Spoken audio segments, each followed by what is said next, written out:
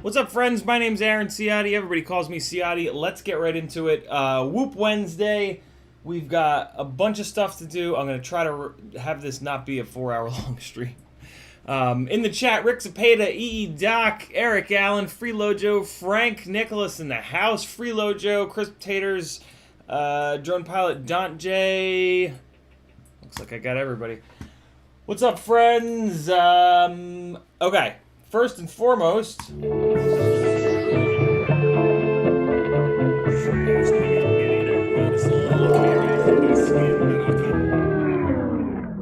everybody go check out Mighty Car Mods. They are the coolest automotive-themed car building channel on YouTube. That's their little thing for one of their awesome shows. Go check them out. Mighty Car Mods, guys, I did send you an email, if you're watching, and asked if I could use that. In the interim, I'm going to assume that you don't care. But please don't copyright strike me to death. iTunes, who asked you to launch? I have no interest in you ever. I don't want you to ever launch. There we go. Frank says, time to switch to the MacBook Pro. I wish, man. I wish. Soon. First up on the mailbag is a box from BetaFPV. They reached out to me when the V3 came out and said, "Hey, can we send you one?" And I said, "I would love that." So yeah, they sent me a bunch of stuff. Very cool of them. Thank you, BetaFPV. I'm sure that you're not watching, but you know, just want to say thanks. They sent a big old bag of these gray GemFan D63s, which are cool. This is going to be a giveaway for you guys. Here's the thing, though. There's like 4 or 5 sets in here.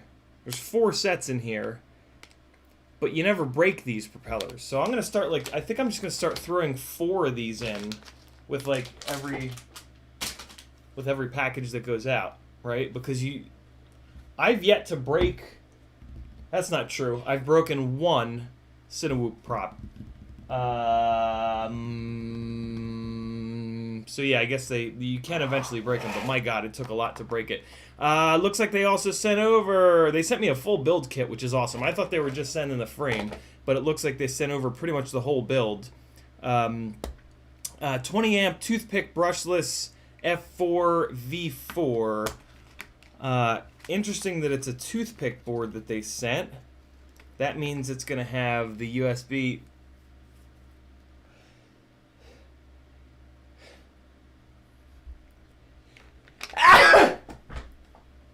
Found it.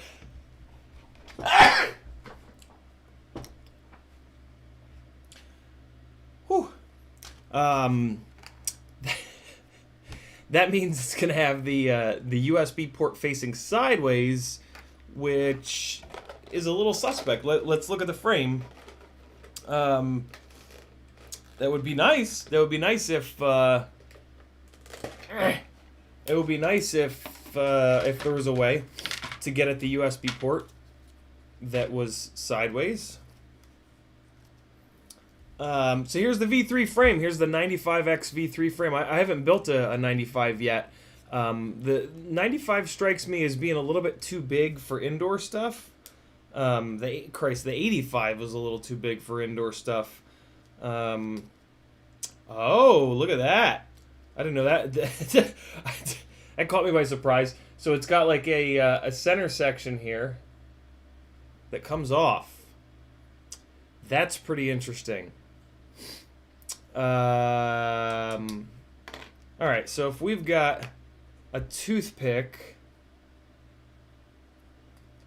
AIO board in here, how are we going to get at the USB port?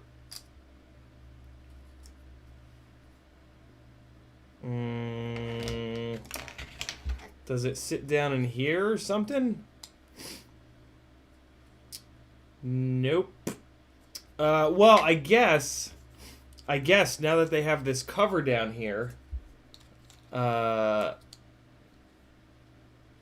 maybe you can't get at the USB port. Interesting. What they did, which is kind of cool, is they made the VTX holder back here a part of the plastic. And then the carbon, they're using carbon for just the X brace. On the previous ones, this was all a part of the carbon. So that's kind of interesting. I'm going to have to look up the way that they intend this to be built, because there's obviously something very specific going on. But I don't know, man. I don't see a spot where I'm going to be able to plug into the USB. It looks like they maybe have a little port here. Yeah, they do. That's where they want you to put it. So they want you to put it like that, and then it's gonna peek through in there. So that's where they've got the that's where they want you to be plugging your USB in, all the way in there. Let me show you guys over here. So they want you to mount the board. And then right in there, you see it? You can kind of see the gold of the USB. Right in here. They actually put a little USB-shaped notch. Oh yeah, there. Now you guys can totally see it. And once we have a motor here, I mean, I guess maybe you'll be able to just pull the propeller off and get plugged in there. I'm testing that right now. Yeah, no. No, there's no way for that to happen. So, did they maybe give you a 90, did they give a 90 degree? They didn't. There's no, so yeah, maybe, oh, well, no, that's not going to work, because the prop is going to be all up in here. So that's, yeah, it's going to be hard to, plug into the USB. I wonder why they did that. I wonder why they sent a toothpick board rather than, let's grab, this is all of the frames that I could scrounge up. Let me grab a Whoop board with the USB facing upwards. And let's take a super quick look if the, it looks like they might have put a notch in the top of this thing to allow you to plug in to a board with the USB facing upwards, which is all I really care about right now. I just want to make sure that there's a way. Come on, where is it? There it is. There's the one. I got a big bag of Whoop stuff down here that we're gonna go through tonight. Hey, here's one.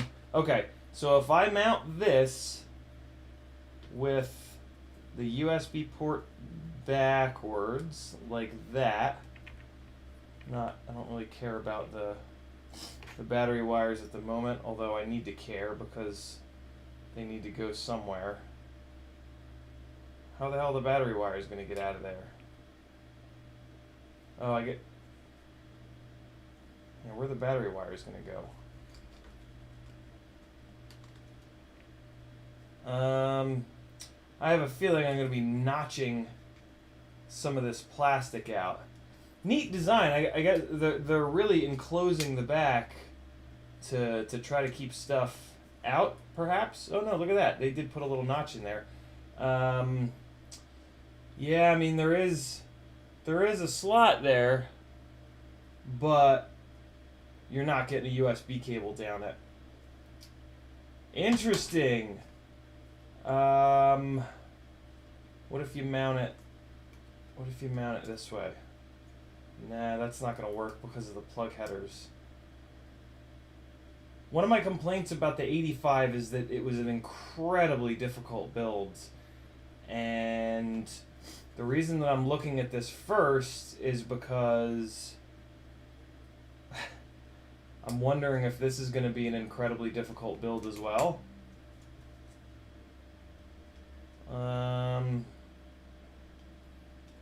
And my gut says that it might be. Just not having access to the USB plug is it's pretty annoying. We can do most stuff through the OSD, but I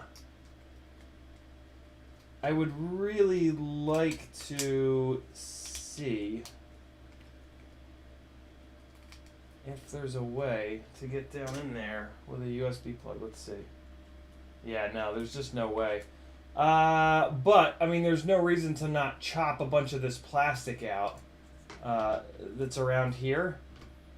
And then you'd be able to go down there or do the toothpick board route. Interesting. Okay. So there's potential for this build to be a little bit difficult. The only way to find out for sure, though, is to do it, which I will at some point here. Not going to be super soon, but yeah, very cool. There's a lot that I like about this frame already. And yeah, if I munch some of that plastic out, that should be totally fine to drop a USB cable down there and get plugged in, or do it the way they seem to want you to do. Maybe I'll do it the way they want me to do it, with the USB port out the side here, and I can just sneak a cable. I can just sneak the cable up.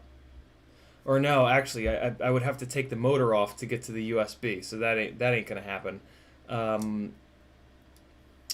So what I actually need to do is buy a 90 degree, buy a USB 90 degree.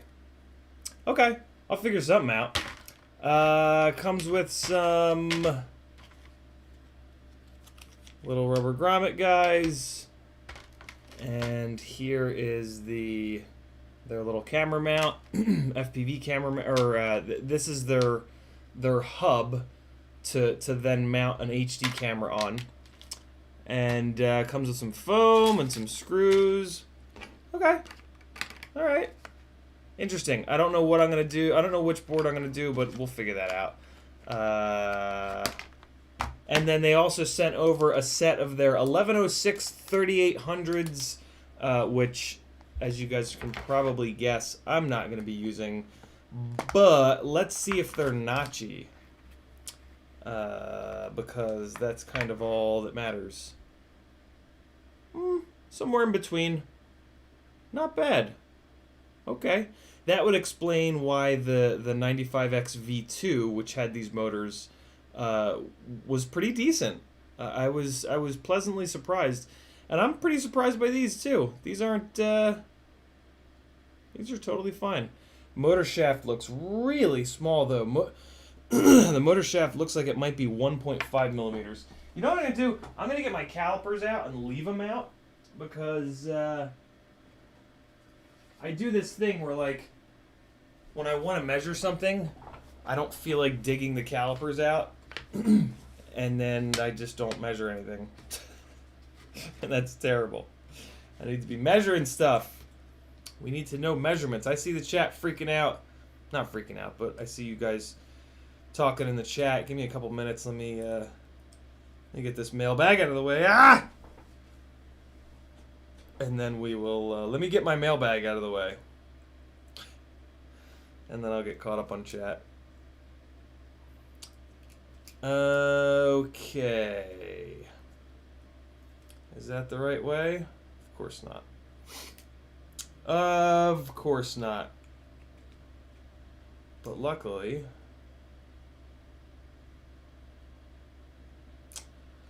Luckily, I put the battery in backwards. Right! There we go. Hey! Holy cow. Alright, zeroing it out. And let's see if I can figure out what this motor shaft is on the inside of the stator, since that's what matters. Pretty sure it's 1.5 though. Yep. 1.49. So I don't like that. All micromotors, in my opinion, should have at the very least 2mm motor shafts on the inside. So these BetaFPV 1106s are going to be fragile, more fragile than most. But if you're putting them in a Cinewhoop, that kind of doesn't matter. The motors aren't going to really take the abuse.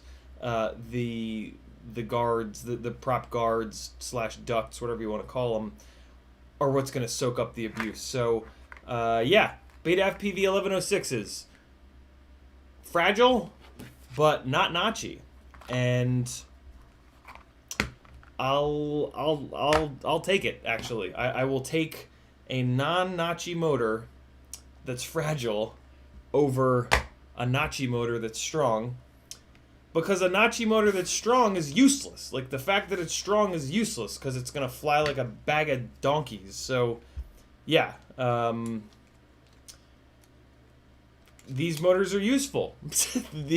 These motors can actually be used, but if you're gonna put them on a bando basher, don't crash that bando basher, or at least don't expect the motors to survive.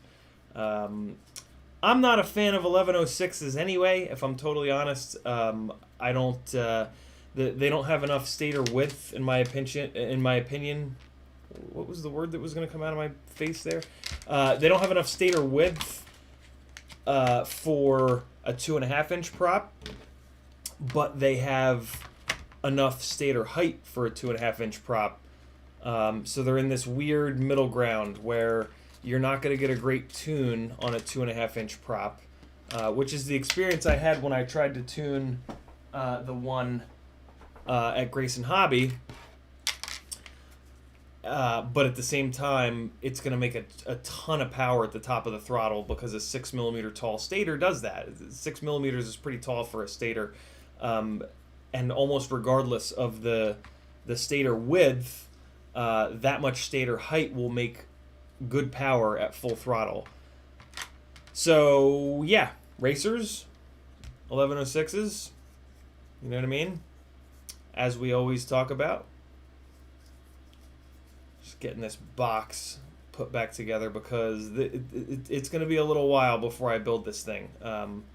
You guys know there's a bunch of stuff in the works that's going to come before this, but the frame looks really nice. It's beautiful. Like, it's all molded really nice, and yeah, thanks BetaFPV, very cool. I will figure out the USB situation. I will take a look at what they, did, and probably just steal their ideas. Just do whatever they did. I feel like I should keep it in the case, but the problem is, where the hell do I put the case? I gotta find somewhere better to put the case. Like, basically within arm's reach. And I take the battery out every time, because I think if I leave the battery in there, it drains it. What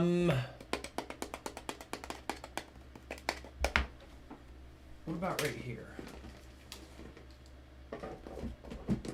Hey, like a glove. Good to go. If you don't know the movie, I hate you, because that means you're younger than me. I don't actually hate you. I love you guys. Freelojo put 3 packs through his take hand with the free /4s. No more vibration, just prop wash to tune out. No adjustments made from factory. Very cool, Freelojo. See, I've been screaming and yelling about that for a long time. All you guys with these heavy Cinewhoops, man, get a big motor. Get these FPV Cycle 2203 4s on there. And then, yeah, the prop wash, that is a nice, smooth running motor. EE Ducks, getting there. That is a nice, smooth running motor, so you're going to be able to actually add extra P and D gain to get rid of prop wash. That's what smooth running motors will do for you that Nachi motors won't. Nachi motors, you have to cripple your tune, and you'll just forever have to live with a horrible tune and prop wash all over the place. Nice, smooth running motors don't put as many vibes into the gyro, and it gives you more headroom to push more P and D gain in and bring your filters down, which does a much better job dealing with prop wash. So yeah, Freelojo is probably going to be doing my standard sort of add 10 to P gain, add 10 to D max, add 5 to D min. And if he does that for 1 or 2 cycles, I bet you all that prop wash will be gone. Just keep an eye on the motor temperatures. CMYK in the house. Weirdo with a skateboard is here. Drone Pilot says, why would my black box get full almost 20 seconds or less after I take off? Maytech F722, I had to manually adjust the PIDs, painfully slow process. Drone Pilot, you probably have the logging rate turned all the way up to like 4K or 8K or something crazy. Get your log rate turned down to 1K. And if the person, there's a chance that the person helping you, or if it's yourself doing your own tuning in black box, you might need to go up to 2K, but usually 1K on the logging is fine, and it'll keep the file size down. Drone Pilot says, your sneeze actions reminded me of a cat I used to have. License Describe says, sorry, your sneeze face is amazing. I try, guys, I try. CiottiFPV says, I recently swapped a Mobula 6 with 19,000 kV motors straight over to the Mobula 7 frame with 40mm gem fan tri-blades, and I have to admit, it's a monster. Yeah, Sack, you're gonna get more power for sure. Unfortunately, the 0802 motors, for me, on the bigger propellers, on the 4 blades, I did also try them on the 3 blades. It just wasn't enough motor. It wasn't enough. It was the standard sort of tuning situation that we have with Tiny Whoops, where I had to jack the fucking P gains and the D gains up into like the hundreds to really get good flight control PID control performance. So yeah, on those bigger propellers, I really prefer an 1102. Or maybe even an 1103. I'm going to try 1103s in the future, but I think 1102 is actually the right size for those bigger propellers, just to control the extra weight of those propellers. And I mean, yeah, same reason that there's always a range of motors for each propeller size and propeller weight. And when you go smaller on the motors in that propeller size, you end up with more of a long range kind of rig, where it's going to have some extra efficiency, but it's going to lack control. It's going to lack PID performance control in the air. In that, like, if there's a wind, if there's a little bit of a wind or something like that, you're going to get a lot of bobbles. If you're doing a sharp move, which usually we don't do with Cinewhoops, but you know, with Tiny Whoops we do, you're going to have to deal with bounce back and some stuff like that. Yeah, you can usually tell by how nuts you have to go with the PIDs. If you find yourself having to go like 50, 60, 70, 80, 90 with the PIDs, that's a really good indicator that the motors are too small for like proper, like really high performance flight. Still flyable, but you're kind of putting band-aids on top of band-aids on top of band-aids. People will do that to keep the weight down. It's a balancing act of trying to keep the weight of the rig as low as possible, but putting a motor that's big enough to properly control the propeller and give you a good response time, which the PID loop really relies on. And that's when you start to get... basically, if you build a rig and it flies really good with almost no prop wash on stockish PIDs, that's a rig with, in my opinion, properly sized motors to the weight of the propeller and the weight and the size of the propeller. Um, if on stock PIDs it's kind of floppy and wobbly, the motors aren't big enough. The band-aid is to just dump P gain on the fire, which is a way to deal with it, but it's never going to deal with it's never going to deal with it as well as a wider set of motors that has more mechanical torque for the propeller.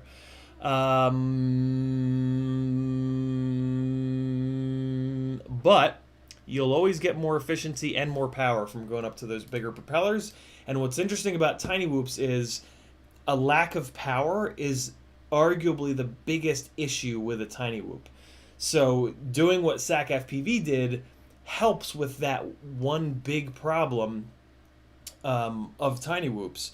So it kind of stands to reason that, like, yeah, it sort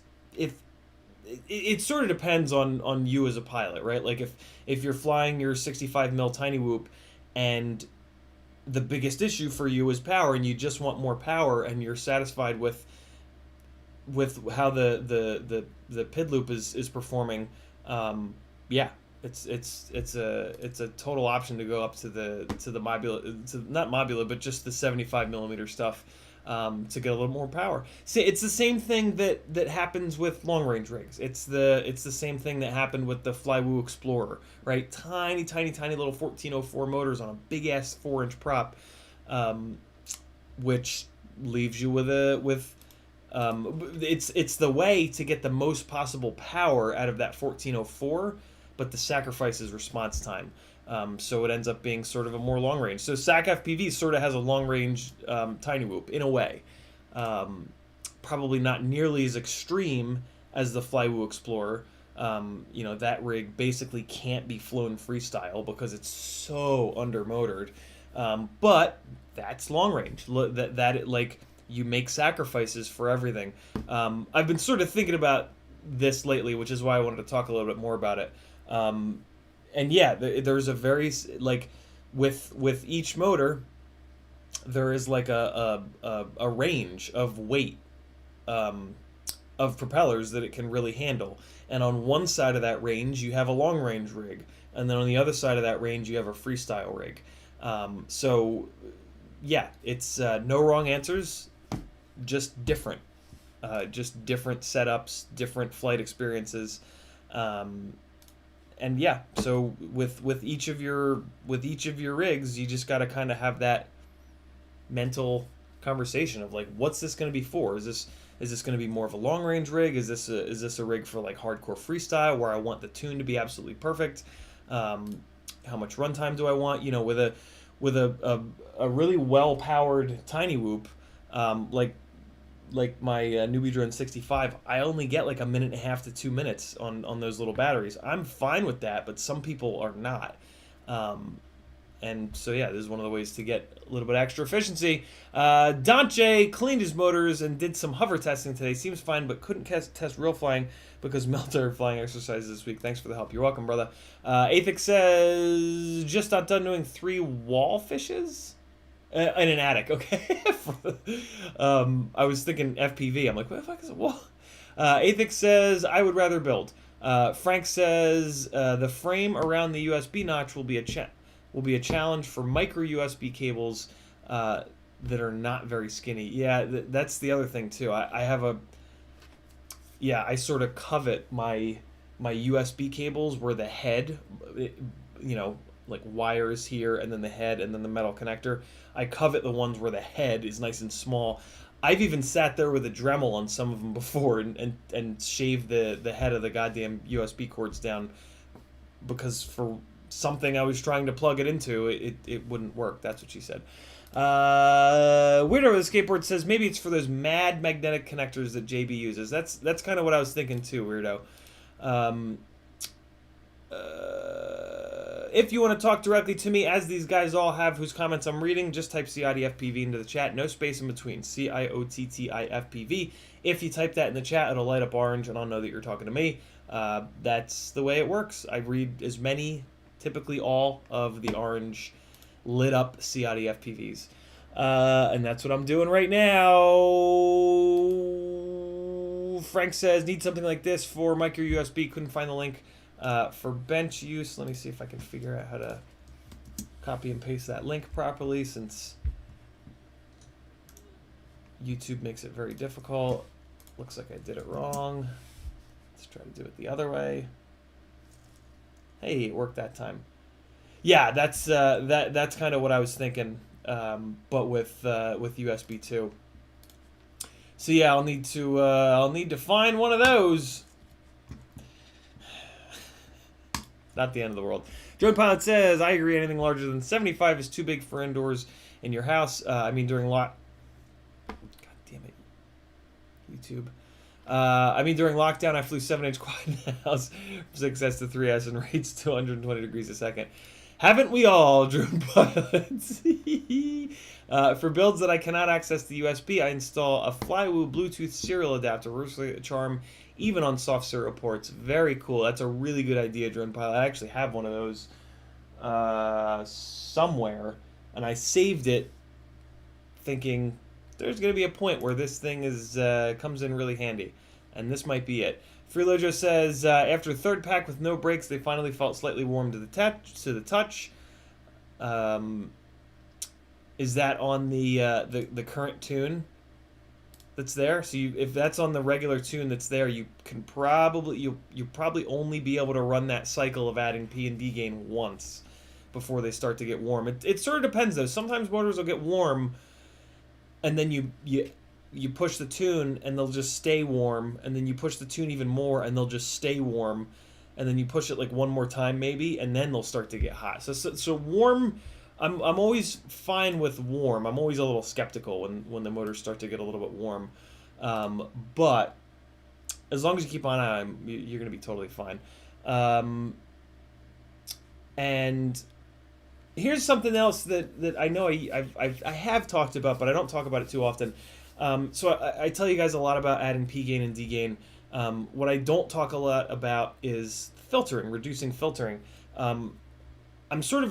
I usually sort of assume that you guys are reducing the filtering because like that's always the first step that everybody kind of talks about, and it's so easy to do in Betaflight now.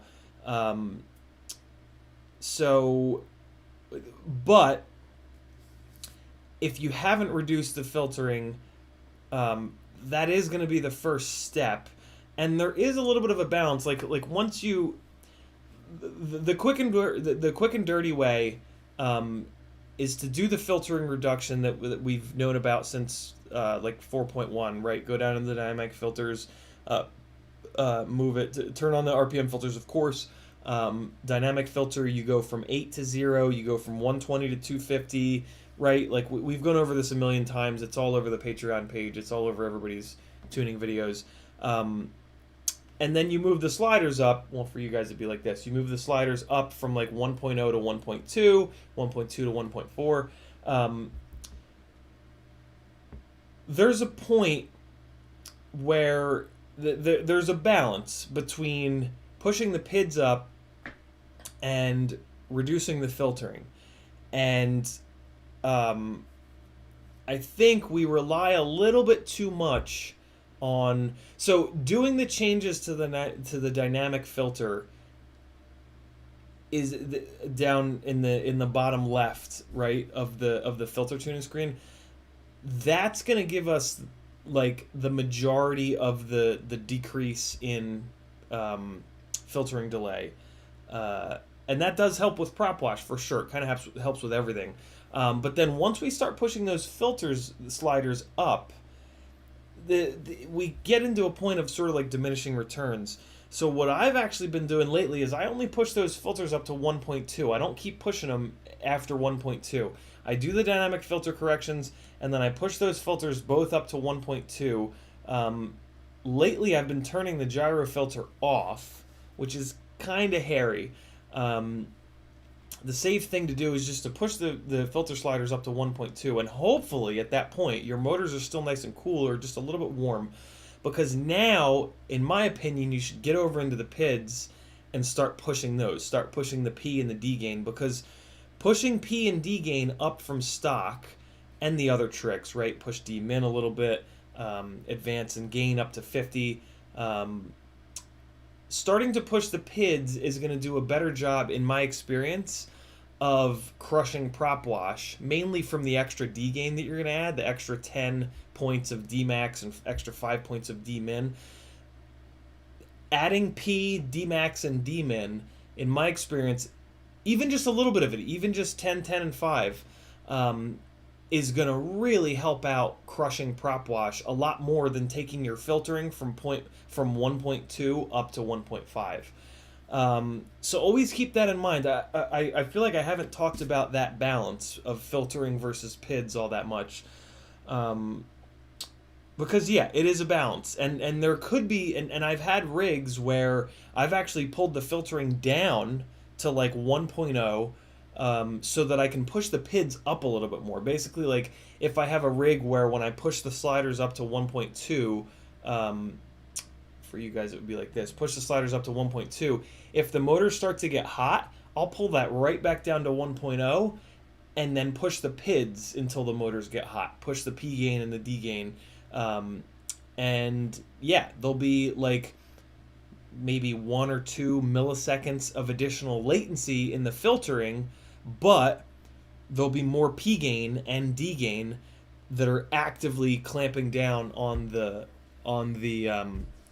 prop wash and on the other bad behaviors. So yeah, keep that in mind. Keep that in mind that there is a definite balance, and the it's all about motor heat, right? That balance all comes right back to motor heat.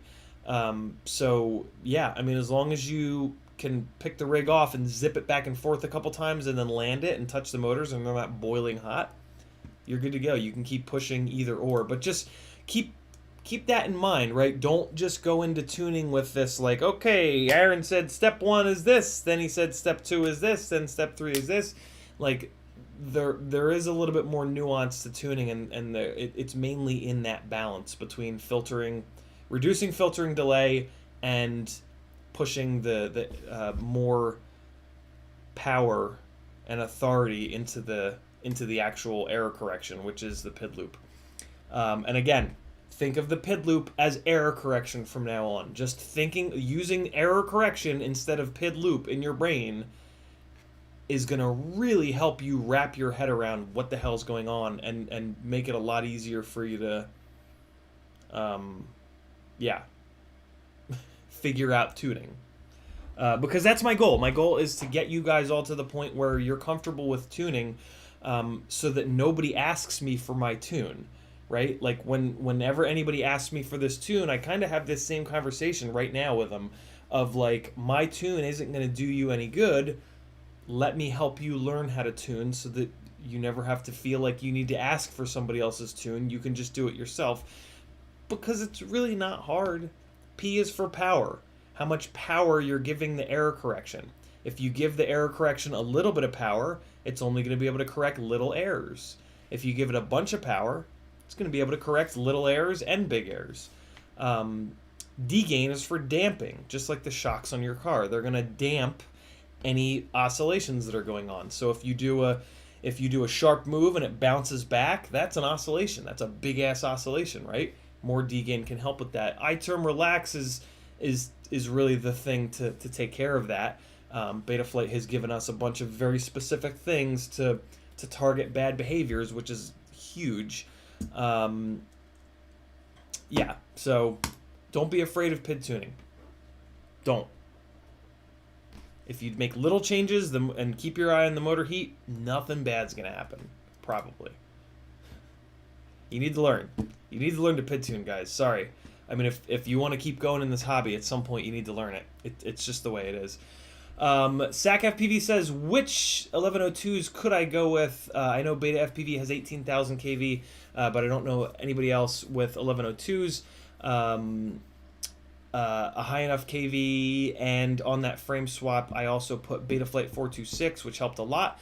There's only 2 1102s that I know of. I have the Happy models on my Cockroach 75, and I need to grab. Oh, I forgot about mailbag. I got a whole other mailbag box. The happy models are 19,000 kV. I have not gotten this to produce perfectly smooth, jello-free Insta360 Go footage yet. It's totally fine through the FPV cam, but yeah, still working on getting the Insta360 Go HD footage completely jello-free. So I'm not totally sold on these happy models yet, but I don't know. We'll see. We'll see. It's certainly. I mean, the flight performance is rad. Like, it has so much more, especially carrying the Insta360 Go. This has so much more control in the air. It really, like, it. I would think it was like a 2-inch propeller with how much better it carries that weight. So yeah, I really need to get that thing smoothed out, figure out what the hell's going on there. Drone Man FPV says, man, I want to fly so bad, but my wife bought my flight controller, and it's a DJI Hack RC, blah, blah, blah, blah, blah. It says it can be hooked up analog and wired everything like I thought it should be, but no flight controller to I assume that's ESC maybe, and no receiver power. It sucks, been down since I lost my quad in the desert. It's a DJI Hack RC 7230D. I haven't heard anything about the Hack RC stuff. I have 1 or 2 things that I've been meaning to test from them, but I haven't yet. Jesus. Drone Man, I'm not going to be able to troubleshoot it here. What the hell bug is that? What are you? What is this? What are you? Get out of here. No. Don't crawl all fast when you get scared, you fuck. Get out of here. Get on the thing so I can show the people. If you're going to come on my desk during a live stream, you're going on the stream, bro. That's how it works. Get on there. I'm not going to let this die.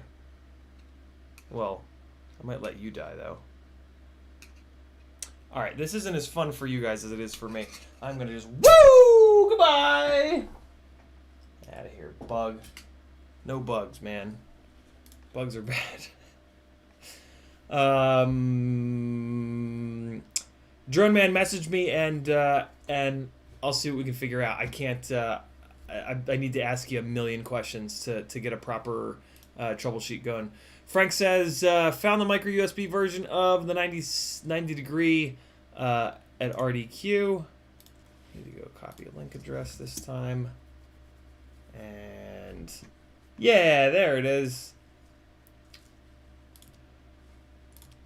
Keystrokes are down already. Way to go, OBS. Man, you went for a whole 43 minutes before just failing and taking away really important functionality from me. Thanks, OBS. That was not for you guys. That was for OBS. That's better.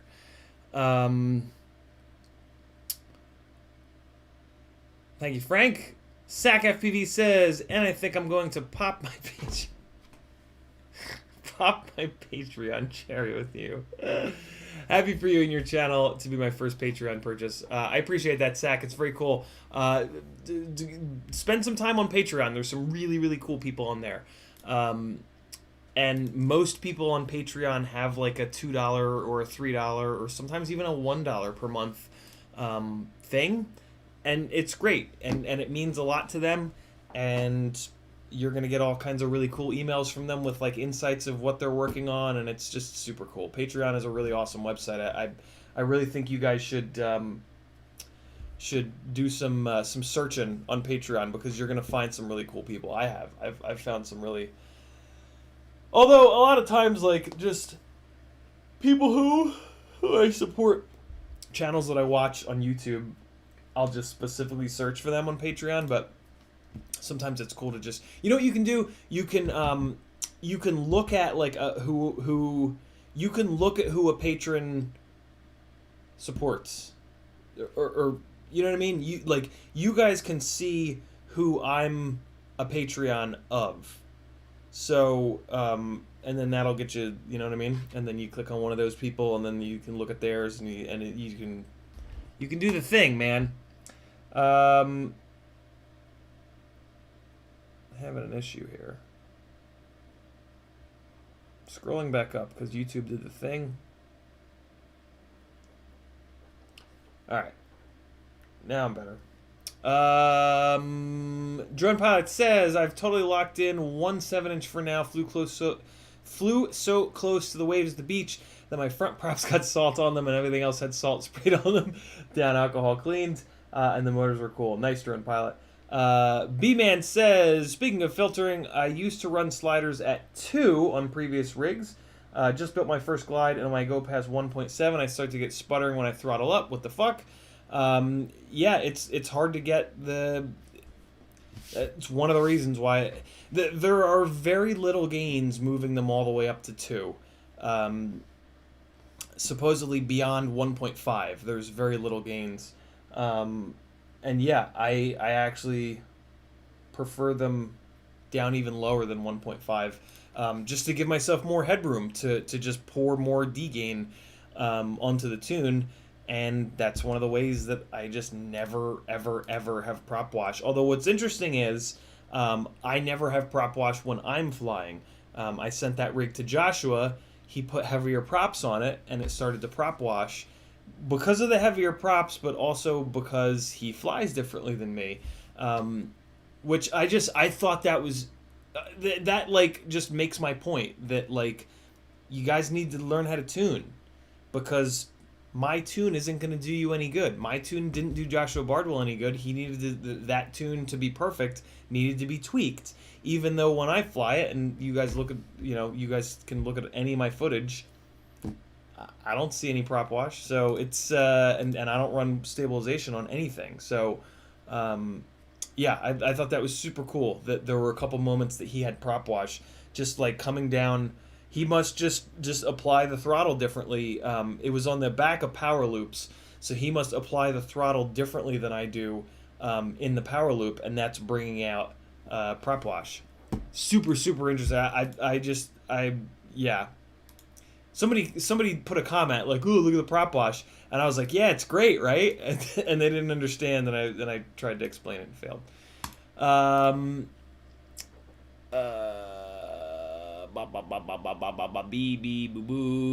Silas says, what may white flashes in the video mean on fast flips and rolls? Geez, Silas. White flashes. I don't know. White flashes in video FPV. Let's see. No, not flashed. Flashes. Fixing FPV video noise issue. I almost searched for this article. Here's an article from Oscar Liang that I have always found to be super, super, super helpful. And if I search for white, no, it's white lines, not white flashes. White lines, excessive electrical noise, power of the FPV cam. Yeah, I mean, in terms of video issues, what I'll usually do is trace the video lines, pull it apart, trace the video lines, make sure there's nothing weird happening. Look at the solder joints with a 5x loop. That's important. Look at where your battery wires are in relation to the video lines. Just to keep those as far away from as possible. Just a general good practice. And then what's interesting is it's doing it on sharp flips and rolls. Which leads me to believe that it might be cable. That there might be a cable that only on a fast flip gets jiggled enough, which is why I want you to check that. But then the other thing with video issues is you put a capacitor on it, as close to the battery leads on the ESC as possible. which is just one of those things that is never gonna hurt, so you might as well do it.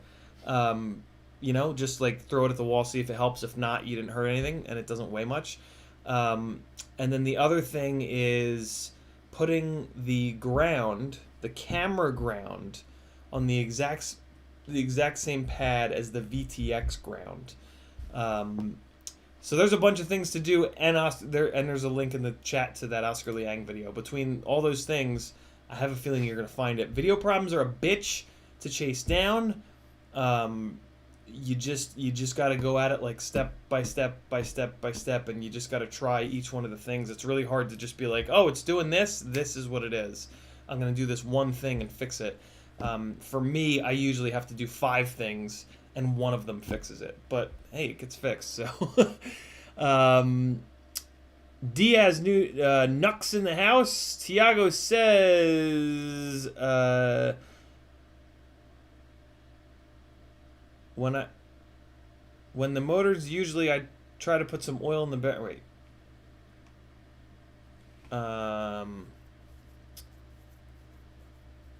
CiottiFPV has a good oil to recommend. If you're gonna re-oil bearings, you want it to be dry oil, which I maybe have in the description. I'm checking right now. I definitely have it in my shopping cart on Amazon. If I forgot to put it in this description, I'm gonna be mad. I guess I'm gonna be mad. Let me find it, and I'll give you guys a link. And I'll leave the tab open, and we'll see if I remember to actually add it to the goddamn shopping cart or description. Where is that? There it is. Morgan Blue Extra Dry Lube. Currently unavailable. Thanks a lot, shitball. Extra Dry Lube, mountain bike, cyclocross, non-stick quality. This is what you want. You want some sort of extra dry lube. That's what she said.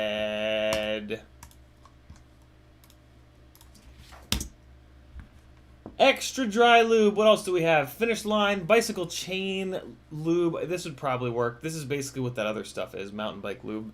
Look at all these options. Yeah, you just want a dry lube. That way it's not going to chafe your willy. That way it's not going to attract dirt. B-Man says, when I try to get P and D gains up past 50, I get like a shrilling sort of thing. 50 is a lot. I've never been able to get up that high. That's a lie. That's a lie. That's a lie. I'm thinking of 60. 60 is a little high. Should be able to get up into the 50s. But it depends, B-Man. I mean, in order to really crank a tune-up on 6S, you got to have really good electrical components. You got to have the frame. Like, everything has to be locked down. Every bolt has to be tightened. Like, there's a million little things that you know, we talk about a lot, that have to be, like, dead on the money to really crank a tune-up, and especially to move the filtering up like crazy. So, yeah, you just got to sort of, like, check everything. Even, like, the stupid shit that I know you don't want to check, like motor screws too long. You just have to do it. If you're gonna try to go, you know, to that next level, where the tune becomes perfect, like the whole system has to sort of be perfect in a way. So yeah, dude, check everything. I know that sucks, but I have to do it all the time.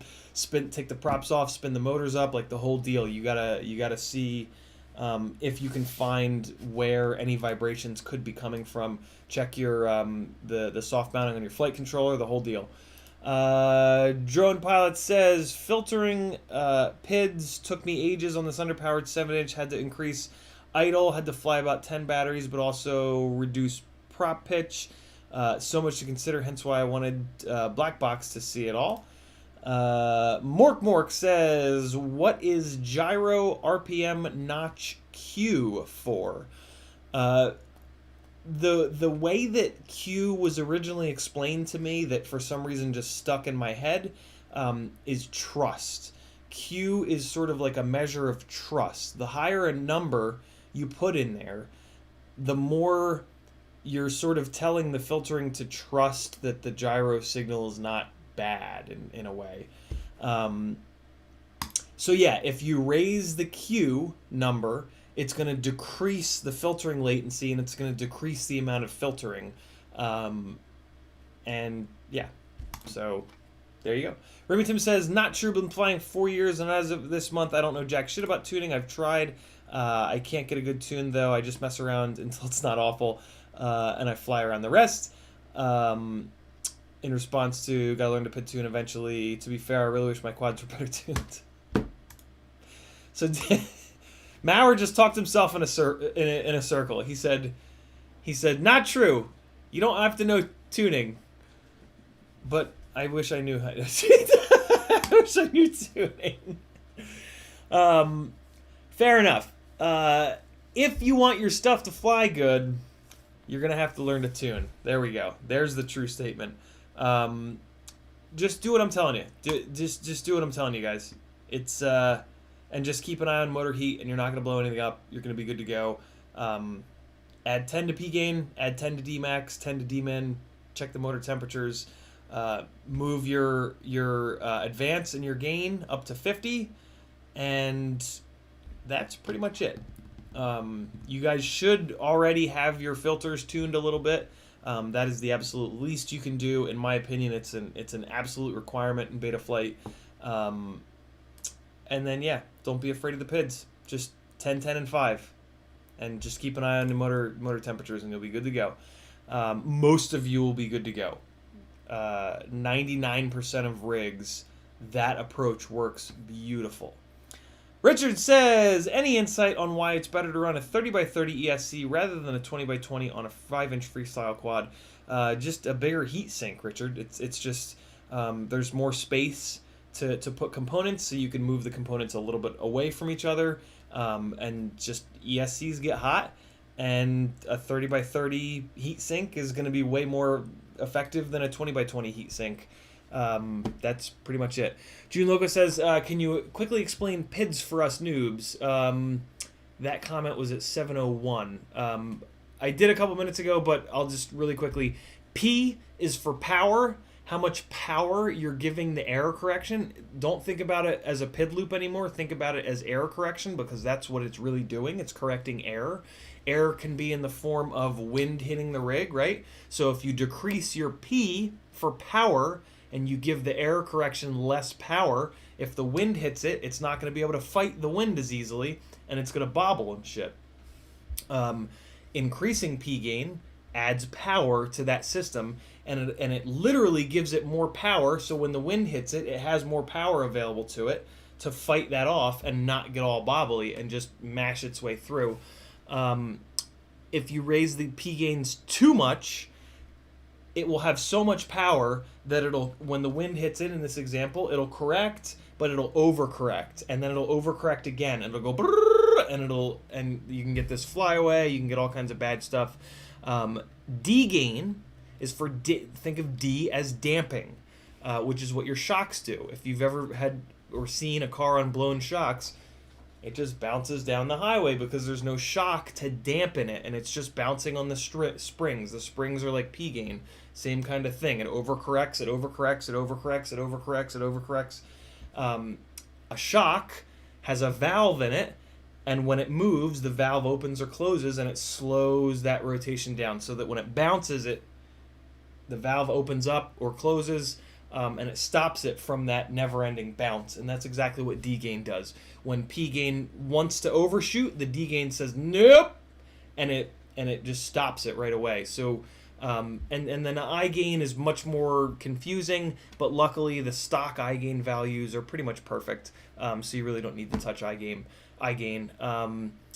And then feed forward just adjusts how sharp you want the rig to respond. I want the rig to be very smooth, so I run my P gains feed forward very low. If you want a super sharp, super nervous looking rig, you just crank your feed forward gains up, and that's going to give you more response between the sticks and the rig itself. And that's PID tuning. That's pretty much all of PID tuning. If you keep that in your head, and just keep an eye on your motor temperatures, you're going to be good to go. Diaz says, had a chance to mess with the Mob Lights yet. The Mob Light 7 is sweet. I haven't, Diaz. I'm not big enough that anybody sends me anything really.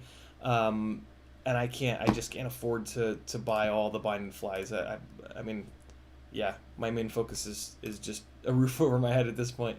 Alexander says, as a PSA, RDQ responded about pre-order DJI V2 goggles and said they will ship in 3 to 4 weeks. Whoa. No worries about the listing being removed. Just info for the troll hunters. And then, man, 3 to 4 weeks. Jesus. And then B-Man says, D-main, I'm assuming he means D-min, gain, and advance should be set at 50 even if my levels are lower. Absolutely, B-Man. Gain and advance should go to 50 on everything. It just raises, it basically makes D-min and D-max work properly. And it increases the speed that the D-gain goes from the D-min value, which is typically a little bit too low, that's the point, up to the D-max value, which is typically a little bit too high, which is also the point. So yeah, moving the gain and the advance up from, like, I think the stock values are like 20 and 30 or so. It's been a while since I've seen them, but moving those up to 50 makes a big difference. So that, like, for example, when the rig goes into a prop wash situation, it's going to blast those D-gains up a lot faster so that as soon as it goes into that prop wash, it gets a shitload of D-gain and goes, nope! And it just eats all the prop wash. B-Man says, what's considered a high feed forward number? I'm in the low hundreds. The stock feed forward numbers are pretty high in my opinion. Mark Spatz has experimented with like doubling those, and it's been totally fine. And then, but then, like I said, I lower the feed forward quite a bit because I just think the flight footage looks about 1,000 times better with feed forward values down in like the 5s and 10s and 15s. All right, the rest of mailbag coming at you. This is a box from Frank Nicholas. On the top of the box, I put some other stuff though. CiottiFPV hooked your. Oh God, CiottiFPV hooked your boy. Hopefully that wasn't in focus. And sent over some of his awesome skateboard grip tape grips for the. Oh, look, it's all hermeneutically sealed and everything. That's right, I said hermeneutically.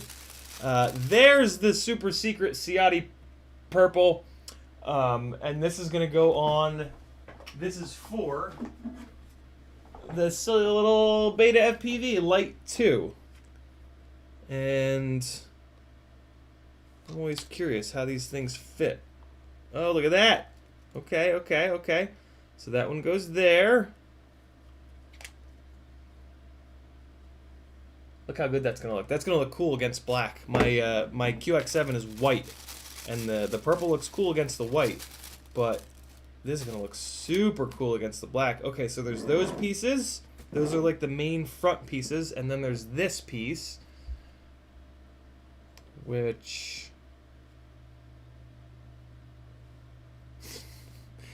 it's always like a cool little puzzle, which is gonna go. Oh. Looks like it goes right here. Wait, no. Other side. Yeah, there it is.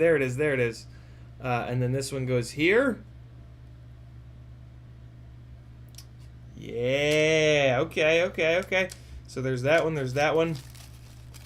And then there's one more little piece in here. This little guy. Where does this guy go?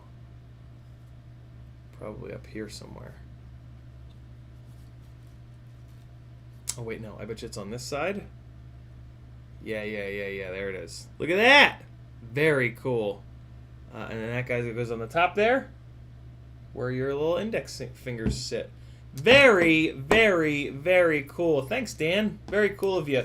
If you guys aren't following CiottiFPV here on YouTube, you really need to be. Also, look him up everywhere else. Dan is a super great guy that's doing super cool stuff. And he's on Patreon as well. Go support him on Patreon. He is very, very deserving of it. and yeah, just a great person. Thanks, Dan. Very, very cool of you, man. I can't wait to see what these look like on here. It's gonna look really, really, really cool against black. Well, this is Whoop Wednesday, and this is kind of a Whoop controller. Let's put them on. This is because I also want to. I've been meaning to talk about this, and I think I mentioned it a while ago. There's a reason that Dan now sends. God damn it, OBS.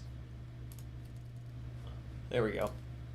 There's a reason that Dan now sends these alcohol pads, and it's actually really important. You need to clean your transmitter before you put these things on if you expect the adhesive to really, really take hold. So let's do that real quick. The installing these is not hard. So yeah, let's do it real quick. That'll be kind of a fun little game. All right, so this one's for this side. This one's for the other side. Okay, and then that means that this one's for this side, and then that one's for that side. All right, and then these little guys. Wait, no, it goes around this one. Wait, no, this one goes here, I think. Right? Yeah, that looks correct. Okay, cool. And then this guy is on my side. All right, so alcohol prep pad. This is going to be tough because my my disgusting fingers are going to touch the back of this thing. But we should be okay. Just getting the majority of the finger goo off is the main point here. So let's do it. Yeah, Dan's doing round 2 of some really cool receiver testing, real world receiver testing between the Tracer and Crossfire and Archer, and yeah, I'm excited. And I think he's even going to try to debunk or confirm the need to run your Crossfire antenna in the same orientation that the antenna on the quad is. And yeah, I can't wait to see that as well, because I've always wondered about that, and it's always not seemed to be quite right what people say about it. All right, here we go. We're going to go this first, since we can just drop it down on the top. And get the backing off here. Can you guys hear me? I forgot to move the mic. I'm actually not going to move the mic because I got to do the rest of the mailbag.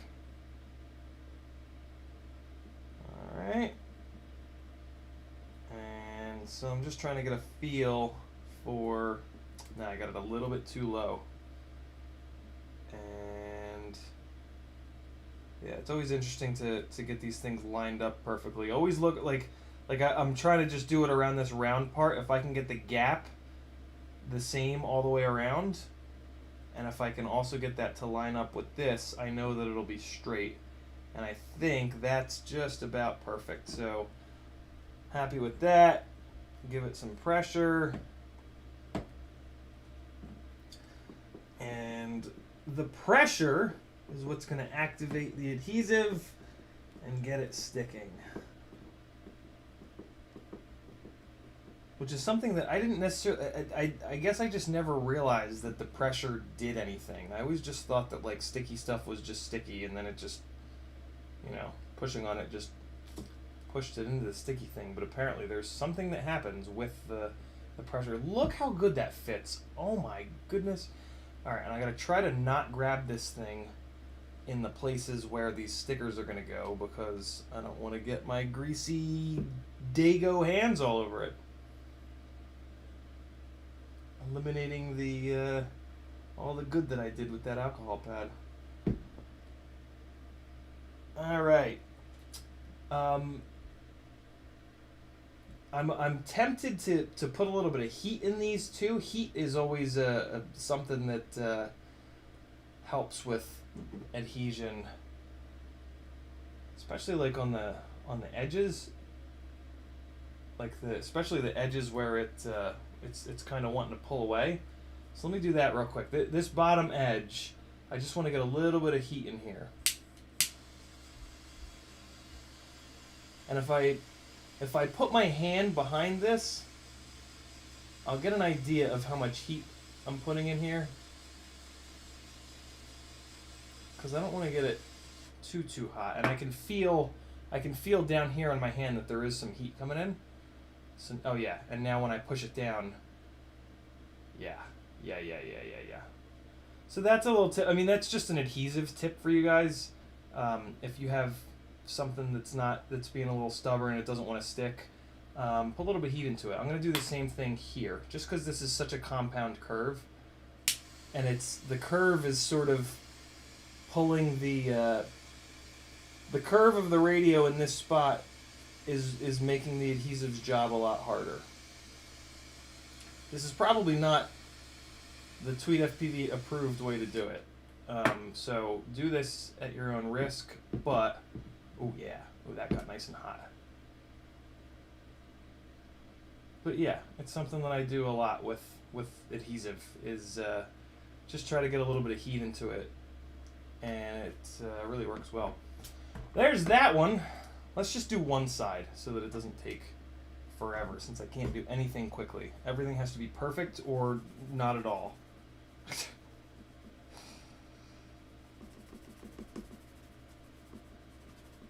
Okay, piece number 2. Going on.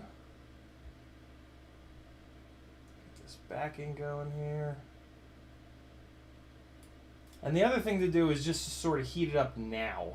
But what can happen if you heat it up now is that it can kind of warp a little bit. So be careful. That's what I did with the grips on my QX7. Is I peeled the backing off like that, and then I just put heat into them, and yeah, they kind of wiggled around a little bit. Like they didn't love not being stuck to something and being heated up, basically. And but they've never given me trouble. They've always been super sticky. Just kind of seeing how this wraps around here.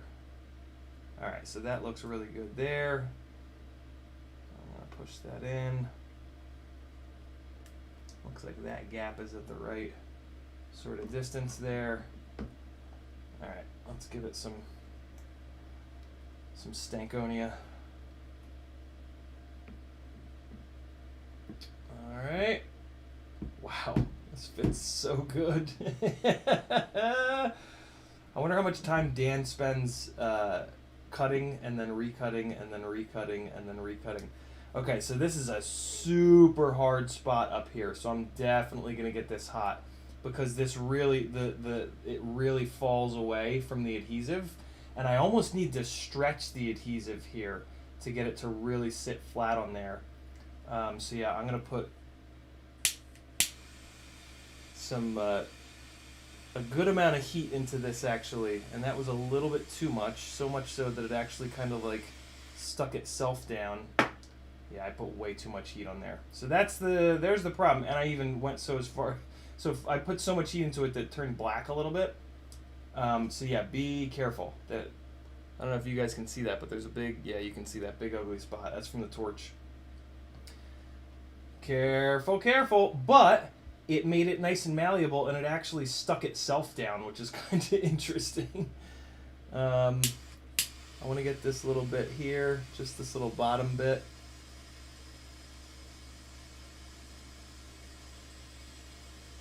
And then I also want to get this little side bit here. Side bit, bottom bit. And there we go. That is on there forever. For better or worse. Man, I toasted that. Jesus. That's okay. Gives it character, right? Isn't that what people with way more of a positive attitude than I do say? Okay. In the chat, we've got Alexander saying 3 to 4 weeks is a long time, but better than sending my money back and not keeping the order of purchases. That is true. Chris Croft says, I still think my purple and orange combo I put on my Tango 2 is the best. Chris Croft put a picture of that in the Discord, I believe. It was super cool looking. Alright, so this little guy goes up here. Let go. Thank you. Alright, this little guy goes up here. And I'm not going to put heat into this one. It's a small little sticker, and it's a pretty flat spot, pretty flat surface here, so it should be completely fine. Okay. Well, you know what'll be interesting about having it on one... I lied. I'm going to put heat into it. I can't help it. I like playing with fire.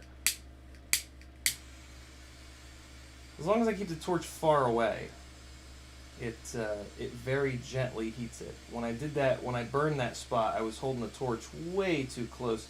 I knew I was holding it too close.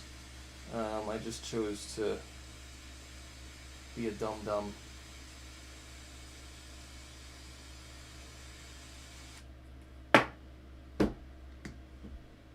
Oh, perfect. Just a little bit of warmth in there. Yeah. Yeah, there it is. So that's one side. This will kind of be cool. I can compare one side versus the other. And I mean, I'm already sold on these, to be honest with you. But yeah, I mean, see, like when I do this with my hands. Oh yeah, especially when you're pinching. So this part of my ring finger sits like right in there when I have my middle finger up here to be able to pinch, right? I mean, if you're gonna hit these switches, like you kind of have to have your. I guess the deal with this radio is gonna be arm, and then you put your finger in the middle, so that you have access to this. So yeah, I guess for this radio, acro. I'm going to have acro mode here, all the way down, and then I'm going to have arm up, so that I can arm, and then my middle finger is in the middle. If I lose video, I pull this switch up to go to angle mode, and then I can just easily push it back down for acro again, and yeah. Yeah, it helps with this radio. It helps up here too. Your finger sits against it. But the big thing is this right here. This just wraps. You can see all the glitter on this finger. There's not as much on the other fingers. Very cool. I like that. And that gives me. Hold on, let me hold it down here. Yeah, I think that might. I can already tell. My right. It just moves around more in my right hand. Yeah, very cool. And it's dope looking, especially against the black. Awesome. Thank you, Dan. Very, very cool of you. Thanks for hooking the homie up. Everybody go sub to CiottiFPV, or I will hunt you down and kill you in your sleep. Your choice. You better make the right one, because I don't know where you live, so it'll take me a long time to figure out where to go. Awesome.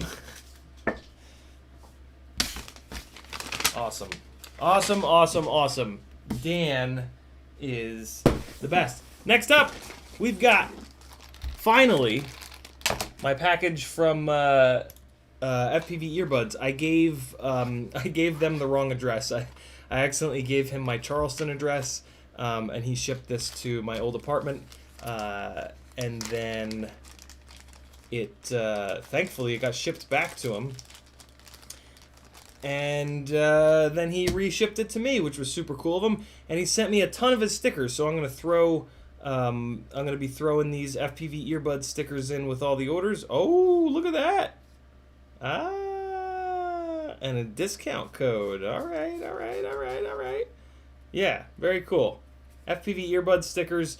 He's got a really good reputation for doing cool stuff, and he does custom work. This is a fully custom, like kind of just for me, setup here. At the drift events, what I noticed is that the cars are loud enough where you can't hear your rig, and I was noticing that I wasn't as anywhere near as confident on the throttle when I couldn't hear the feedback from the propellers. So I started putting microphones on my 5-inch rigs, and I tried using a single ear, but then all the angry LS1 noises would come in my left ear, and it wouldn't really help. So he made me a two ear, and hopefully I can find little rubbers for these guys that fit. A lot of times these pop out of my ears. Like I put them in and they just and they just fall out. But yeah, this is a 2-ear, so I can plug up both ears, get quad audio, hear what the propellers are doing, and fly better in situations that are really noisy where you can't hear the rig. There's just sort of a built-in, I don't know, the throttle response, moving the throttle stick makes a very subtle change in the video. Right? Like the roll stick, the roll and pitch and yaw, it makes a very obvious difference in the video, right? So you have like an instant feedback. But with throttle, you don't have that instant feedback. It takes longer for the entire rig to move enough that you can see with your eyeballs something changing, right? And what I've realized is we use our ears. Like there's a real connection between our ears and our left thumb and forefinger or pointer finger, and yeah, what happens to me is when I can't hear the quad, there feels like there's a big amount of delay, and that's not good. You don't want that latency, even if it just makes you more like kind of cautious. Like you don't want that. You want everything to be as like the same every single time and as non-latent as possible. The rest of this awesome stuff is from Frank, and some of it is for giveaways. Frank has sent over 4 giveaways. Everybody give Frank a little pat on the back. GoPro head strap and quick clip, 3 cockroach frames, a Vifly short saver, which is super awesome, TBS smoke stopper, Newbie Drone Infinity 200 flight controller, 7-port 1S charger, and a 12-volt 2-amp AC to XT60 adapter can be used with the above charger. Very, very cool. And he sent a bunch of stuff just for me. So we've got some cables. What's this? HDMI to DVI. Oh, this might be what I need to get the laptop going. I think the laptop does have an HDMI in. It also has Thunderbolt. Is this the same as that? I think this is the same as that. Very cool. Alright, so we can do either HDMI or Thunderbolt. That is a good thing. If that's what the monitor is on. There's a chance the monitor is on this VGA. I gotta look it up. That is super cool. And then another adapter, I think. Let's see what this guy is. 3-in-1 TV projector, monitor. Come on, come on, come on. Come on, bag. Be cool. Bag? Be cool, I'm live. God damn. Fucking bags. Not listening? Ooh, is that a capture card?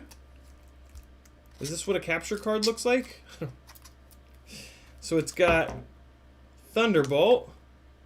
It's got VGA, HDMI, and DVI. I think this is a capture card. So I think I can run this into the Thunderbolt of the laptop, and then, yeah, this will change video into something that Thunderbolt can understand. I feel like with these two cables, I'll be able to get the damn laptop up and running. Then I just need to figure out what the hell I'm doing about all the hard drives. The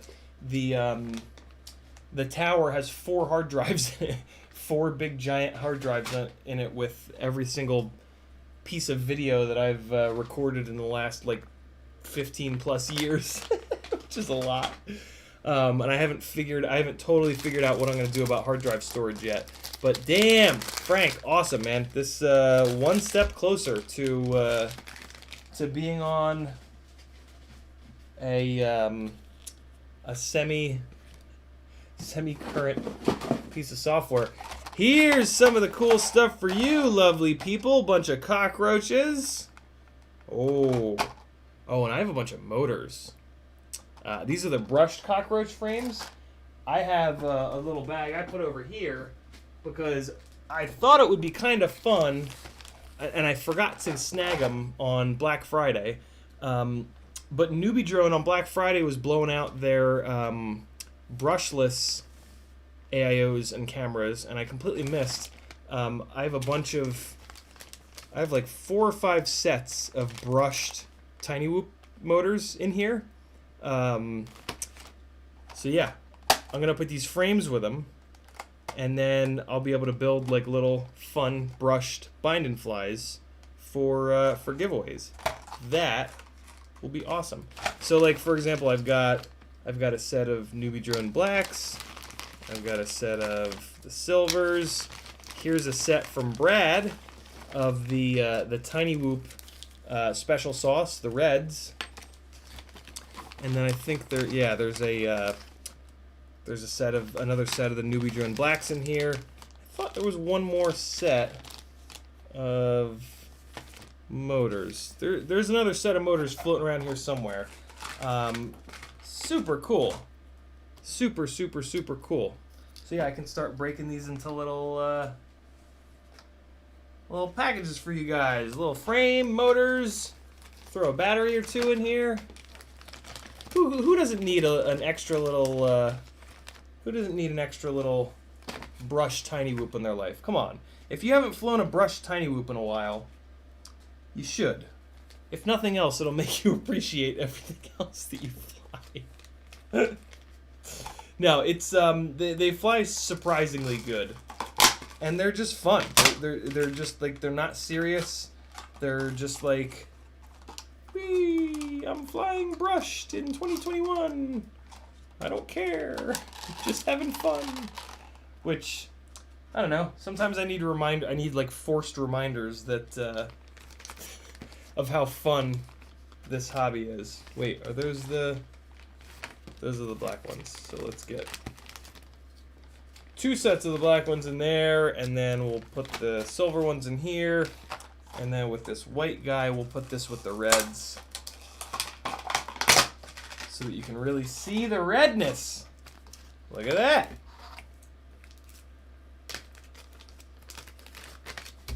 Tiny Whoop Speed Saucy, not Speedy Saucy, Speed Saucy.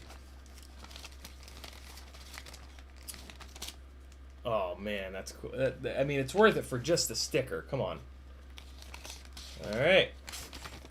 Very cool. Oh wait, little batteries. Yeah.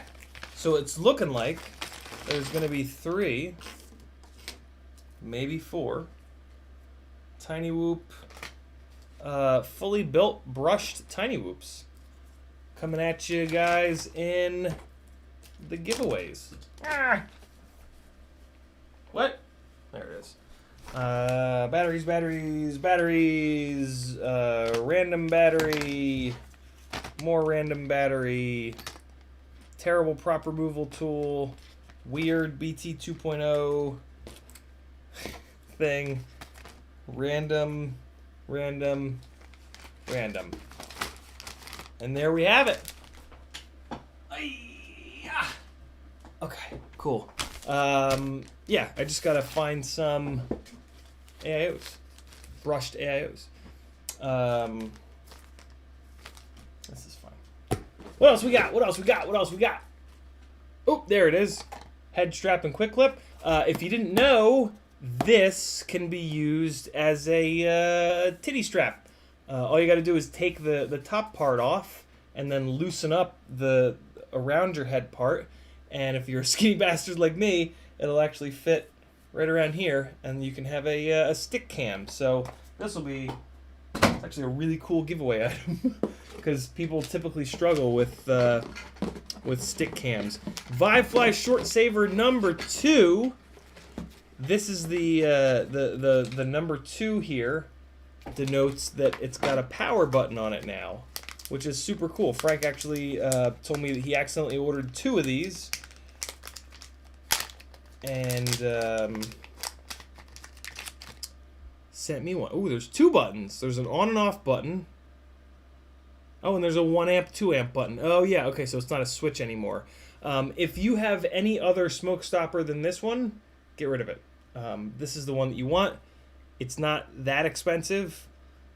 Oh, look, they got all kinds of stuff silkscreen on the back now. Green and red and blue and yellow. Look at Vivefly coming out with the best smoke stopper and then just making it even better. The on-off button, though, on this is a big deal because then you can just plug a battery in with it off and then hold your bind button down and just push the on-off button. So you hold your bind button down in one hand, you push the on-off button in the other hand, receiver comes on in bind mode, you're good to go. Well, yeah, and then I guess you just let go of the... Once it's bound, you just let go of the button, you're all set. Game-changing kind of stuff. I'm going to take my V1 and put it in this bag and do a giveaway with it. In addition to the other V1 that's over here. Get in there. Ah! It looks like it's a V1 instruction manual too, but let me just check that. User manual V1. Yes, it is. Okay, cool. So let's go here. Let's go here. Wait, no, that's the V2. The V1s are great. You guys are gonna love the V1. I'm even gonna go as far as to cross the number 2 out. And write the number 1. Just so there's no confusion. Okay. So there we go with that. Here we go with this. And those coming to a Monday night giveaway near you. And we got this little guy, we got this little guy, and what's that? What's that? Is that a stick? Is that a pencil? Ooh, it's a poker.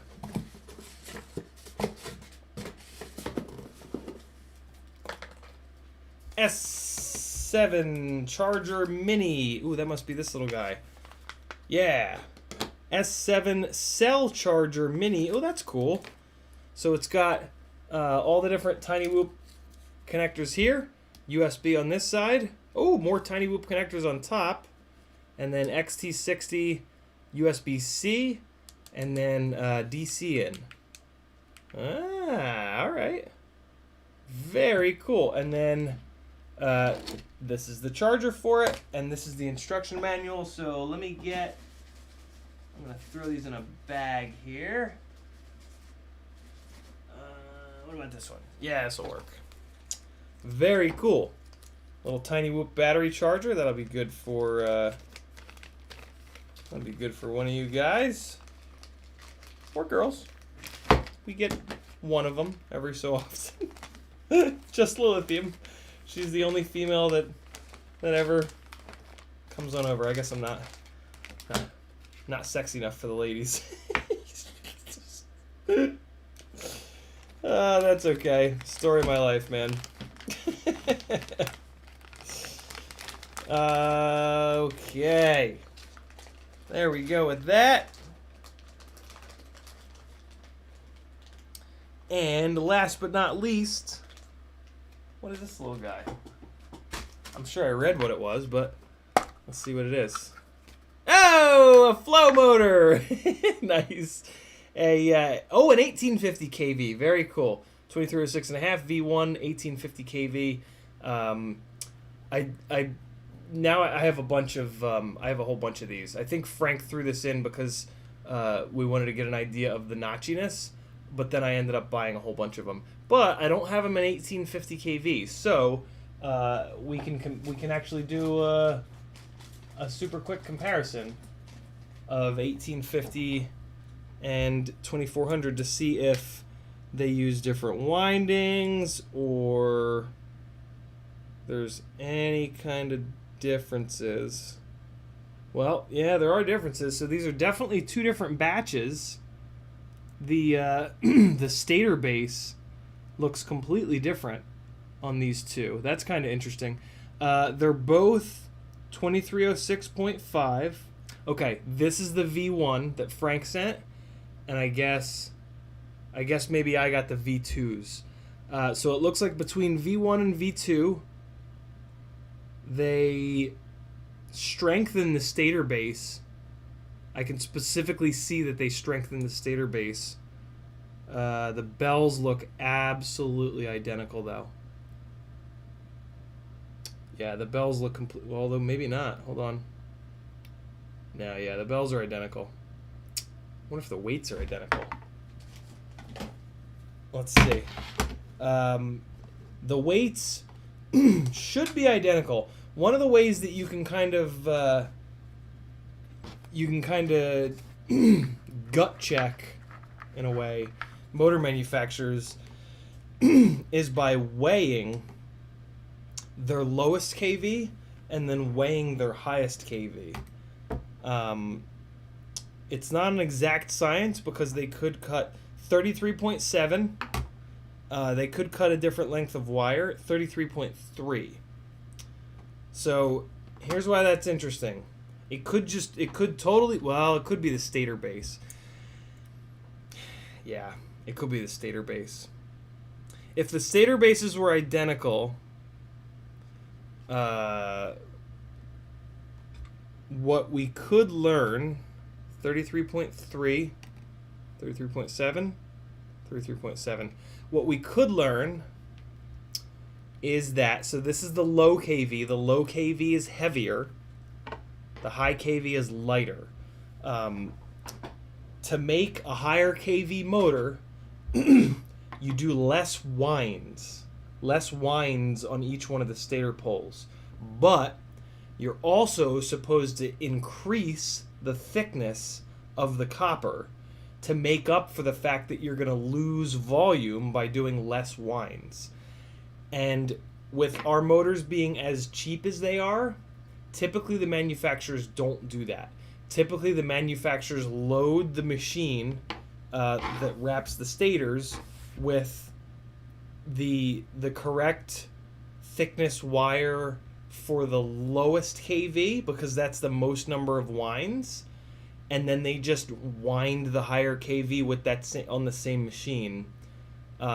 And what you get, unfortunately, is, and this might not be the situation, these are pretty close between the two, and I can't really, the fact that the base is different kind of throws it out. I guess I could, no, I couldn't. Yeah, I can't do a head-to-head comparison because the stator base is different.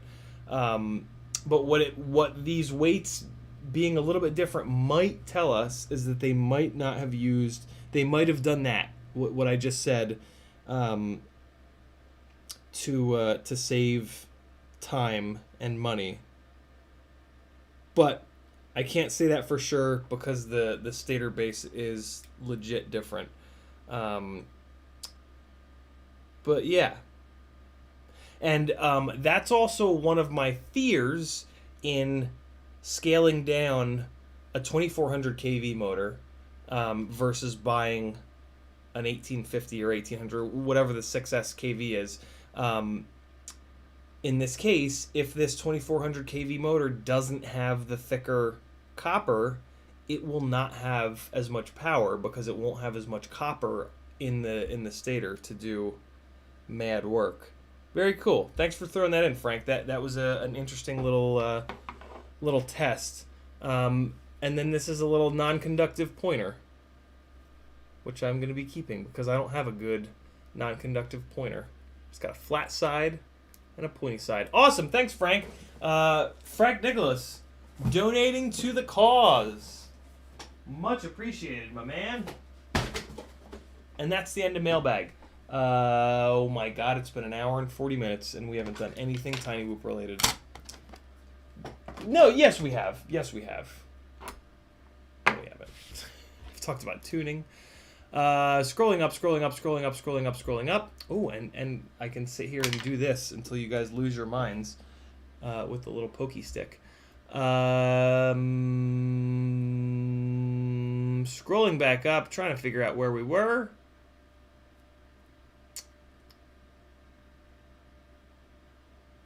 There we go. Alexander says 3 to 4. Wait, no, we got that. Chris Croft said we've got that. Richard says, I saw that the build you shipped Joshua Bardwell had a 30... Talked about that. Alexander...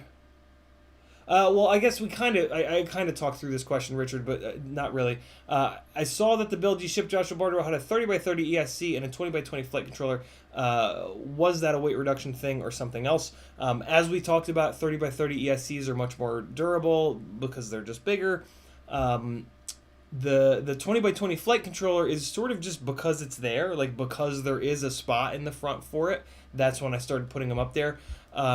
Flight controllers don't get hot. There's no real reason for a flight controller to be 30x30 other than a 30x30 flight controller has more mass to it, and with the rubber grommets and with our need to soft mount the flight controller, technically speaking, the heavier the flight controller is, the more resistant it's going to be to the rest of the rig vibrating around underneath it, around it, whatever you want to say. So technically speaking, a 30x30 flight controller should show a little bit less noise in the black box. Should less vibrations should get to the gyro that are on a 30x30 flight controller, but I never noticed the difference when I switched. I didn't have to change anything in my filtering or my tuning, so I'm sure it makes a little bit of a difference, but not enough of a difference that I had any negative experiences in going to the 20x20 flight controller. Also, by going to the 20x20 flight controller up front, that is the only way that you can go all the way down to 15mm standoffs. So yeah, a couple different reasons for that. Alexander says, if you're going to bother with wipes, you should also at least wash your hands to remove oils and crap, or even better, wear gloves. I was thinking about it, Alexander. I just instead I tried to get my the alcohol wipe as much on my fingers as I possibly could, and I didn't do a great job at it, but it's okay. Ruben Tim says, just texted you a link to reference the photos from Tweet's Etsy before you apply them wrong. There it is. Thanks, Dan. I don't think I applied them wrong though, right? I got them on there, right? Yeah, I got them on there the right way. Thanks, dude. Scroll. Chris Croft says, okay, I add to the Discord. You have seen it on Instagram. Sounds good, Chris. RC Ritter says, CiottiFPV was up until 4 a.m. last night trying to get the garage. I was up late last night, and I was playing SnowRunner. I think that's what RC Ritter's referring to. Drone Pilot says, using a blowtorch as a heat gun is like using a hammer to pass a bolt through a flight controller. Yeah, it can be done, but why? The why, Drone Pilot, is that it's this big. And I live in an incredibly small apartment. And yeah, I have an incredibly small little work area. And a big ass heat gun is just too big. And that's like 99.9% of the reason. Metal Nerdskin says, I always worry that the grit that falls off the tape will eventually get into the gimbals. That is a really good thought, Metal Nerdskin. That is a totally valid concern. So, if that's a concern, I would definitely not do the CiottiFPV purple because it's got glitter all over it, and the glitter does... Well, it's gone now. There's a little piece of it. The glitter does come off. I've never had an issue, but now that you say that, I'm going to pay more attention to it. But yeah, I've had those on my QX7 for over a year, and I haven't had a problem in that year. I did loosen up the gimbal, but I mean, that has nothing to do with this. The gimbals always do that. They get a little bit dirty over time, and I have to just pull it apart and clean them out. And then I'll readjust the screws to get them absolutely as loose as possible. Yeah, that's really good thinking, Metal Dirtskin. Sick of Life 90 says, I turn your stream on right after opening a box from Betaflight with parts to fix my light radio, and you have a light radio out. That's weird. Joan Pod says, it's so pretty, glitter works for some men, I guess.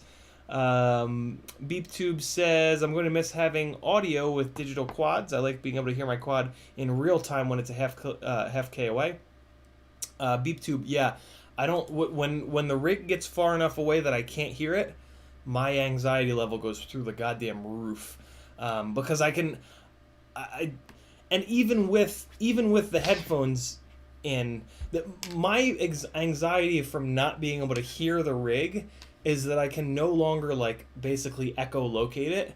A couple times I've gotten lost coming back to myself, and I've just been able to, like, listen really closely, blip the throttle, and then wait, like, 10 seconds and blip the throttle again, and I've been able to go, okay, the first time I heard it, it was dead in front of me. Just now, it was definitely to the left a little bit, and then the goggles, I've been able to turn to the left, wait another 10 seconds, blip the throttle, and go, ooh, it's still coming to me. I can still hear it in roughly the same direction. And lo and behold, I can... This has happened to me a bunch of times now that I've gotten turned around in the air, and, like, usually I'm listening to music when I fly. So, like, I'll either... the first time it happened, I was on a golf course, and I had my iPhone up in my shirt pocket. This is when I worked at Benefit Focus and dressed like a respectable adult, and I had my phone in here blasting music, and I literally, like, in a moment of panic, I just went like, whoo, and I just, like, straight up threw my phone in front of me because I was on a golf, grass green, and then yeah, that allowed me to come back, and then it took me it took me longer than I thought to find the fucking phone because I threw it really far, but yeah, that's. But the other thing that happens is that when I get really far away, like, there just feels like there's this crazy delay, and this crazy latency. So having I'm looking forward to flying long range with quad audio, with the understanding that I can just boop and pop them out of my ears if I need to listen to where the rig is. It also, the whole, like, having both ears open thing and being able to hear where the quad is, it also helps me keep my goggles pointed properly. Like, I've just eventually developed, like, I've had to work on this, but eventually I can now, like, pretty reliably, like, just innately track the quad with my ears. So I just sort of innately, like, will look at where I can hear. My head rotation is basically based on my ears. And that's good because it keeps the patch pointed directly at the rig. So I don't have to play that game in the video where you're like, all right, where is it the most clear? Like, when I do it with my ears, it's just like a thing that happens as I'm flying. And I look like Stevie Wonder, but we look like idiots anyway. So, Sick of Life says, look up Deconi Audio for earbud tips.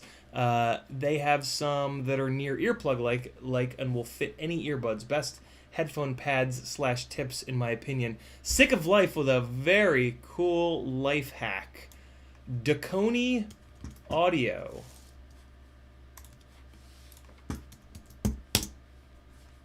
Look at that. Luxury memory foam replacement earbuds. Very, very cool. Good looking out, Sick of Life. Here comes a link in the chat. There you guys go. Awesome. Sick of Life. Hell yeah. The collective at work. Am I right? Am I right? God damn it, computer. Come on.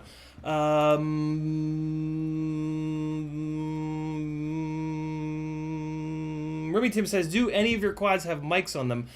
They pretty much all do now, Daniel. It started with the long range rig, and then I put one in that one, and then I think I put one. Where'd it go?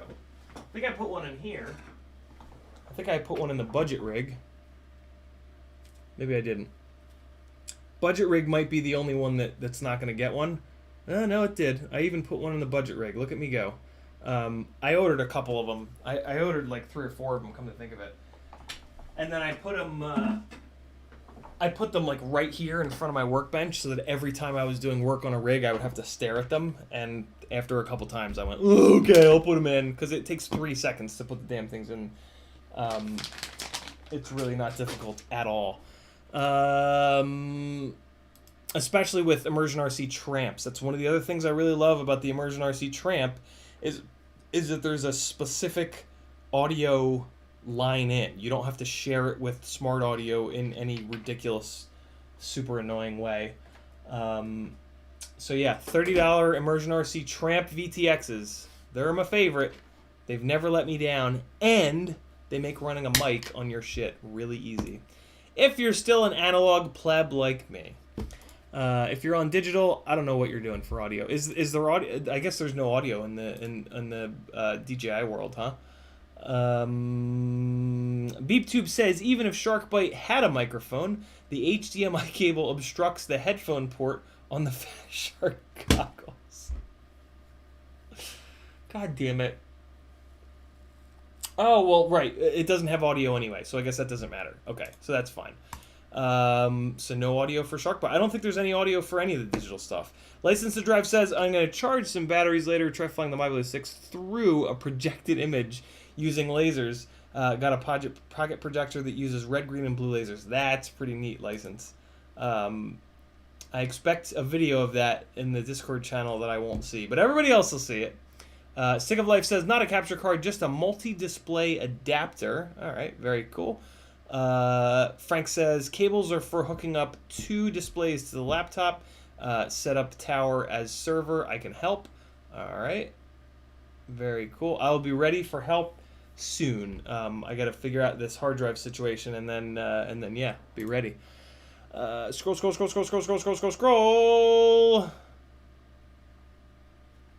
Brandon says, misplaced pipe is no bueno, though. You can always ring your phone. He didn't tag me, so maybe he was talking to someone else. But I don't know. Saw an interesting comment, figured I'd read it. Son of Flat Top says, I think you have flown Zing 22,000 1102 4-blade on a 65mm frame. If I'm right, how did it go? The 11.0... so... Not the 1102s, the 0802s. I've flown the Zing 22,000 kV 0802s on the Gemfan 4-blades on the 65mm frame. They're fine. It's this rig. It doesn't fly right, but the motors make good power. And my hunch is it doesn't fly right because of some weirdness with this frame. So we're gonna. This is the one that I was gonna do first anyway. So as soon as I get caught up on the stream here, I remember we were talking about it, Frank. You said there was something weird going on with the motor. Yeah, I'll have more info for you soon enough.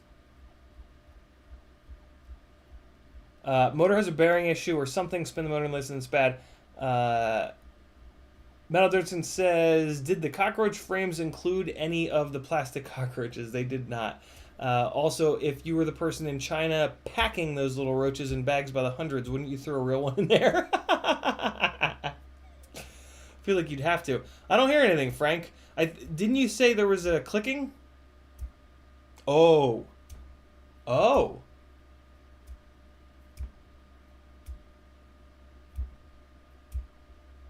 Just barely.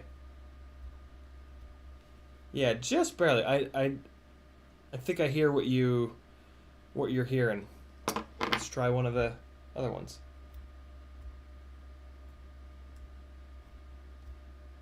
Hey, we got cars on Kristen's tires today.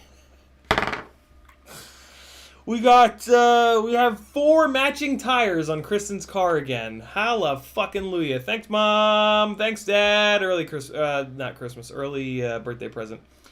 What I'm more concerned about is how hard this one is to spin.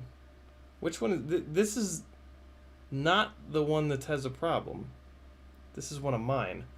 Why is this one so hard to spin?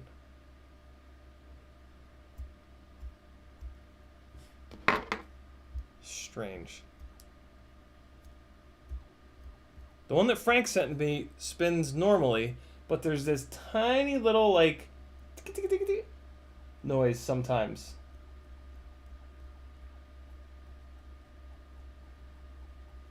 But then this one, it just like stops spinning. Like I spin it, it doesn't do that freewheeling thing. You know, like usually when you spin one of these motors, it goes like brrr, and it slowly spins down. This one is like it's not doing that. Let me see if maybe the bell tightening screw is just a little bit too cranked. Or not, because it's super Loctited. Well, I'll deal with that later. Interesting. I'm going to keep this out and take it apart and look at the bearings, and we'll see. We'll see what I can find. YouTube did the thing, scrolling back up, found my spot immediately because I'm a champion. Frank says it's a spudger for pushing, removing connectors. Description on the packing list. Nice. Oh, I can totally see that. Yeah, it's got that little thing. That's going to pull. And you can push with that. And you got that. Oh, man, I'm going to use this for everything. This is going to be my non-conductive poker. Did you find the Newbie Drone Infinity 200 flight controller in the box? I did not. Whoops! Oh, my God. Jesus.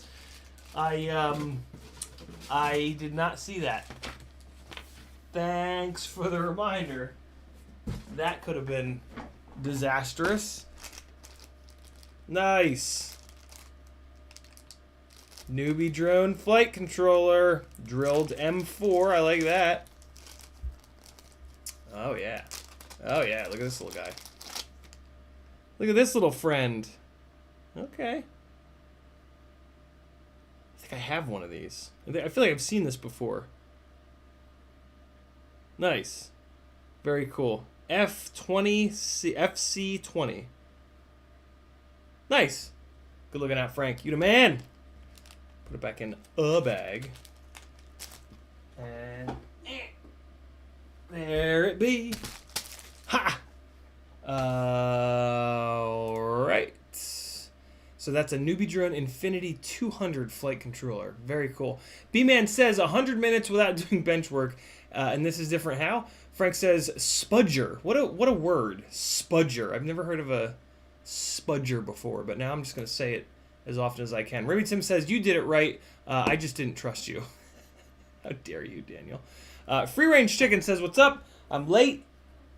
Drone Pilot says, the pointing to the quad works well with GPS direction when I fly the coastal areas. It's so easy to point the right direction, but bushland is a totally different game. Return to home works well. Tristan says, checking in, trying not to miss a live. Sounds good, Tristan. Frank says, spin the motor by the prop shaft, it'll spin faster, and you'll hear the rattle or scraping. The only time I could hear the little rattles when I spun it by the prop shaft. What I think I'm going to do with it, though, is solder it up to the budget rig and spin it up along with the other 3 motors in the motors tab and see if it sounds any different in there. Sometimes, not every time, Newbie Drone replaced it with no questions when I sent them the audio file recorded to an iPhone. Nice. Hard to spin motor or wires shorting. Oh. It could have been. I forget about that. They might have been. Let's see. Now they're separated. Ah! Look at that! Good call. God, I totally forget about that sometimes. Yeah, these two were sitting next to each other. Well, no, now it's fine. Hold on. I have to reproduce that because I gotta make sure I'm not crazy. Good luck with that. Okay, so let me take these two, clamp them, because I want to like reproduce the feeling that it had. Yeah, that was it. I don't think I've ever had that happen when I've just been sitting here like this. God, that's so funny. What if all 3 of them are touching? Will it be like fully locked in place forever? No, it's the same. Very cool. God damn, I totally forgot about that. That's such a funny little nuance to these brushless motors and how they work. YouTube did the thing. God. Son of a Flat Top says, 0802s, yeah, thanks, man. You're certainly welcome. I had a feeling that's what you're talking about. Although I was hoping that you weren't. I was hoping that you'd found an 1102 that was 25,000 kV. I was about to hug you, son of a flat top, or son of flat top. But I had a feeling that's what you meant. Frank says, texted you the sound files I sent to Newbie Drone, normal motor, and effective motor I sent you. Freelojo says, you're almost at 5,000 subs. I am. Let's look at the exact number. I did the thing that I'm supposed to do, and I posted on Facebook, hey everybody, just for no reason, come subscribe to my channel, and then probably leave because I didn't really give you a good reason to. But just do it so that I get to 5,000 as soon as possible, because that's what I'm supposed to do. So we are at 4842. 450 in the last 28 days, mainly because of... so let me show you guys the impact that Joshua Bardwell has on even like somewhat established YouTube channels. So this is the day, January 1st, that he put that video up. Wait, so let's go to the day before. Wait, no, that's views. I want to look at subscribers. Yeah, there it is. Do you think maybe this is the day that Joshua Bardwell put a video up? So yeah, Friday, January 1st, the first day that he put that video up, 118 in one day, and then 64 the next day, and then 88 the next day, and then this is me. This is me down here, and this is Joshua Bardwell up here. But you know what? I'll take whatever I can get. Damn it. Getting subscribers is very slow going, typically for me. Which is fine. I don't look at the number often. You guys typically will remind me where I'm at with subscriber count, and then I'll look at it and be like, "Oh, cool." Yeah, it doesn't. The following the analytics does not have a great effect on my mental state, so I typically just ignore it. Yeah, just keep my head down and just keep working, and if people want to subscribe, that's great. If not, that's okay too. Thanks for the reminder, Freelojo. Let's do some work. I'm caught up on the chat. Holy cow. We're not going to do a lot of work because I've been rambling for 2 hours and 5 minutes already. But we are going to do a little work. I am still home alone. so I can just do whatever the hell I want, which is always great. Kristen is out with her friend Brian and doing some other stuff. They're on a little dinner date. And so, yeah, I might as well use all of the screamy alone time that I've got to scream and yell. So let's build... so speaking of screaming and yelling, let's build a tiny whoop. Oh, farts. Am I going to have to... No, I'm not going to have to take these propellers off, because when Happy Model decided to make their AAO board, they said, ooh, should we use a wacky plug that nobody else uses? Or should we use the industry standard plug? And somebody at the company said, hey, let's use the industry standard plug. And all of us rejoiced. If you don't pick up the subtext from that, when Newbie Drone had that conversation, they decided, no, let's use our own plug. Still don't know why. I would love to know why. I hope that was followed with because it's lighter, or because it's better, or not because it's better, but because we think it's better. It would need to be, because it actually isn't better. The smaller plug is, in my experience, a lot worse than the industry standard bigger plug. But if they did it to save weight, I'm cool with that. I'm down with saving weight. I wish they'd saved weight somewhere else, but at least it was for a good cause. You know what I mean? I sincerely hope that it wasn't, and I don't think that it was, because Newbie Drone is a they've never proven to be like this, but there is a chance that it could be, the decision could have been, well, it'll force people to buy our motors. That's something that companies do. Newbie Drone does not strike me as the type of company that would do that. But, you know, I have to say it, because I really try to be super, super, super impartial. So I have to at least say that out loud in order to not be a you know, shill master shill lord race. Isn't that a thing? I don't know what I'm saying. It strikes me now that I should have flown this really quickly. So this is the one that I set up for 2S as well, which is kind of crazy. And God damn it, I think I'm going to have to desolder this power lead just to get it out of here. Yeah, that's not going to go through there. Well, I'll at least try. I will at least try. Oh, look at this. Freelojo says, Squints FPV pointed it out first. What's it, Freelojo? Oh, subscribers. Nice. Thanks, Squints.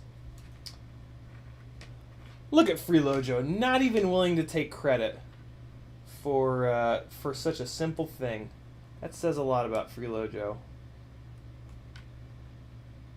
Always making sure that, even in a simple situation like that, making sure that the right person gets credit. My man.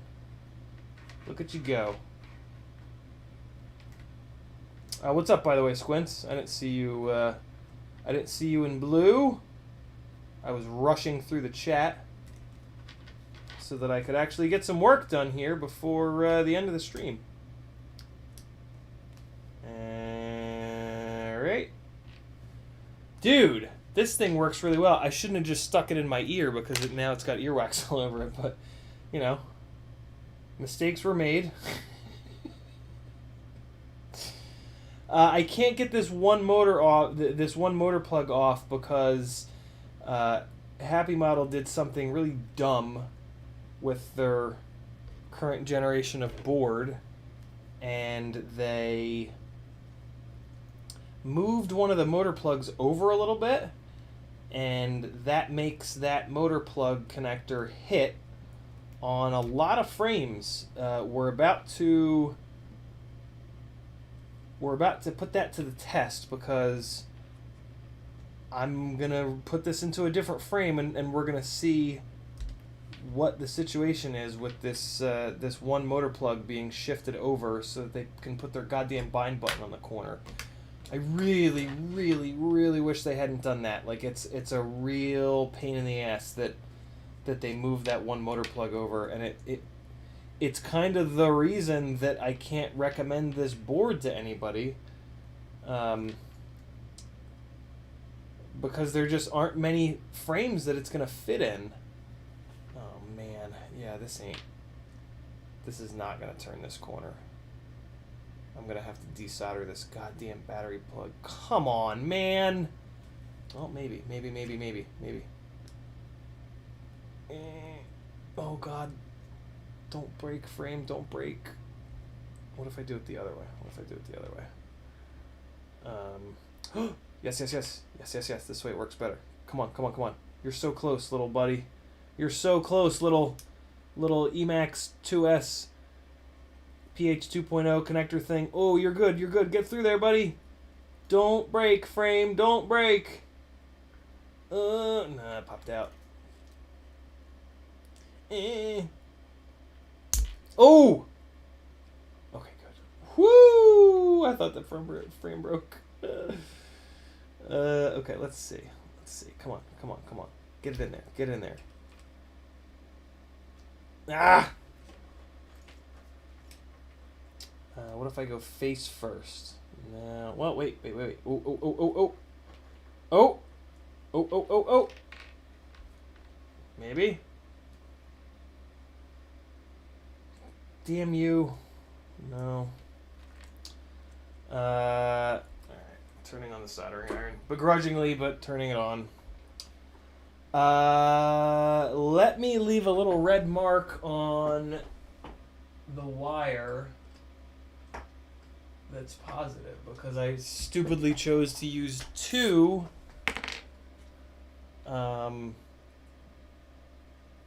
black wires on this thing. So the top one is red, so that's this one here, and this is just a red metallic Sharpie. If you don't have a set of these metallic Sharpies,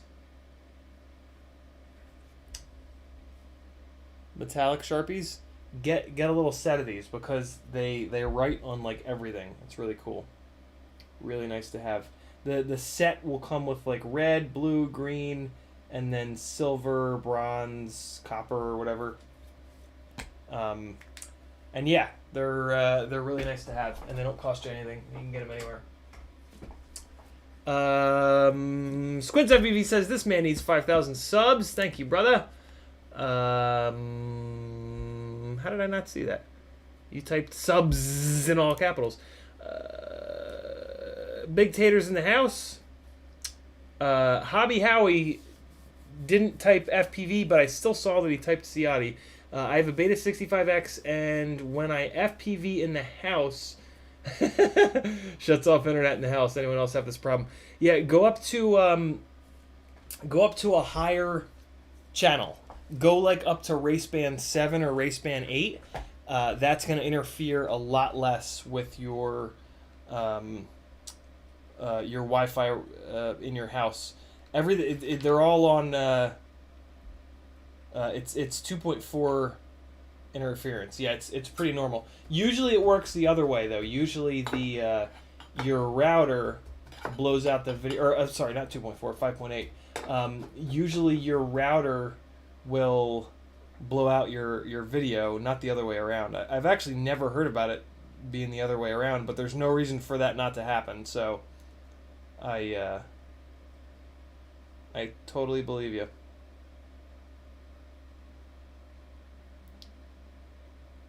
Come on, ground plug, don't be a jerk. Oh, God damn it. Why do you make me do it the right way? I just want to... Sometimes just let me put the fucking tip of the soldering iron on there and have it melt. Come on. Don't always make me do it the right way, please. I beg of you. Not gonna plug in, not gonna solder this back up yet because I'm not totally confident that I have a frame that this is gonna work in. So the first one I want to try. All right, hold on. I gotta get. God damn it, OBS. I gotta get. Let's do a little. I jumped the gun because I wanted to get something done. But I gotta have a little organization session here. And you guys are just gonna have to suffer through it. So this is the 95V3 frame. That's not gonna get built for a minute.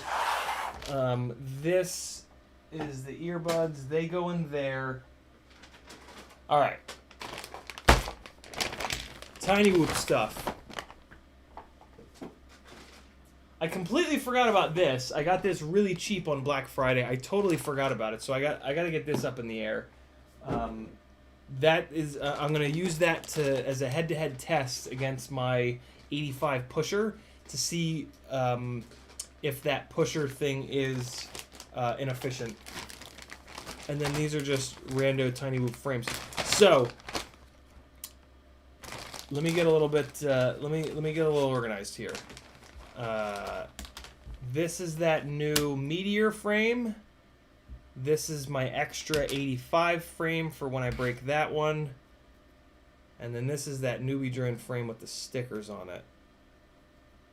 Which, as long as it's not broken anywhere, I will reuse. Okay. Gonna reuse that. Rest of these frames, I think, can just stay. Did I end up with 2 of these?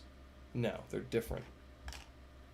That's right. One of them's different batteries. Okay, so these 2 guys, are these 2 the same? This one's glow in the dark in my left hand, and it's for 4 bolt. This one's not, and it's for 3 bolt motors. Okay, so that's why I have both of these. Oh, and the battery trays are a little different. Okay. So that's good. Now, I'm going to do everything in this one big bag. Everything Tiny Whoop is going in this one big bag. So, that starts with you fellas. And then there's this weird, I think this is an actual Mobula frame. So I'm going to leave this out because there's a chance that that's the only frame that's going to work. I don't like that frame. It's weak. It's kind of wobbly. It's like thin plastic. But if it's the only frame that's going to work, then I'm going to do a build in that frame and probably get rid of it because I don't like that frame. That's going to sort of be a little bit of a deal breaker for me. Oh, it'll definitely work in this frame, though. Good to know. These are a whole bunch of the Red Shifters bags that they've sent me some of their rigs in. I'm gonna leave this out. I'm gonna, you know what? I am hanging on to these because they say what the frames are. Don Ladd has been building a 5-inch rig. He got a burn on his finger and everything. Nice. Big Taters, if you were going to get a bind and fly Tiny Whoop, what would you buy? Mobula 6 with the 25,000 kV motors. Done. Absolutely no hesitation. For $80, it's just absurd. Absolutely absurd. And those motors are great. That AIO is fine. What is this? Oh, this is from the 85. It's just random stuff in there. Okay. And then this is probably from the 95? Yeah. Okay. This is going well. We've got some Red Shifters frames that I still need to build. These 2, the one that we just pulled apart and the Muon, these were both having issues, so they're both going to get torn apart. I'm very tempted to put them into, well, the Muon is already in a puller style frame, right? This is not a pusher, and it's not flying right. The other one that I just pulled apart is a pusher 65, and they did send me the non-pusher version, and I'm tempted to just directly move it over, but I want to get a baseline first. I want to put it into a known frame like the cockroach frame and get a baseline and make sure that this flight controller with these motors can fly properly, because I haven't done that. I haven't done that with a Happy Model ESC AIO yet. A couple of Cockroach 75 frames, which I know for a fact that this Happy Model flight controller does not work on, which makes me want to fucking scream because I kind of bought them specifically for these frames. But I digress. Little reinforcement plate thing can just go wherever. Okay. So now we've got. Oh well, this is kind of worthless now. So I've. This is the V2. 85 frame, which I'm now not gonna build because they sent the V3, unless I end up not liking the V3. I'm gonna hold on to this. It's got 1304s in it right now. Just gonna hold on to this. This is gonna be with that, and I guess when I do that build, I'll do a comparison between the two frames, right? Yeah, that's a good idea. Okay, the rest of this stuff is what I really wanted to get to look through. So we've got a bunch of the 75 4-blade propellers for some reason, and this is the Redshifter's 75 pusher. The 75 pusher, and then here is the puller non-pusher version of it, and they're both V2. Okay, cool. Right? Three, 2 supports. Okay, cool. All right, so these two guys I'm gonna keep together in a nice little bag so that I don't have to think about it. I can. Well, then what's this one? Oh, and then this is the 75 Muon. Okay, so yeah, which is not a pusher. So, all right, yeah. Once we have a little bit of a control test, and we have a flight controller and a set of motors that we know can fly smoothly, we're going to do a little smackdown, and we're going to test that setup, whatever that setup might be, against 75. Well, the Muon is an inch. I think I'm actually going to wait on the Muons, because one of the issues with the Muon frame with this Runcam light, split light, is that the top plate kind of bangs into the HD board. I don't really know what to do about that per se, and I also don't know if I want it in a 75 frame. So I feel like I should maybe do a giveaway with this 75 Muon. Oh, that's an interesting test. They're exactly the same. Is the pusher stiffer?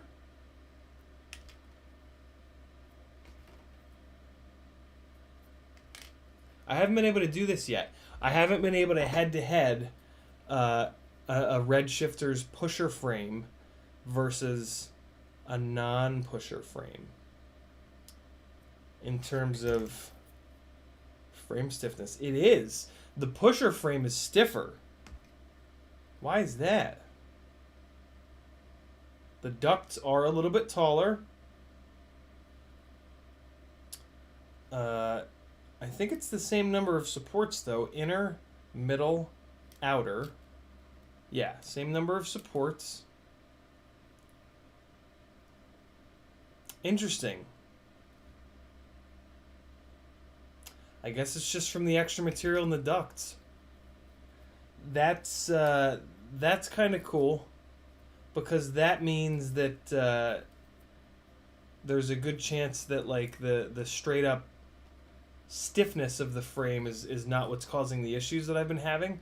The issues may be related to like a specific harmonic frequency, I guess, which potentially means that we can drop a notch filter on whatever that specific frequency is, if we can ever figure out what that frequency is.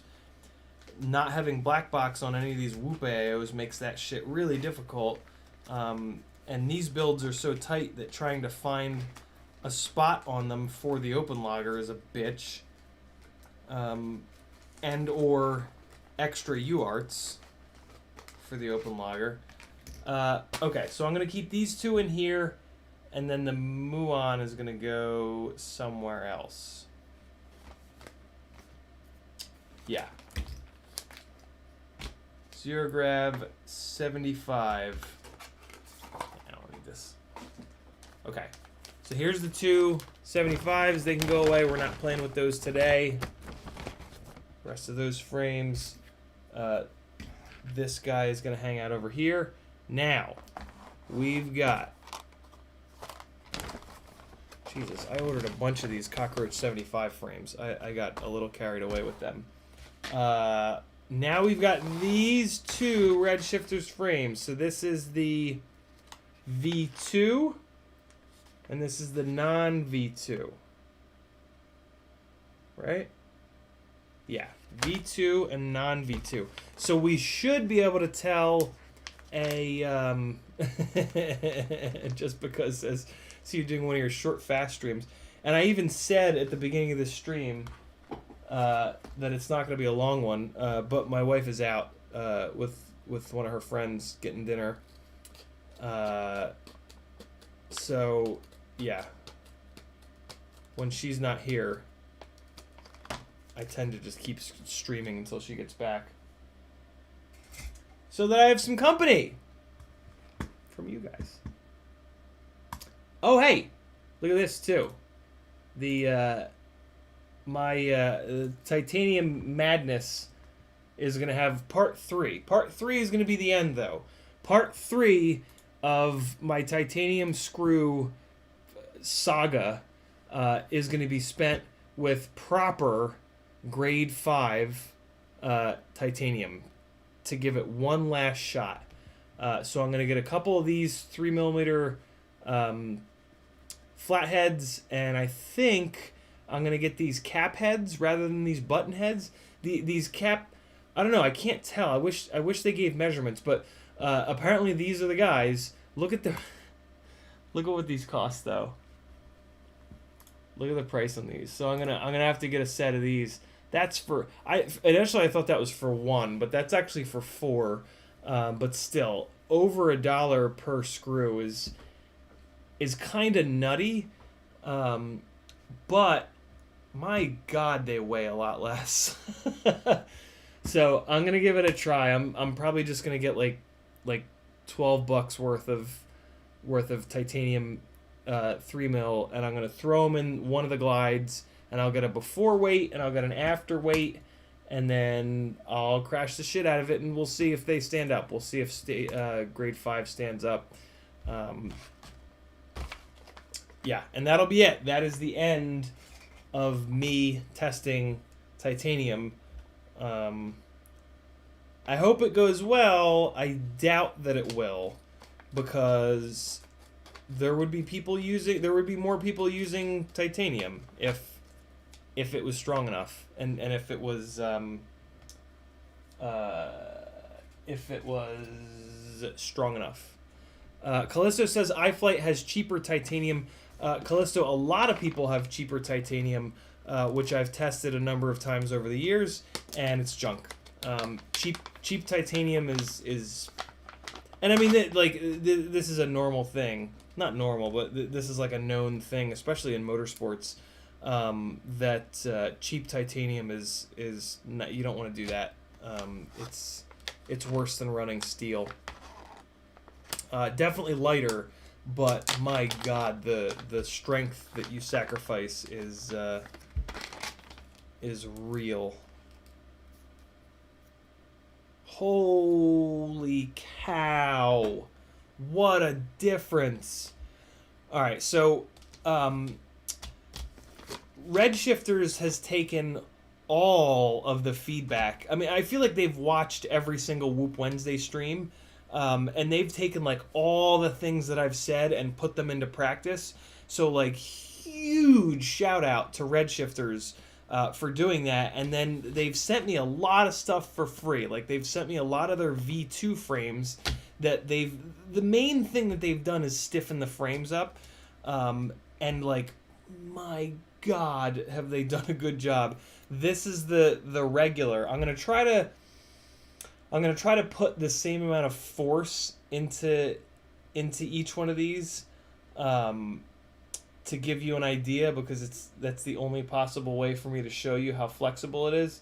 So this is very inexact, but I'm not pushing this, like, that's just a little bit of force to be, and this is the V1, right? So you can kind of see how much that's moving. You can mainly see how much my fingers are moving, but putting as close to that same amount of force into the V2. So my fingers are still moving because my fingers are like slipping a little bit on the frame, but like, let me try to do it on this other camera.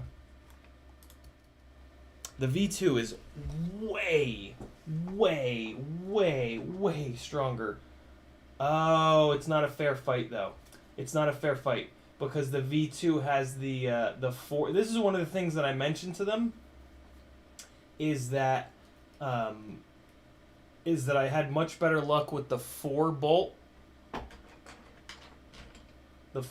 canopy, which is a little bit heavier, but it ties all 4 of these mounting points in, and it makes it a lot more stiffer. A lot more stiff, rather. And then this is the lightweight canopy, which is only 3 bolts. See, there's no bolt back there. And yeah, so this isn't really a fair fight between these two. Although, this is what we used to do in when we were working on a car to test whether or not a stiffness component worked. You just take the hardware out of one side of it, and then what's cool is when you take a mounting point away and you flex it, you get to see exactly how much of an effect that one mounting point had. Come on, Logitech. Come on, Logitech. I want you to focus right here, Logitech. Focus right here, please. Focus right there. Come on, just do it. Just focus for once in your little shitty webcam life. I fucking hate you, Logitech. I'm gonna burn you in a...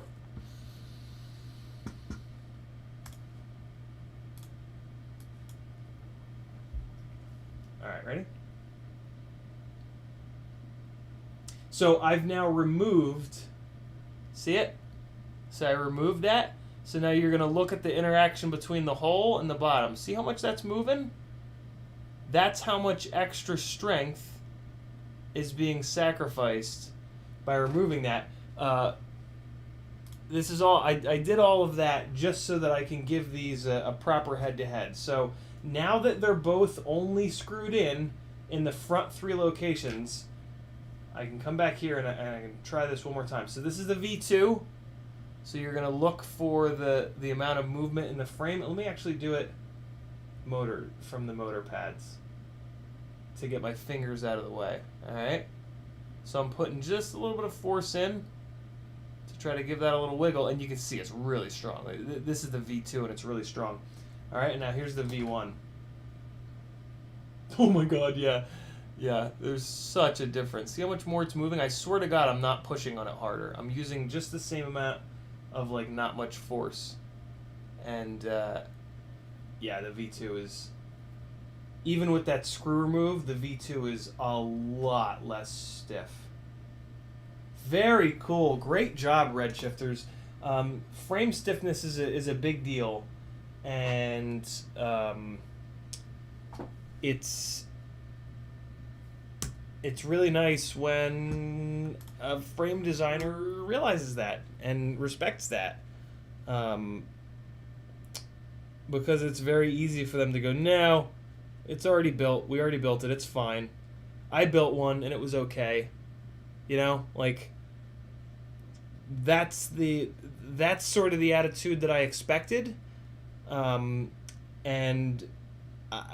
Redshifters every step of the way have just been like I've given them feedback and they've been like, oh my God, thank you so much, rather than like making excuses or you know what I mean, being defensive. And that's hard, dude. That's a hard thing to do. Like, I'm sure they busted their asses working on this, and then to have some fucking schmuck that, you know, just got done telling a couple hundred people about the flexibleness of the frame. Like, I completely expected them to just be like, nah, screw you, it's fine. You know what I mean? Like, I feel like that's sort of the norm, and I wish it wasn't, but hey, what am I going to do?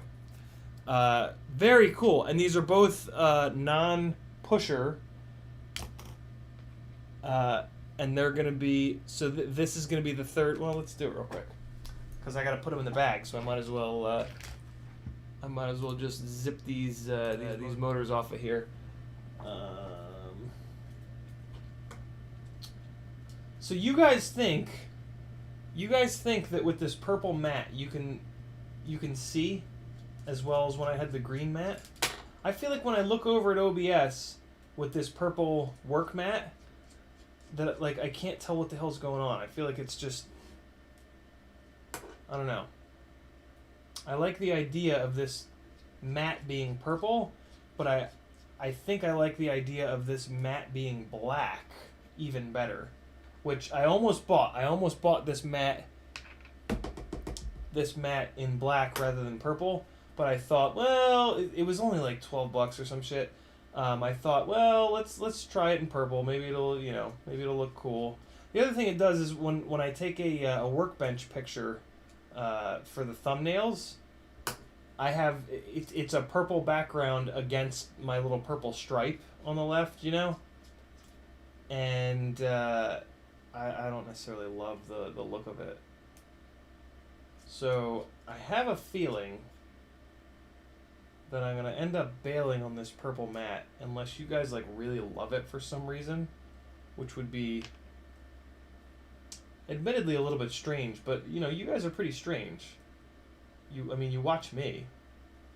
It's sort of like the pinnacle of strangeness. The pinnacle of strangeosity.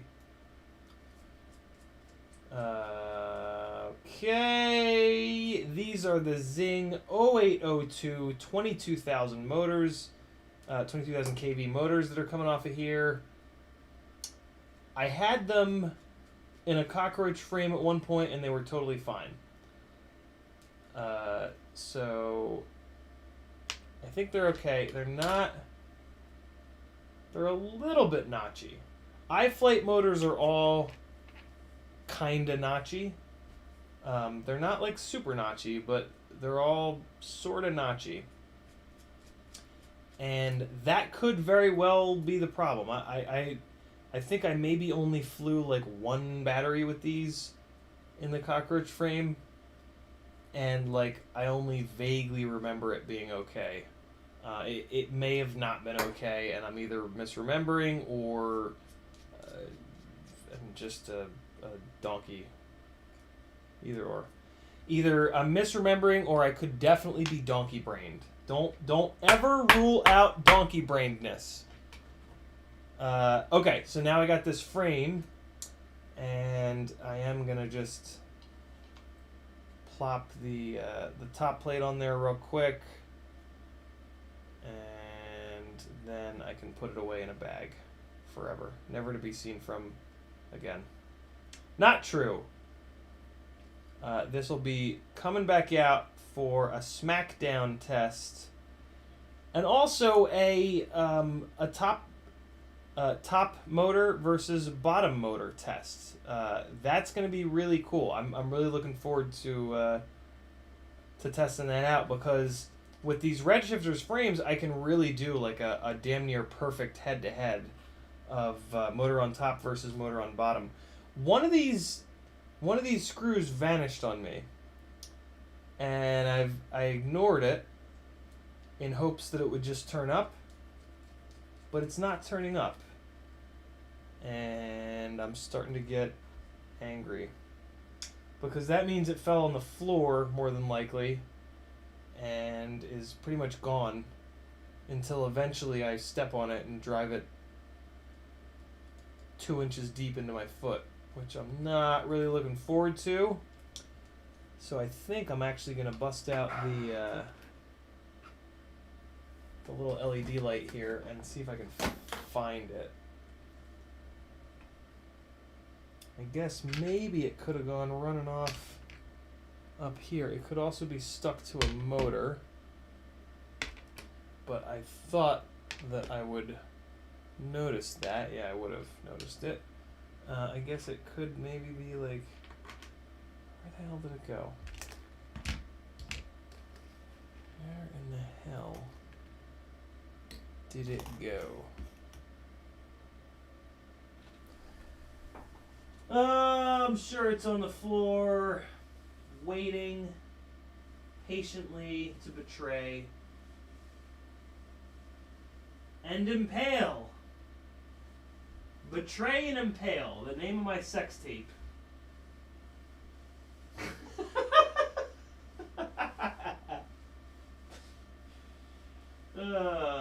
Fuck! Yeah, it's in the carpet somewhere.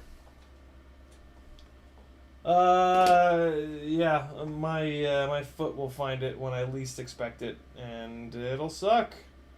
Oh man, one of these little rubber guys fell out of here. That's okay. Alright, so that's the pusher.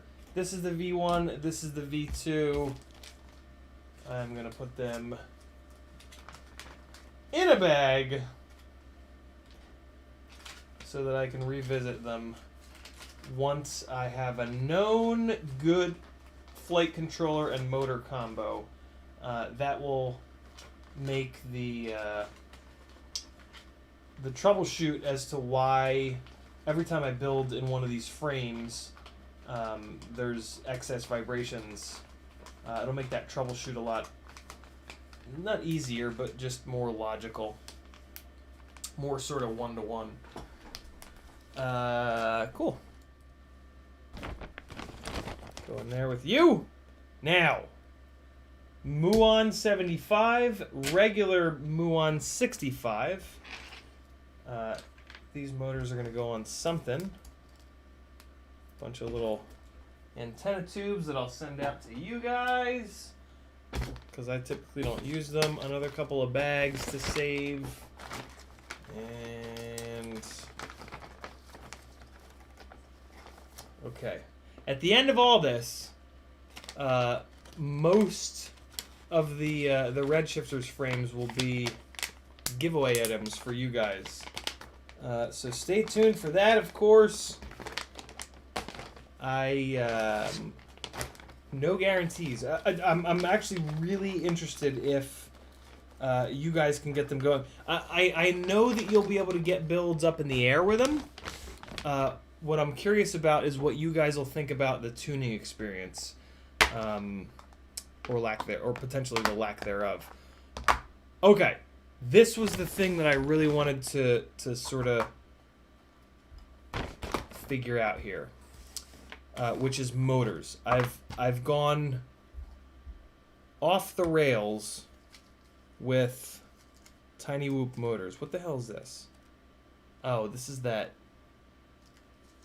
Yeah, this is for something.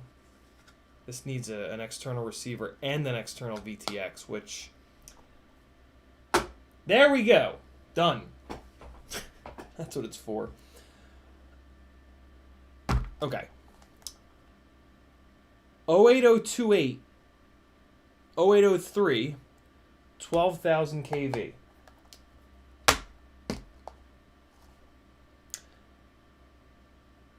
Toothpick brushless oh, this is that toothpick controller.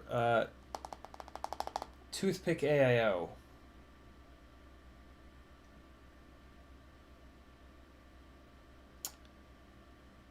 Let's leave it here for now. We'll leave it here for now. 1106s, not really interested. 1102, 18,000 kV, very interested. You go here. Empty box lid, not interested. Matching box bottom. 1103, 15,000 kV, very interested. And then these are the 0802, 22,000s with the bearings. Okay, and then I've got a little container here with 3 prototype RC and power. Yeah, they're only 7,500 kV, so they don't really do me any good. 1202 and a halfs. Have you guys ever seen? I think these. I don't think these ever came out. Oh shit, Blunty's on. God damn it. I keep forgetting that he's on Wednesdays and we're overlapping. I hope you guys all watched Blunty. Have you guys ever seen these RC and Power 1202s? I think these are prototype. What's interesting about them is they have a 3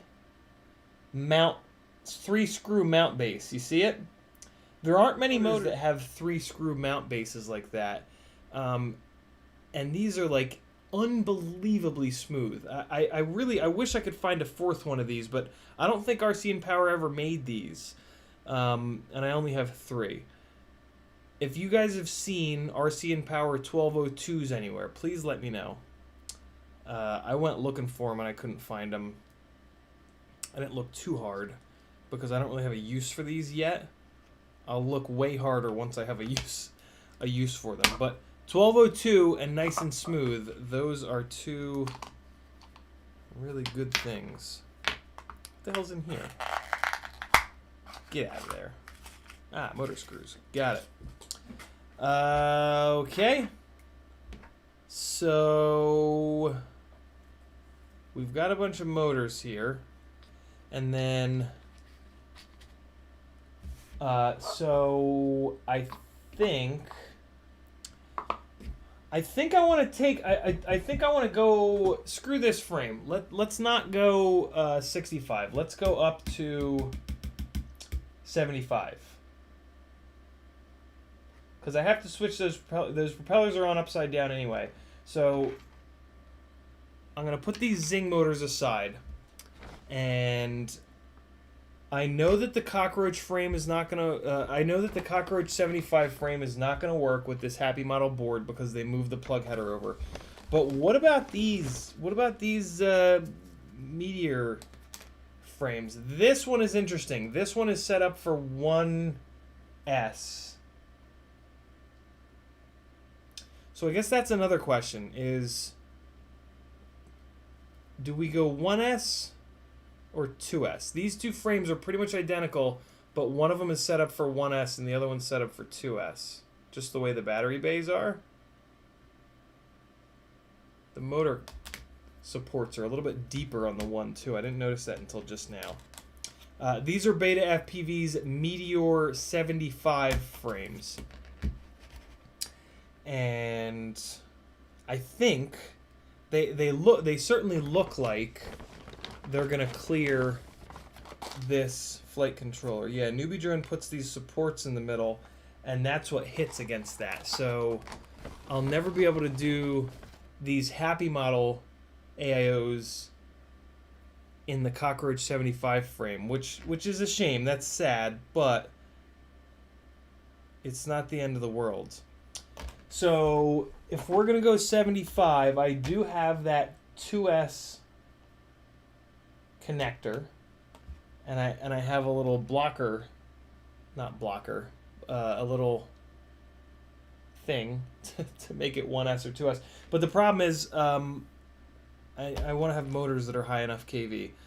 So what are these are 1103s, and they are 15,000 kV. 15,000 kV on these bigger 75 propellers might be enough. My hunch is it's not going to be enough, though. So what else do we have? 0802s would be an interesting experiment, but I still don't think that they're big enough. So we're going to skip them for the time being. We do have these 0803s, but they're only 12,000 kV, so those absolutely need 2S. And then we've got these 1102 18,000s. I think these are what I want to try, because I think these are the right motor anyway. So if I put these on now, and they're good, I'll have a really good bass control, and then I can quickly drop these other motors on because they're using normal plugs, and then that'll give me a feel for the 1103 versus 0803 versus 1102. If I put the 2S connector on, even with these 12,000 kV motors, the 0803s are 12,000s. 2S will bring them up to 24,000. It'll also, the weight will go crazy, but that's okay. So that means I'm going to put it in this 2S frame, which is good because this frame is black. I don't...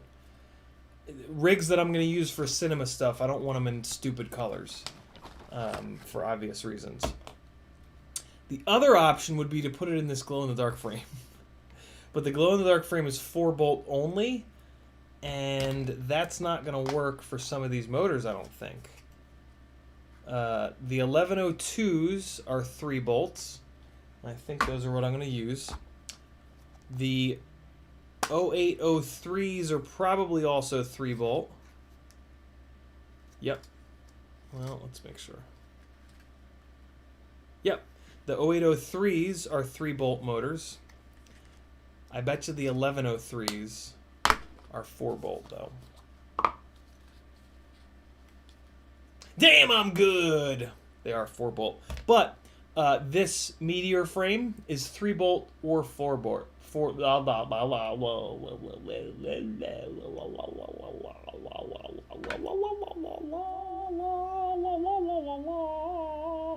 See how it's 3-bolt or 4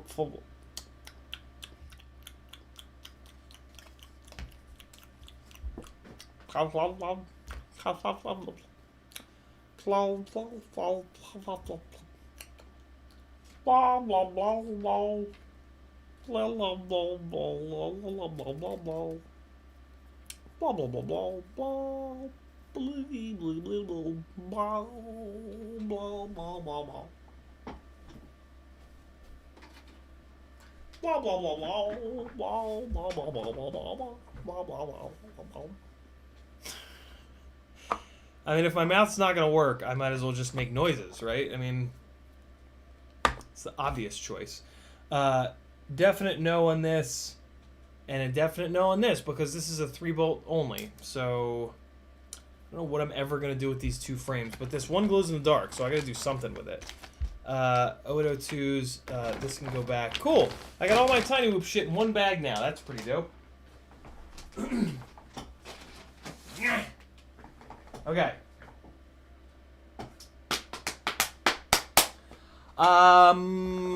Whoop drone. What's up, guys? We're gonna build a whoop drone today.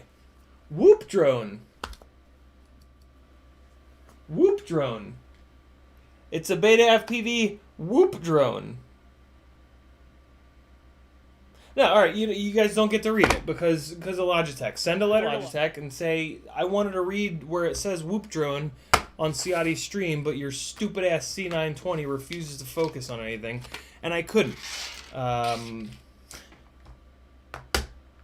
Send him an email. Tell him Ciotti sent you. Don't do it. Toothpick brushless flight controller V4. What am I going to use this for? Should I put this in that build? USB coming out the side? Oh, fuck. That seems... madness! Alright.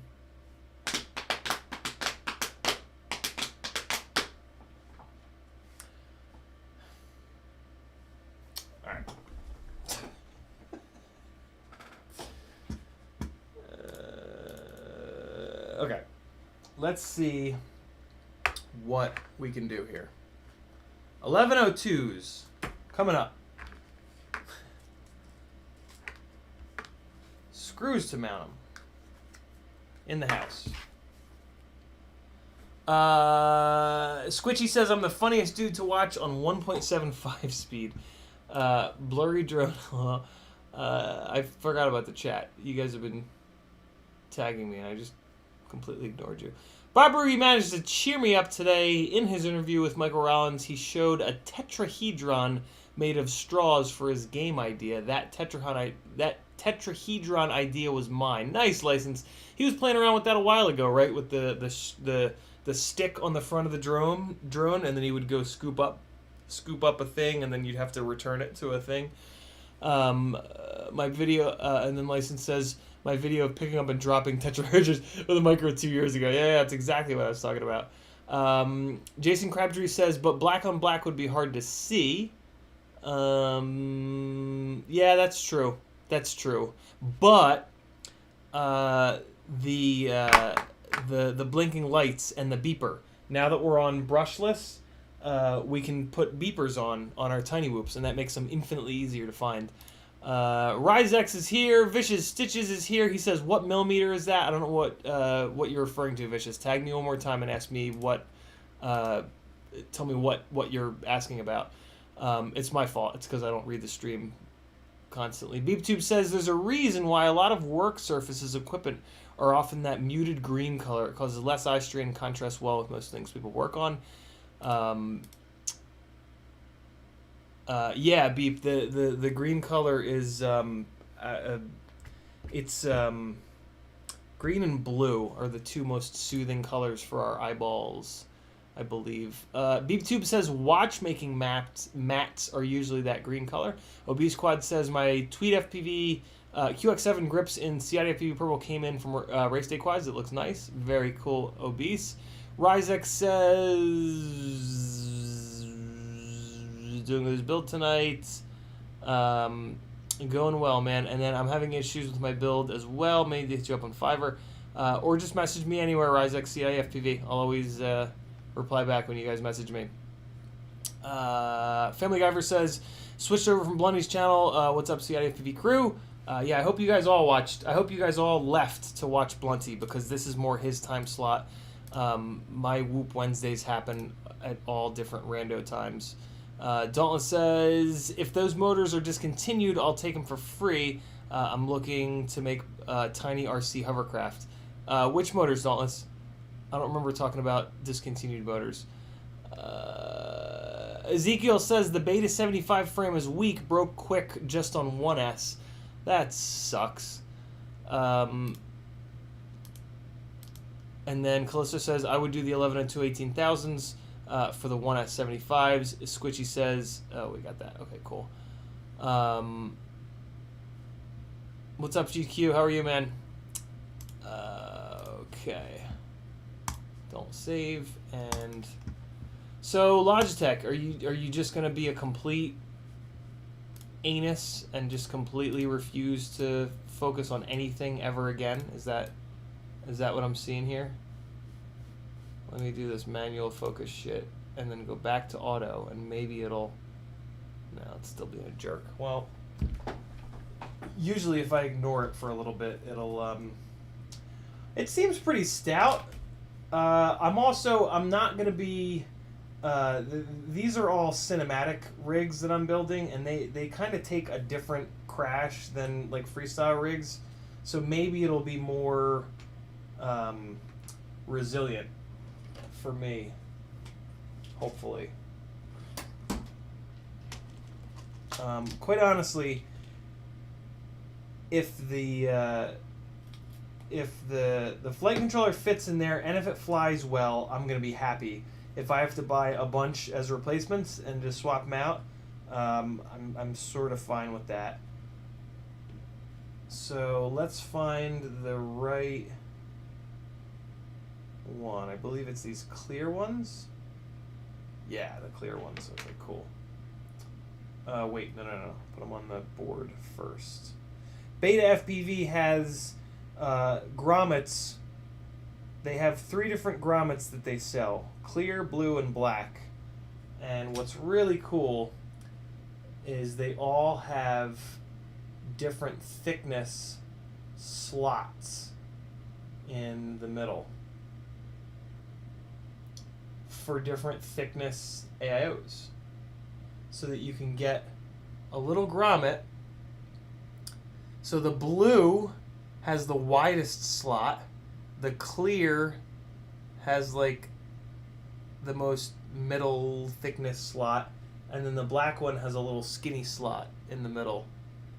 And yeah, so you can take your PCB, your AIO, and you can hold the little thingy up to it, and you can see that the blue one's too big. The slot is too big, right? So that AIO is going to be able to move around. You don't want that. And then I could totally use this black one because it's a little bit too thin, but being too thin is actually completely fine. But yeah, these clear ones are perfect. They're the slot is the exact right thickness for this Happy Model AIO. And that's the kind of shit that you have to think about if you want something that flies really, really good in micros. Little things like that are sort of the become big things when you're really kind of pushing the envelope of yeah. So pay attention, sweat the small stuff, guys. I'm here to tell you, you need to sweat the small stuff, and I can already feel issues with this thing. Maybe not. Maybe I just wasn't pushing on it hard enough.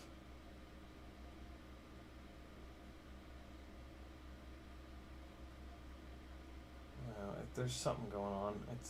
Yep, it's that goddamn plug. So there it is. So I can't use this frame either. See the difference between these two plug headers? Hold on. Look at the difference between these two plug headers. Logitech, please. Please.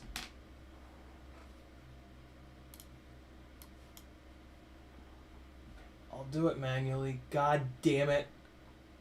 See the difference? This one's fine. It clears the it clears it fine in there, you see it? But this one on the bottom is anything but fine. They moved it over. See the bind button there? They moved it over to make room for that goddamn bind button.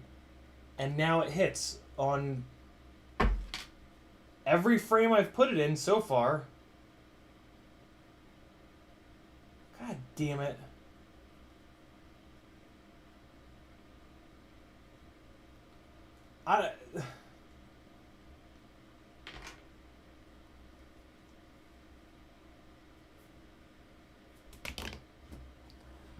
I mean,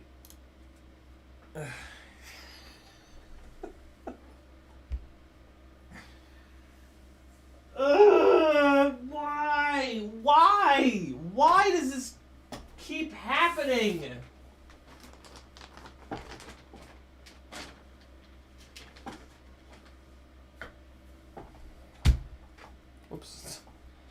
All right, so this is the Mobula 7 frame. This is the wobbliest frame I've ever, like... I don't even think it's going to work in here. Oh, I see what they did. They put, like, crazy long... This frame is trash. This frame can eat my ass with a spoon. Not doing it. Not doing that frame. That frame can go to hell. I'm actually going to try the Cockroach 75 frame again. Because it was the closest... It was the closest to clearing this frame. God damn it. What do I do here?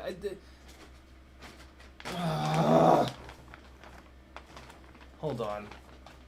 Let me see if it fits in a Cockroach 65 frame. It might.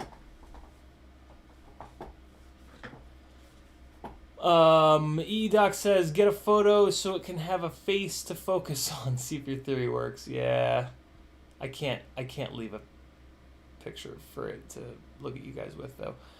B-Man is out of here. Thanks for hanging, brother. Dauntless says those 1202.5 or whatever motors that may be discontinued with the 3-hole mount. Oh, RCN Power. The RCN Power is Dauntless.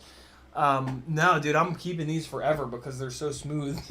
I will find another RCN Power 1202 for those. Let's see if this fits in the Cockroach 65 frame. If I have to move all of my newbie drone boards over to the frames where these things don't fit, that's kind of fine, although then I'll have to do more direct motor soldering, which will make me want to scream and cry and pee my pants. So I can already see that this isn't going to work. It's already refusing to... Yeah, it's... Oh, the USB port is hitting. Well, that's new. Okay, there we go. Oh, hey! Okay. Alright, so it fits the Cockroach 65 frame, so that's actually really good news. Because I really like this frame. Let's see if it fits in the Meteor frame. It will. No, it won't. It won't. It'll hit that, I'll bet. Let's find out. Okay, so confirmed. Happy model, Mobula 6X, whatever the hell it is, Crazy Bee XV 1.0 board, for sure, fits in the Cockroach 65 frame. That's good news. Because I have two of these goddamn things. Okay, well this is good. I'm glad I grabbed this one because this is the Mobula HD canopy, which should work with the when I pull that Muon apart, because that has the Runcam split light in it. So yeah, I might end up needing this canopy anyway, so I'm glad to be pulling it apart right now. I just need to figure out how the hell to mount that that extra board. I don't know how they mount. I just have to look up the Mobula 6 HD. Okay, so here's the Meteor frame, which what I don't like about the Meteor 65 frame is how wobbly it is. Like, look at the wobbliness of this thing, man. It's like really soft, but it's really bendy, and it seems like it doesn't break like the Cockroach frame. The Cockroach frame is a lot stiffer, so you're going to get better flight performance, better, less vibes, less harmonic frequency bullshit. But from what I've been told from all the racers, this frame will break before this frame. This frame is also heavier. Go figure. The stiffer frame is heavier. I could have never guessed that in a million years. But yeah, pluses and minuses. Looks like there's already a set of rubbers in here. Let's get them out. And let's take a look if this will fit. I'm pretty sure it won't, because of what I saw on the sides of the battery bay things.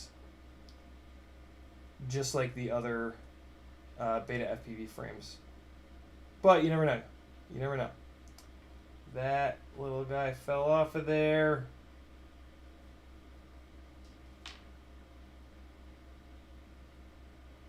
And get back on, friend. This feels like it might be sitting down. It might be okay. Yeah, look at that. It is okay. Cool. All right. Meteor 65 frame. Good to go with the Crazy Bee V1. That is excellent. Cool. I'm tempted to build in this frame. Very tempted. But then we can't test all of our 75mm motor theories. And that's something that I'm definitely looking to do here. And I can't do it on my newbie drone build because I had to direct solder the fucking motors. And that's the biggest thing that I'm really trying to test right now is what motor size is a good match for these 75mm propellers. So let's keep going on the 75 train. And I'm going to show you guys my unbelievable frustration because it's so, this frame you're about to see, it's so close to fitting, or this AIO is so close to fitting in this frame, but not quite. This frame is the Cockroach 75 from Newbie Drone, and I absolutely love it, but they put this little center webbing in here with these little standoffs.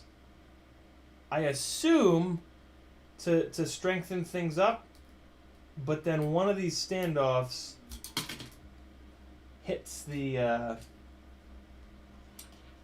plug just barely though. Look at how close it is. Ready? Get this going here. Force this guy down. The other thing that happens is this plug hits the inside of the duct. See, I can't even push it up. The it's right there. See that motor plug? Of course you don't. Of fucking course you don't. There you go. Now you can see it. See it? Where's it at? It's right here. See that? It hits. See it hitting? Oh, wait. There you go. There you go. See how it hits it? None of the other ones hit. Although this one is hitting this big-ass plug header. On the other one of these Happy Model boards, I broke this plug header off. Here's what I'm going to try to do, though, on this one. I'm gonna get rid of this. We've got this carbon fiber brace plate down here. I'll bet you I don't sacrifice much strength by cutting out this center area. But let me do a little. I'm gonna do a little wiggle, and then I'm gonna cut it, and then I'm gonna do another little wiggle. So I'm doing a wiggle. Oh wait, here. Sorry guys. All right, so we're gonna do a wiggle. I'm going to try to get my finger dynamometer all calibrated. License to drive. I see that link. You can do that AA, but I would rather hit my dickhead with a hammer, to be really honest with you. I've now done that twice. I've direct soldered both of my newbie drone rigs, and yeah, I would truly rather just pound on my penis with an actual hammer.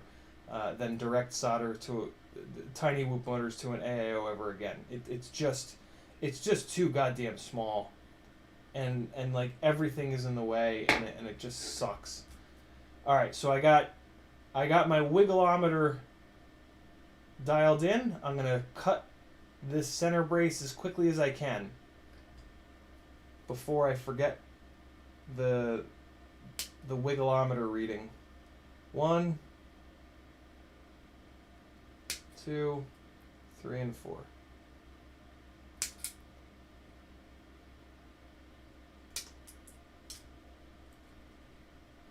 Oh yeah, yeah, it was doing something. Yeah, it was absolutely doing something. I have more of these frames, but once this is in here, I'll bet you I can barely tell the difference. Oh, is that directional? No shit. Look at that. It's directional. That's pretty cool. Alright, now that this guy's in here. What are you doing, cat? Whatever you're doing, don't do it, I think, Harry. You bad boy. Yeah, so now it's solid as a goddamn rock. Now that it's got that carbon fiber down on the bottom, it's like hammered ass solid. This could be really dope. Let's see what we got.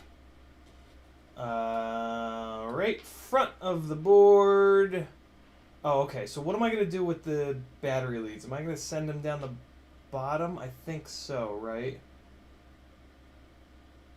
Wait a second. Where the hell how does the battery mount in this thing? Did I just cut off the battery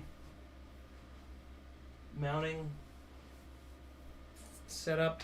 Is that what I just did? No. The battery just goes, oh yeah, I remember. Okay. Okay, now we're fine. A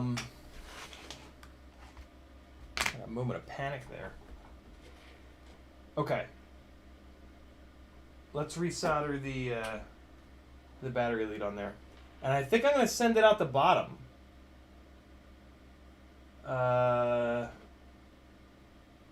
Yeah. I think I'm going to try to put it through the bottom. So I'm going to get out the helping hands because I'm going to try to use the through holes. Let's see how this goes. So let me find a good spot to clamp this. The battery pads are here. So if I clamp... God, they've got components just fucking everywhere. Oh, there's a spot. There's a spot I can clamp where there's not a ton of components. Okay, cool.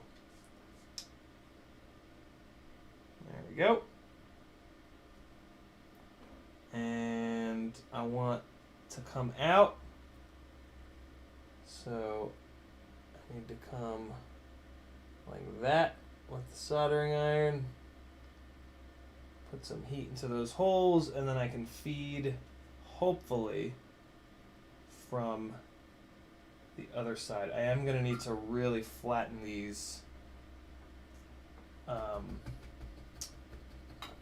exposed bits of wire out, though. So let's do that real quick here.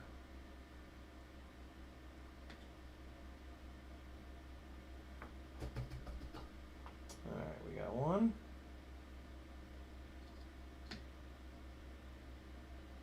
And this other one looks totally fine, but just for the sake of argument,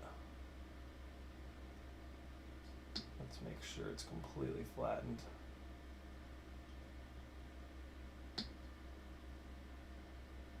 Alright, I think that's about as good as they're going to get. So I don't want to add too much solder. I need to look at which pad is which.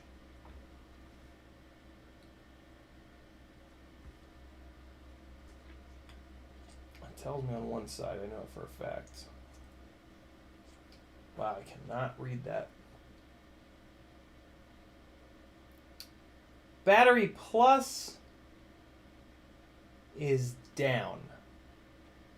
Battery plus is on the bottom. Okay. So I marked that one red. So that one's going to be on the bottom. I'm going come in here. I am going to use flux because I need to make sure that heat penetrates all the way through, since I am going to try to use the through holes. So let's get some flux going there. And alright, here we go. So it's that one and it's that one. So the bottom one there is red. And that's below that piece on the board. Okay, so it's all the way down there. Alright guys, here we go. It's one of the more challenging little soldering jobs here, but we're gonna get it. Okay, here we go.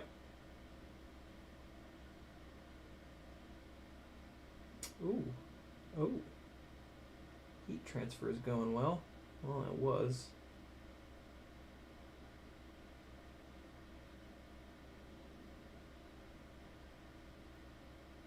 Alright, nope, been on there too long. Gonna let that cool down. Having trouble getting it through the hole, as always.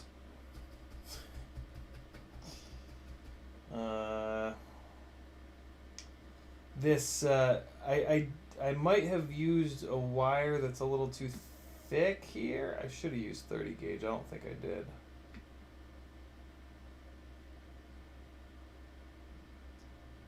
Doesn't say on it what gauge it is, but we'll try one more time. See if I can get it going in there. Okay, so we want one marked red, and just gonna come in here.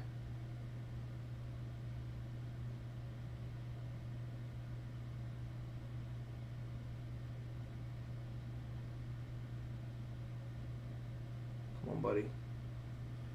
Come on, friend. Melt.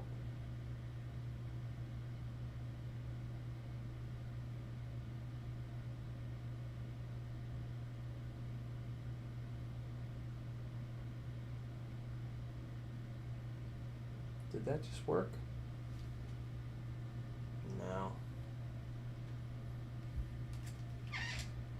Alright guys, this ain't gonna be great for you, but I just need to get it done.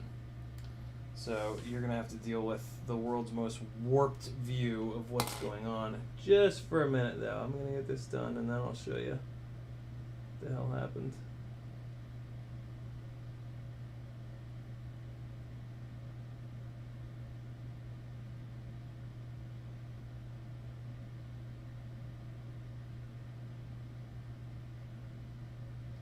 There it went. Yes! Fantastic. Okay, one down, one to go. This one's going to be a lot harder because this is the ground pad. So here we go. And this wire is shorter.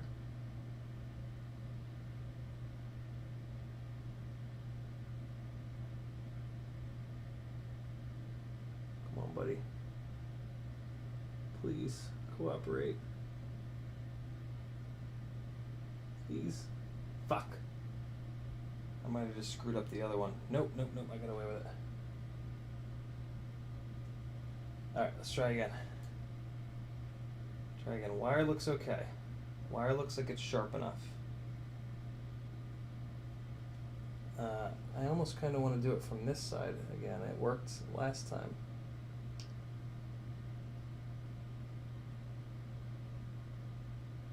Oh my god, was that it? Tell me that was it. Please be it. Please be done. Fuck! Alright. Let's try again.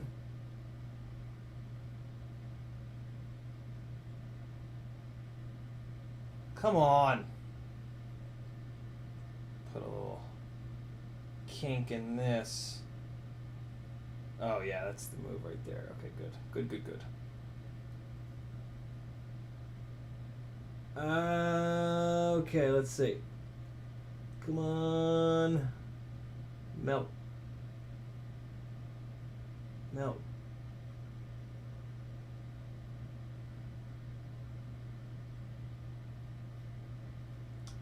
Yeah, let's get some solder on there. That'll help.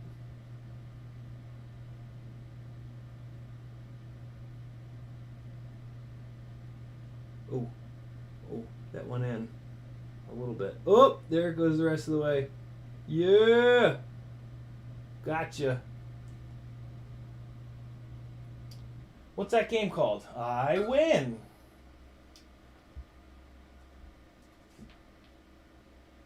Oh my god, and I somehow didn't even bridge the these two. I did pour a shitload of heat into this board though, so if this board is blown, oh, farts. Well, it went in a little bit. It went in enough. It's okay. This is fine. Maybe.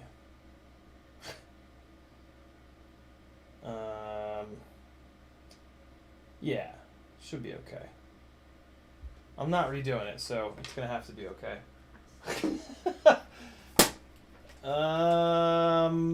Well, there was a lot of dust on top of that, and I just put it directly in my face. That's not gone well. Sneak is selling TBS Tracer for $50 brand new. I appreciate the offer, Sneak. I'm going Ghost, but that's a good deal for somebody else. Son of Flat Top. Hey, Sneak, you should put that on FPV Exchange, brother. I bet you it'll sell in a hot minute. FPV Exchange is the new shit. Get your asses over there, set up an account, import some of your purchases, and yeah, you'll be better off for it. It's an amazing website run by a super cool dude, Nevin. Great guy. Copy link address. Wait, no, cancel. And I want to do that. Maker Fire. Guy Lang. Anger 75X 1202 6900. Those are the same size, but it's a totally different bell design. So it's in theory, it's a completely different motor. I mean, I guess it might be the same. It could be the same stator, but it's definitely not the same bell. What's the kV on this? 6900 kV. Yeah, it's probably that's. I mean, that's close, but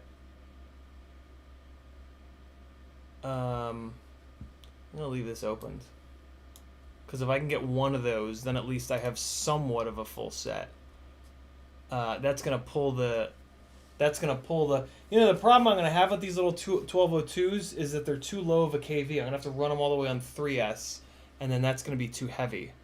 Now that I think through it, I don't know why I'm so obsessed with these 1202s. The kV is just too low. So yeah. License. If you want these, they're yours. This kV is too low for me. Yeah. License, if you want these, they're yours. Send me a message somewhere and just remind me. RC and Power 1202 7500s. I'm going to put them over here. Because you said you wanted them.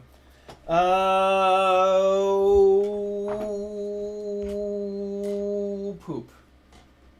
Here we go. We've got a power cable. We've got some grommets. And all I need to figure out is how I'm going to mount this camera. And away we go. So I'm going to pass that through there. Wait a second. Wait. Yeah, no, that was correct. Okay, I'm going to do that. And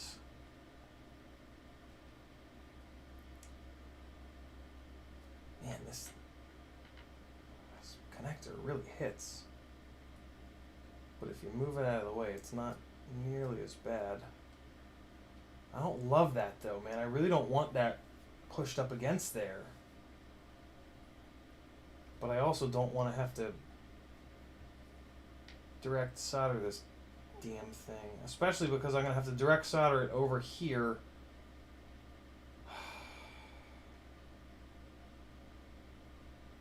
Really, Happy Model? You're going to put that plug header right there? You out of your minds? What are you doing? Why are you doing this to me? Yo, this plastic schmagegi, whatever the hell it's called, is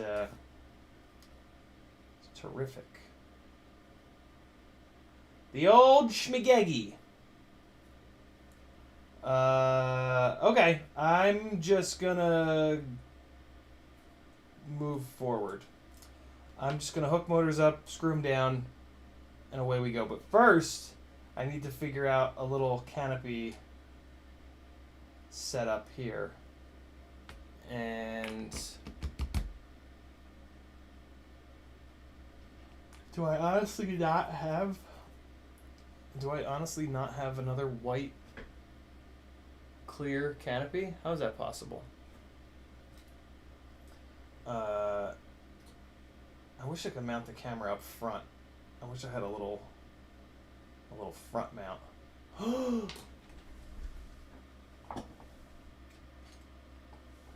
Yes! I remembered! Let's see if I can get this to work.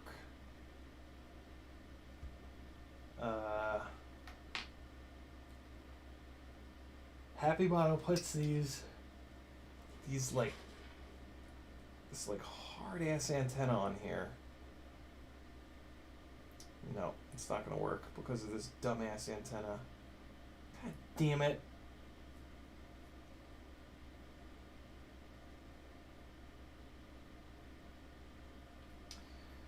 Well, you know, it's also not.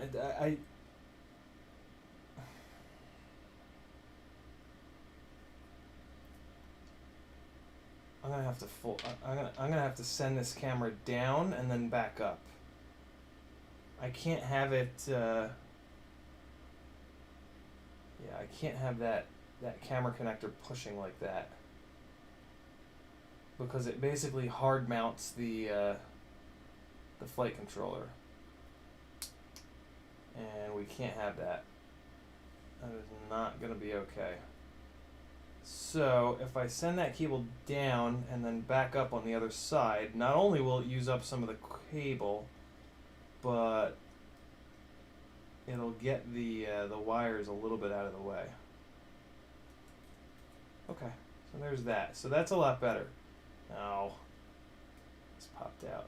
Let's see if I can just sneak it back in there. Nah, I gotta take it off. Oh my god, Tiny Whoops, you're supposed to be quicker and easier to work on, but you take the same amount of time because every stupid little thing is so fiddly.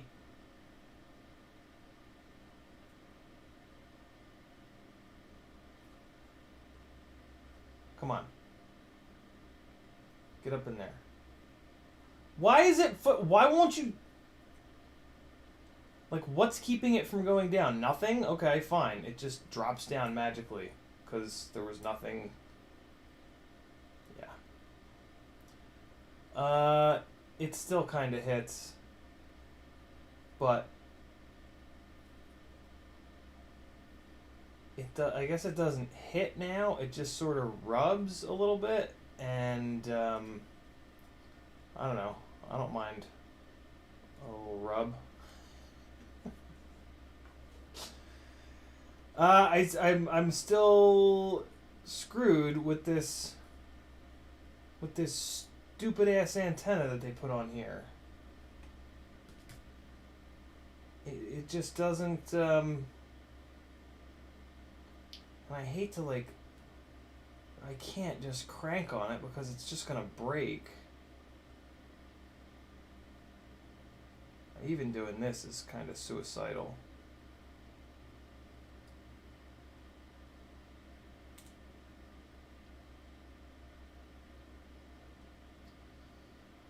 Man, come on. really want to use this mount, but I really don't think I can with this board. Nah, see, I can't. It's pushing all over that, and it's pushing all over this.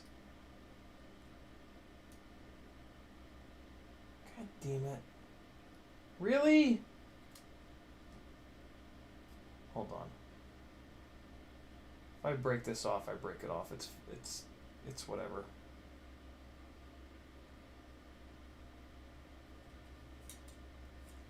I really want to use this canopy. So I'm going to do whatever I have to do at this point. And if this breaks, that's fine.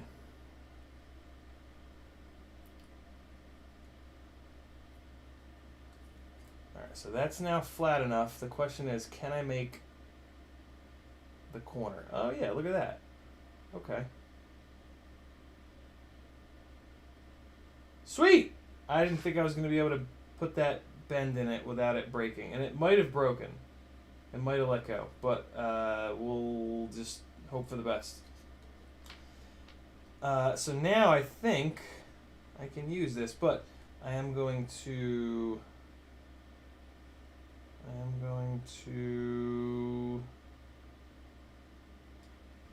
put this little antenna upwards in here. Tempted to do the same thing with the other one, but putting that bend in it would kind of be a bastard, and it's kind of already doing it, so I'm just going to leave this other one alone.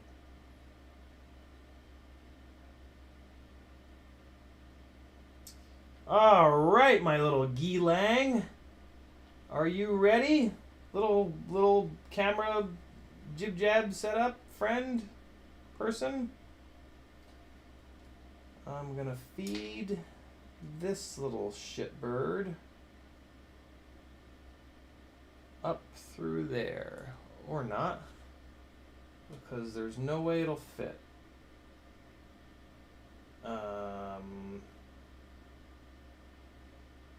Well, shit.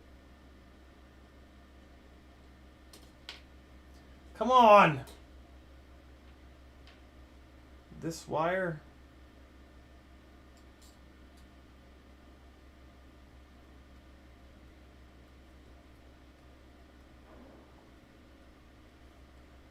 Alright, let's see if... No, those are not going to be long enough. There's absolutely no chance of them being long enough. Luckily, I have a little... Oh, God. What? Oh, God. What's happening over there? It's not a good sound. Oh, good. Now I can't put it... Oh, fuck. Everything's... Man, this desk is a real shit show right now. Where's that little container of... There it is.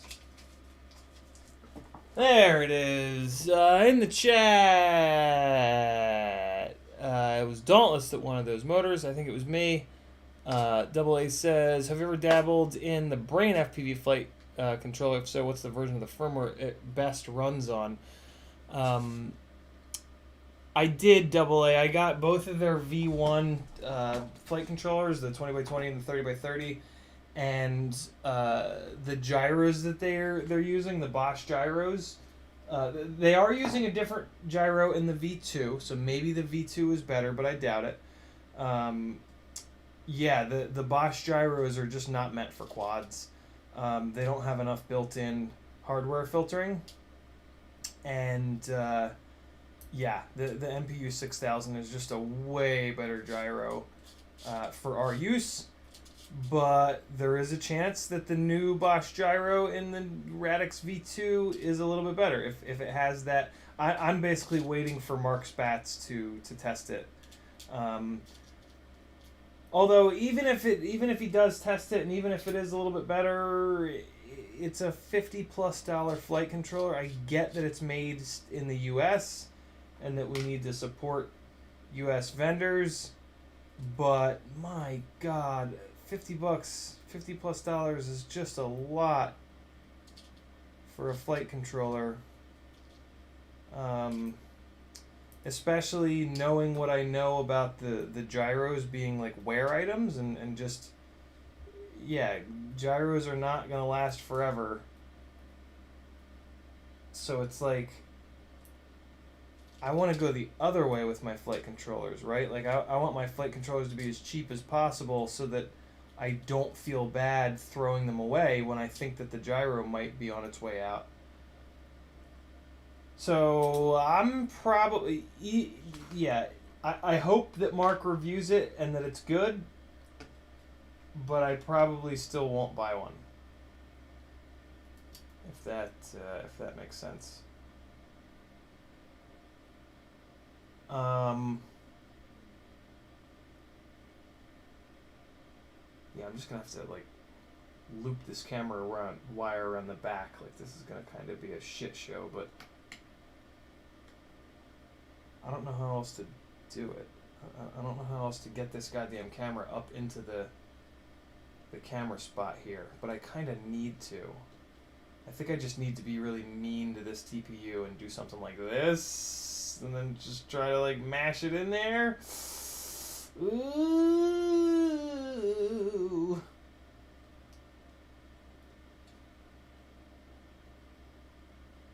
Ooh. It's going. It's working. It's going. It's in. Cool. All right. Sometimes I'm a little too gentle with TPU. I forget that you can be like absolutely brutal with it. Sweet. Okay. So that's cool. That makes me feel a lot better, because the way that I was gonna have to run that wire a minute ago was kind of horrifying. To tell you guys the truth, I was gonna literally just like wrap it around back behind in this really gross kind of way. But now I can. Oh man, I still don't like how that's going in through there. I don't want it to go up through. I want it to go in through the side at the same time as the bottom, and it looks like I can do that. I'm gonna do it right.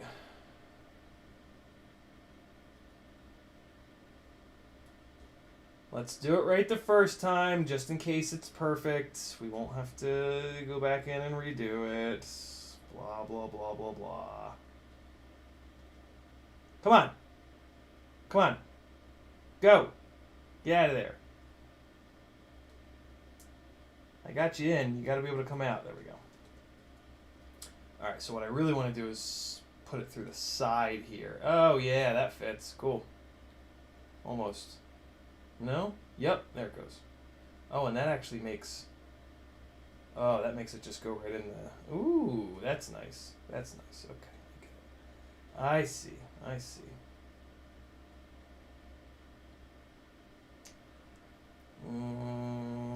Okay.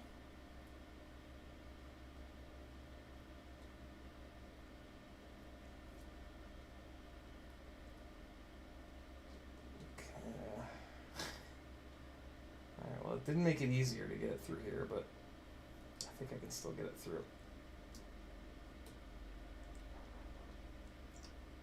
Bit fiddly, I must admit. Bit fiddly. But I think I just figured it out. I think that right there. Ah, there it is. So now I can just push it up. Pushing it up, and there it goes. There it goes. Okay, perfect. Now I feel better. So then this wire goes up there like that. That can just hang out in the back there like that. All right. Let's see if these screws are long enough. Oh, they are. Oh. Yeah, okay. Perfect length. So we've got these little guys going on here. And then I just need to drop some motors in and we'll see. I mean, the flight controller is all set up and ready to go. We can just throw a battery in it. Maybe, oh fuck, I hope I have charged batteries. I do from last week. Good. So I guess I can just like kind of stuff these motor or camera wires up under here. And just ram the camera down on top and we'll be all set. Okay, come on. There we go. And there we go. And now I'm going to come from over here. Just kind of pull these guys back. Yo, this thing looks so janky. It does not look as professional as the newbie drone setups, but it might make better footage. There's a legit chance that having the Insta360 Go in this orientation, vertical like this, is a much better idea. But this is an issue. This little part is not really doing a great job at holding this camera.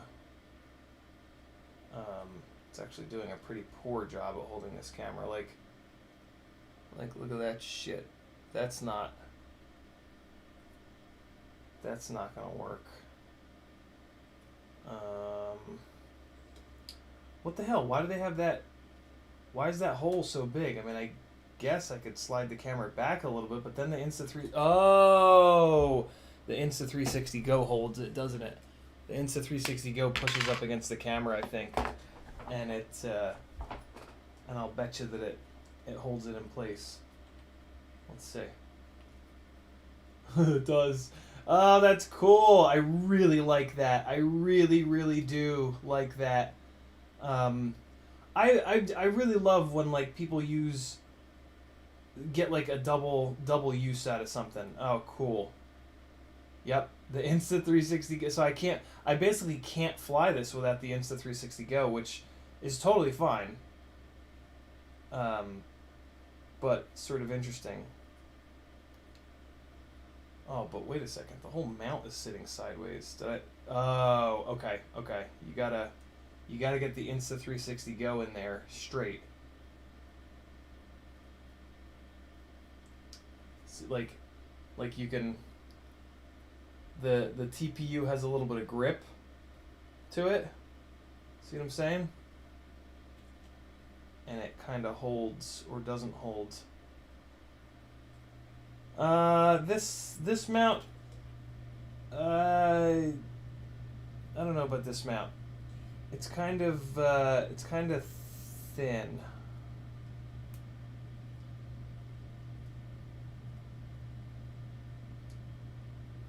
And it is, man, I'll tell you what, this mount is going to take a hell of a beating in crashes because it's really going to leverage the shit out of this and pull on this TPU really hard. Hopefully that's not an issue. Well, it's going to be an issue. Hopefully it's not. Hopefully it doesn't like rip it or do anything else weird to it.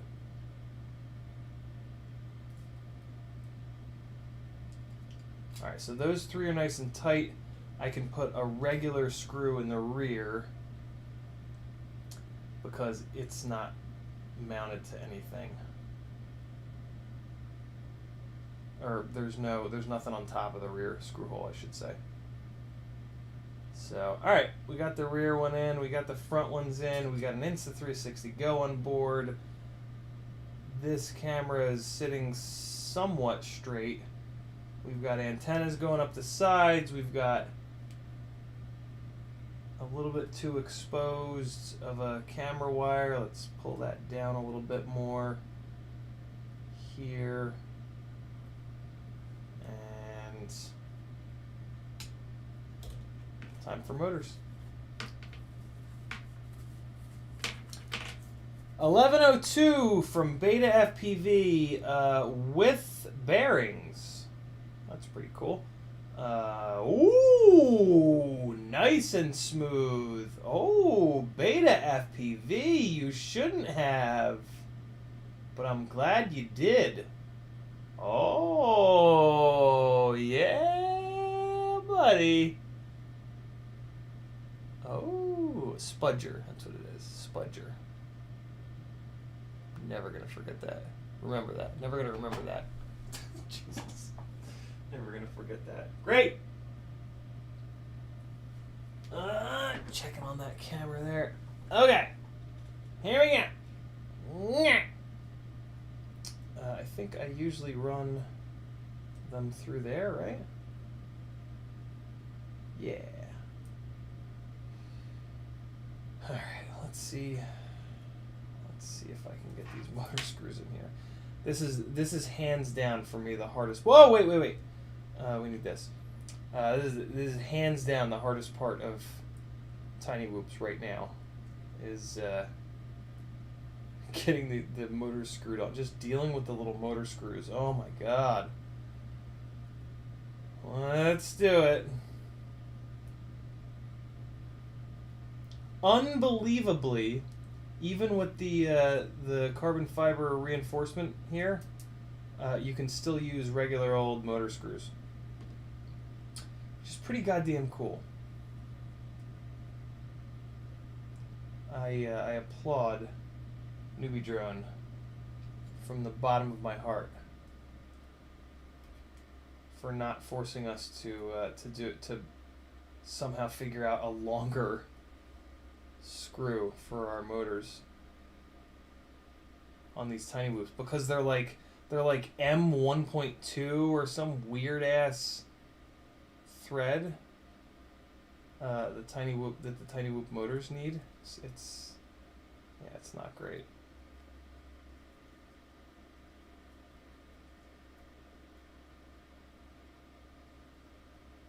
Come on, bro. Get down there. Get in there, friend. Please. Yes. Okay.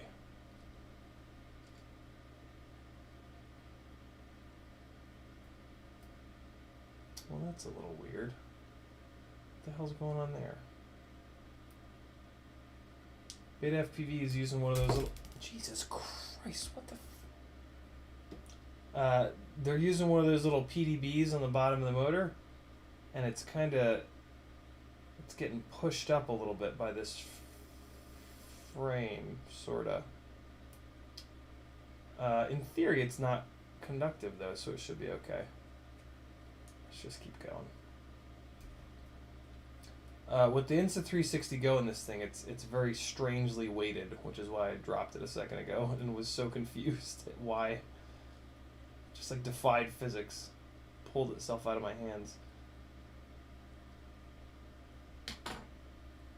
Okay, so this motor. Oh, I already ran it wrong. I ran it wrong. What the hell was that noise? I think the neighbors have taken up bowling of some sort. Alright. Let's go down here. Come on, shipbird. There we go.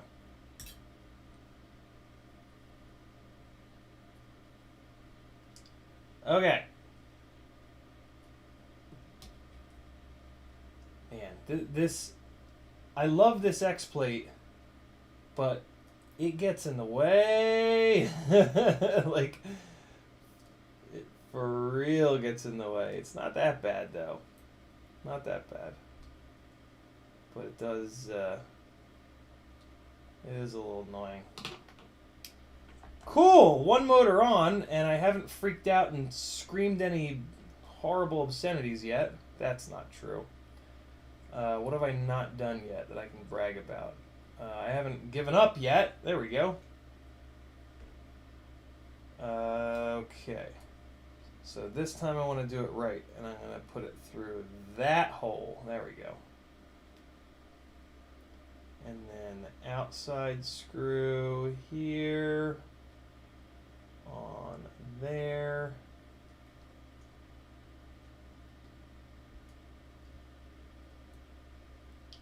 Well, that one was relatively painless.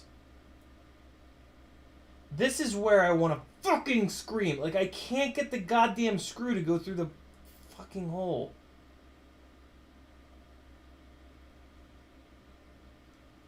Come on, man.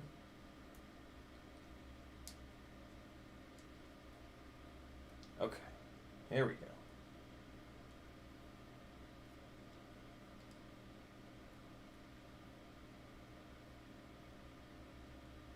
Come on. Please, just, please, please.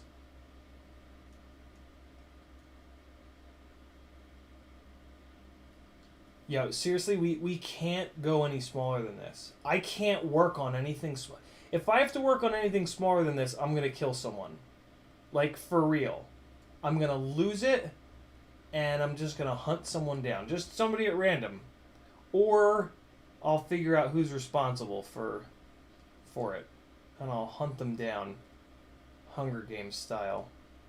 I haven't even seen all the Hunger Games movies. I don't know I don't know. I don't know if that was a good analogy or a bad one. Alright. 2 motors on, and I still haven't fired this quad across the room in frustration. So we got 2 more chances for that to happen. Here we go.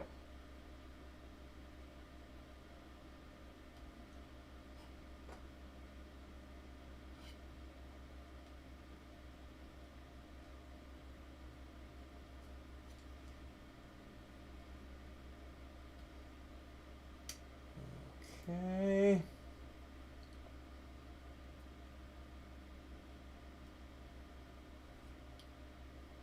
Just waiting for this to get really frustrating, because I know it's coming.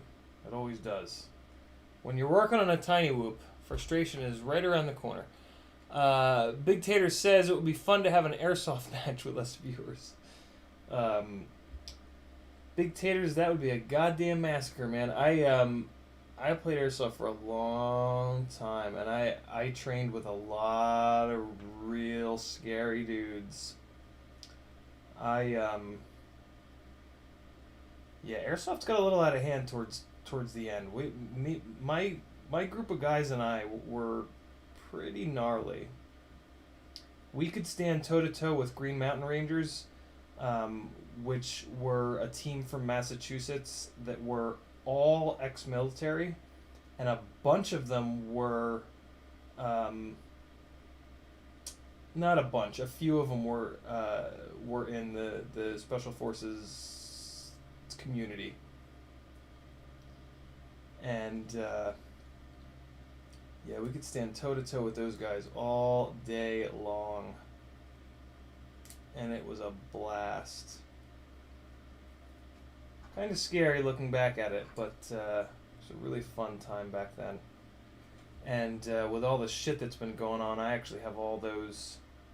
I have them all out. So yeah, they're actually strewn about the apartment at the moment.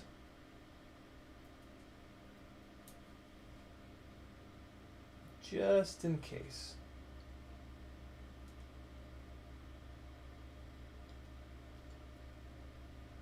Come on, get in there. Get to the side. There it goes. I saw another comment. Insta360 is going to easily eject from that mount. Sorry. Maybe, Mark. This is so slow that, and it's only really going to be used for like cinematic shit. That yeah, it's never going to be like it's just it should never take a hit that's all that bad. And if it does go flying, it should be near it. But you ain't wrong. That's for sure. It's not the newbie drone bunny ear mounts for the on the top of the canopy are for sure way more a way safer method of holding the Insta360 Go. That is for certain. Alright. Motors are screwed down. I still have most of my sanity. That's good. And let's just twist these little fellas up here just to take out some of the cable length. We will get them plugged in and see what happens. See if it explodes. Am I right?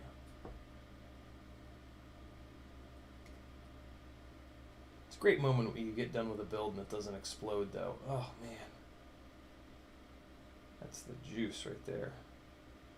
That's what keeps me coming back, is no explosions.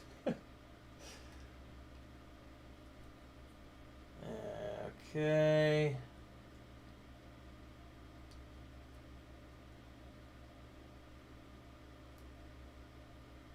There we go. Tuck these guys in just a little bit so that they're not the lowest point. And we got this guy hanging. I am just going to do 1S, so I'm going to use this little jumper to... Well, no, wait, hold on. Oh, yeah, these are 18,000 QD. Yeah, so I'm definitely just going to do 1S. I mean, I have to... I don't feel bad... I kind of want to take the Insta360 Go out, but then the camera is going to jiggle all around, so I'm not going to do that. I'm just going to leave the Insta360 Go in. Props out. And, oh no. This is a 1.5 millimeter shaft, isn't it? These are 1.5 mil shaft motors, and these props are 1 mil shaft props.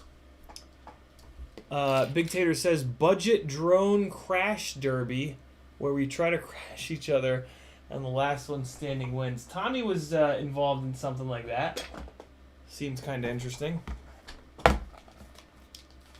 Let's see what I have.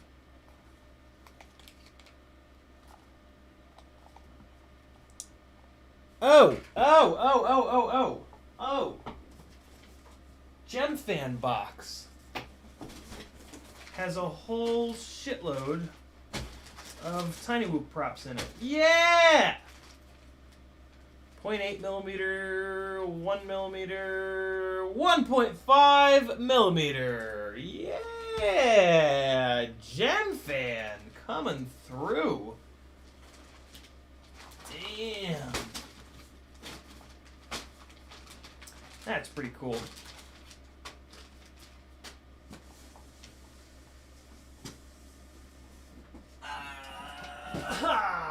Okay. Okay. And beautiful.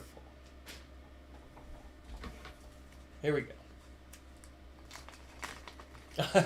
LCV is here for the fire. You won't have to wait much longer, LCV. Please. Please. Yes. It's beautiful, Clark. It's beautiful. Out.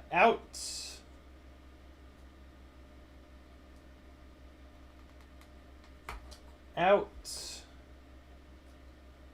And out. Man, 1.5 millimeter prop shafts. This thing is going to be like, if these motors are good, this thing is going to be indestructible. I hesitated hard before I said that because it's just a stupid thing to say in FPV. Okay. There we go. It looks like a quad. Will there be fire? Let's clean up a tiny little bit. Basically, did I solder the the battery lead back on correctly is the question here. Pack of batteries. Here we go. Will there be death and destruction? This is going to be 1S or 2S. But for right now, I'm hoping it'll be okay on 1S. I really am. That would please me to no end. Let's see. So the first question is, did I get this set up in a way that a fucking battery can fit in here? Yes! The answer is yes! I did.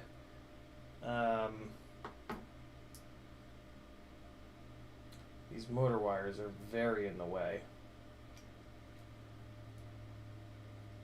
Spudger time! Oh, yeah. Thank you for cooperating, motor wires. This is nice of you. Or you just know that if you don't cooperate that I'm going to cut your faces off with an axe and my bare hands. That's right, folks. I've got the hands of a bear. I call them bear hands. Don't you forget it.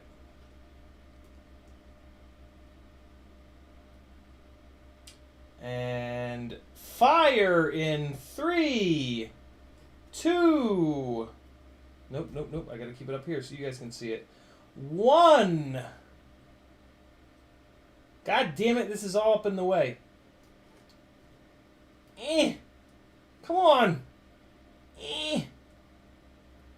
Oh my God, no fireballs. What a weird world we live in. Let's fly it.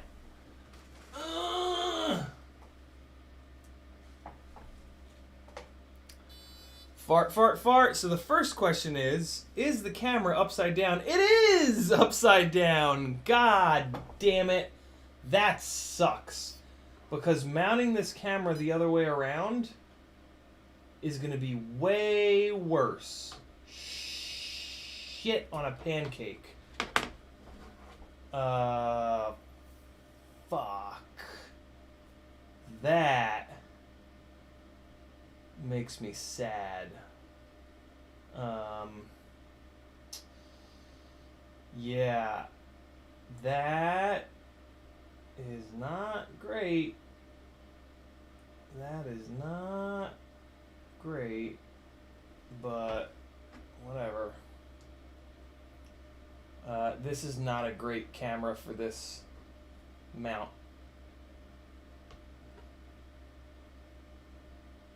Ugh. I have like negative up tilt now. This ought to be interesting. Alright, well. Oh, now it doesn't push up against that camera anymore. Ooh. Okay. I don't know about this mount.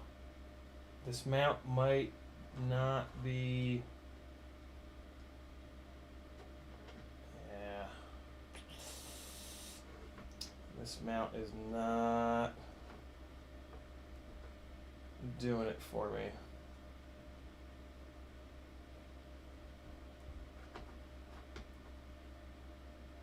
But who cares about that? Let's see if the damn thing flies. It helps when you turn it on, typically. Now the video should be right side up. Hey, it is. Jesus, that camera looks terrible, though. 3.8 per cell. Why so low? Beta whoop. Yeah, I know you've been on. I'm sorry, little friend. Take it easy. You're good. It's fine. Come on. Arm. There we go. Oh, the goddamn motors aren't spinning the right direction.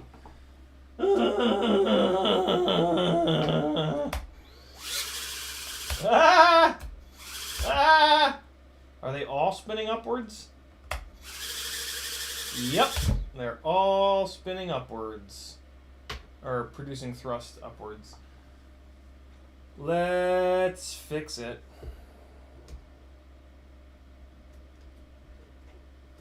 Telemetry lost. Wobble, wobble, wobble, wobble.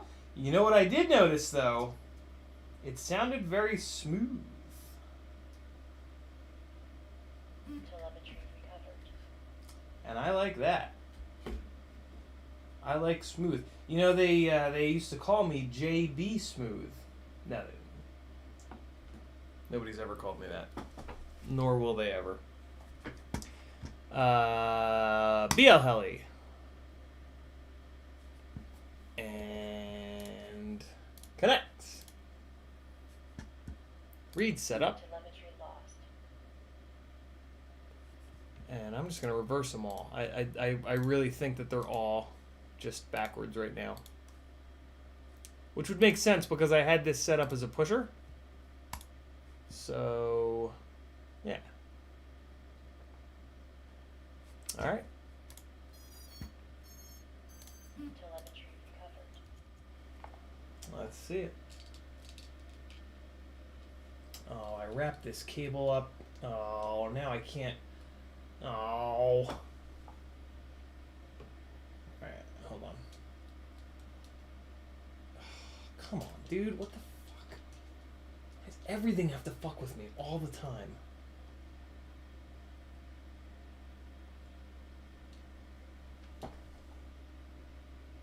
No, that's not even remotely straight, you lunatic.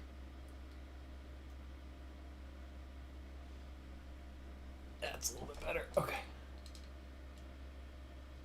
Okay. Okay. Hello! Did you end up going out to the bar? Huh? Did you end up going to the bar? I didn't go to a bar. I went to an outdoor restaurant away from the world.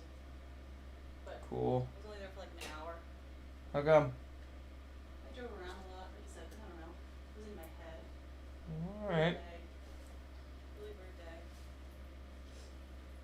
Alright. Let's try again, boys and girls. And okay. Telemetry recovered. Hopefully we've got some downward thrust this time. That would be pretty cool. Let's see. Oh yeah. 1, 2, 3, 4. Hey! Listen to that. Listen to how... See, you guys hear how it... You hear how it comes back down to idle nice and smooth? I'm going to do it over here. Ready? Hear how nice and low that idle is? And like when I move it around, see how it comes right back down to idle? That's the way it should be. And that's what I haven't been getting with the Redshifter's frames.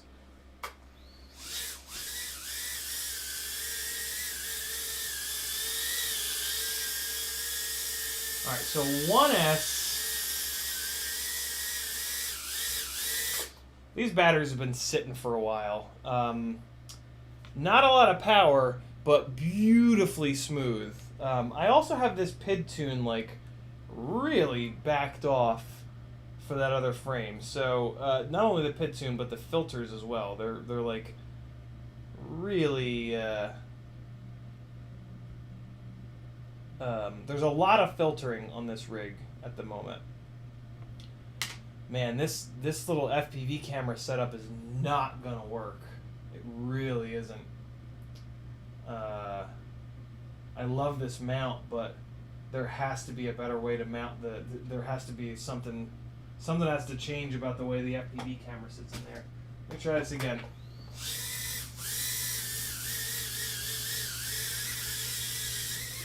Whoa! This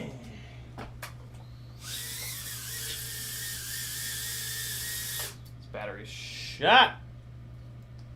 See if I can find a battery that's in a little bit better nick than this one. Telemetry lost. Okay, you go there. Don't I have a little... Where's that little battery checker at? Where's that little battery checker at? Here it is. Alright, let's make sure I'm putting that battery was at like 3.8. What the hell's going on? What? Why are these all at 3.8? What? Oh no, that's 4.2. There we go. Okay, so what are these? 18,000 kV, which I was pretty sure was going to be too low. Let's see if it's actually too low by flying this thing around a little bit with a properly charged battery. A battery that has admittedly been sitting here for a while, but that's okay. Wait, no, it's not. It's not okay. It's less than okay. It's less than ideal. Bad Habit RC with a $5 super chat, getting us started on the super chat train. He says, "Hey, I have a Lizard 95 and there's no USB. How do I get it connected to BetaFlight? Are you familiar with it? I got this drone at a local seller." I mean, there once was a USB. It must have broken off. Whoa. All right, so yeah, no power. That's, I mean, it is carrying. It's carrying a lot of weight.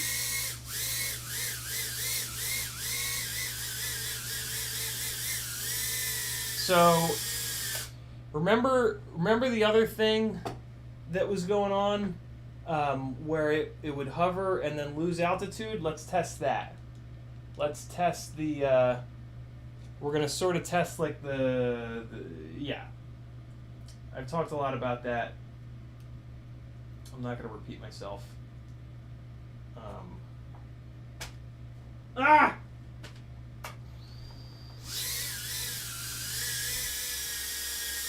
So let's see. Oh, it's moving around. It could be moving around from the filtering being so low and the tune being like God knows where.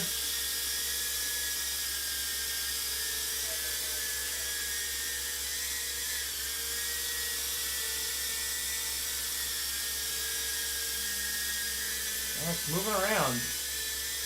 It's moving around more than I would like it to.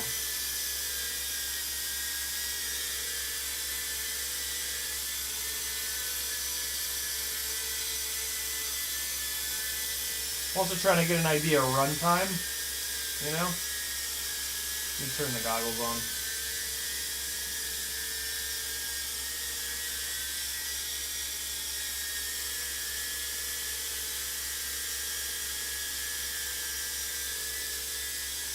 Goggles on, it says land now. That was not a very good runtime. Wow, this thing flies really weird. I think it's because it's got all that weight on top. Hello. Hello. Okay, so that battery is done. These batteries have been sitting too long to really learn much from this. But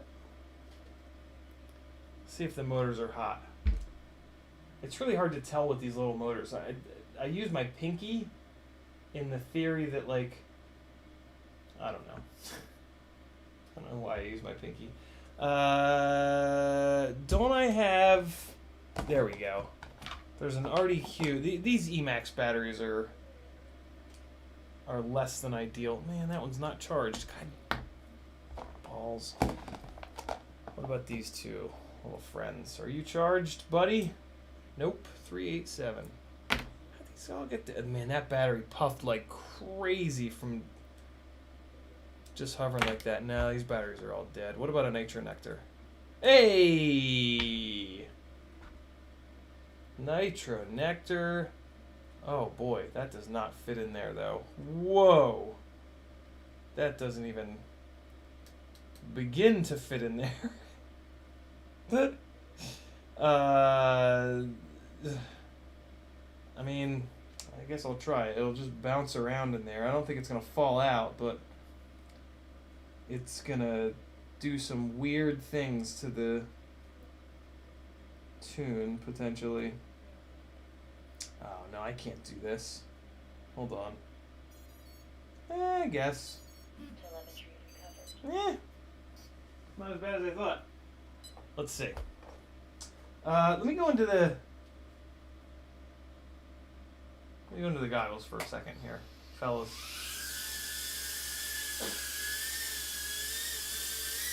Wow, it's very slidey. Oh, you know what it is? The camera's not straight. In my goggles, I'm at like a 45-degree angle to the left. I gotta. Yeah, this camera, this FPV camera setup is not gonna work. This is pretty awful. Yeah, it just moves like immediately. Okay, so this mount's not gonna work. I guess unless I like straight up just glue the camera in here, but that seems like a mistake. I don't know about that. Let me try it again. Yeah, I can see that the camera's sideways.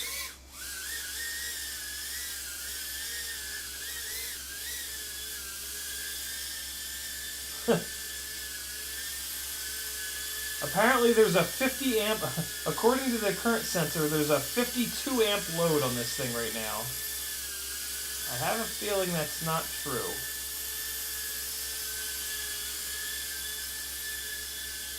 So, just kind of getting a feel for the idle. And there's a low battery, 3.2. I'm going to keep going though, because I feel like maybe the current sensor is definitely wrong. But maybe the voltage sensor is wrong too.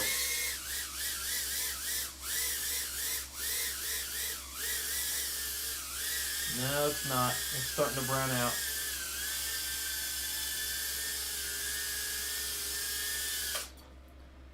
Well, that sucks. Oh, and the battery's kind of hot too.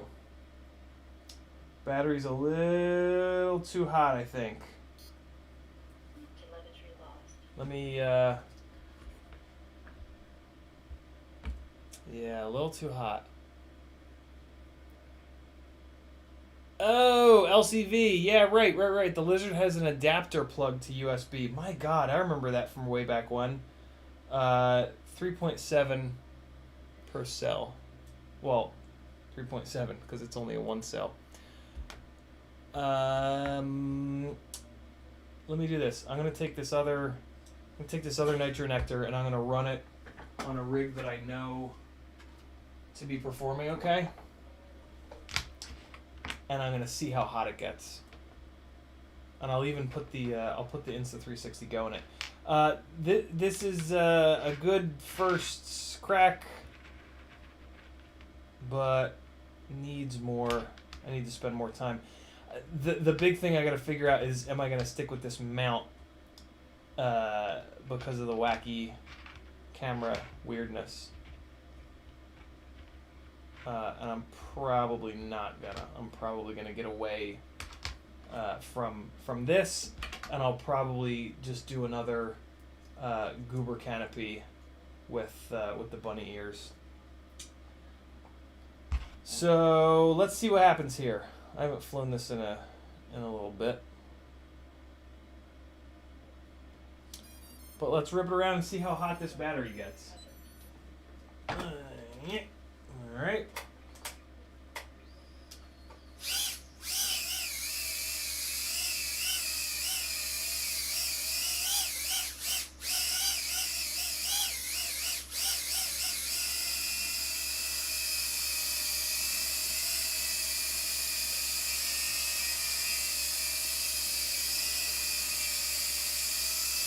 Well, yeah. More stable in the air, as you can see. The PID tune is really dialed in on this, though, so it's not really a fair fight.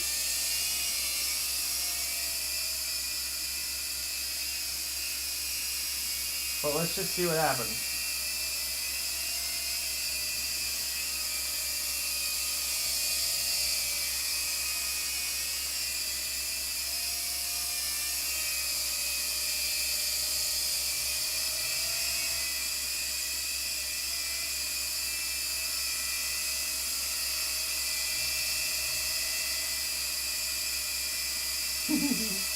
Getting such a nice breeze off this thing. Yeah.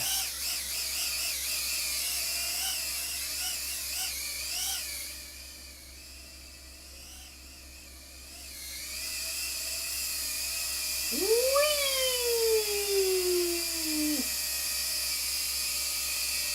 So we're at 1.5 minutes already. Yeah, there's something going on with that other rig. It's still not happy.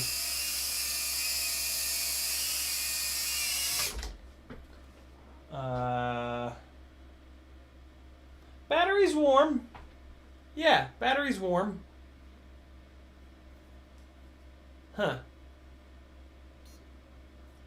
Telemetry lost. Quad is showing snowflakes in the video. Am I blowing shit around everywhere? Okay. Battery's warm. About the same. Maybe a little bit less warm. Yeah, a little bit less warm. But it's a first shot. Let's. I don't have any batteries charged. Wait, maybe I do. What about this one? 4.07.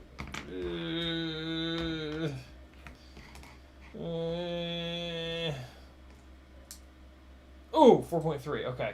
Let's do this. I'm going to get this into beta flight super quick. Tweak a couple things. And then do one more quick test. And then that's all I got for you guys today. You're going to be on your own for the rest of the day. Until tomorrow. I'll be back tomorrow. We'll do something. We'll do something silly tomorrow. Maybe we'll finish the. Maybe we'll finish the damn moon goat tomorrow. Okay. Let's go. And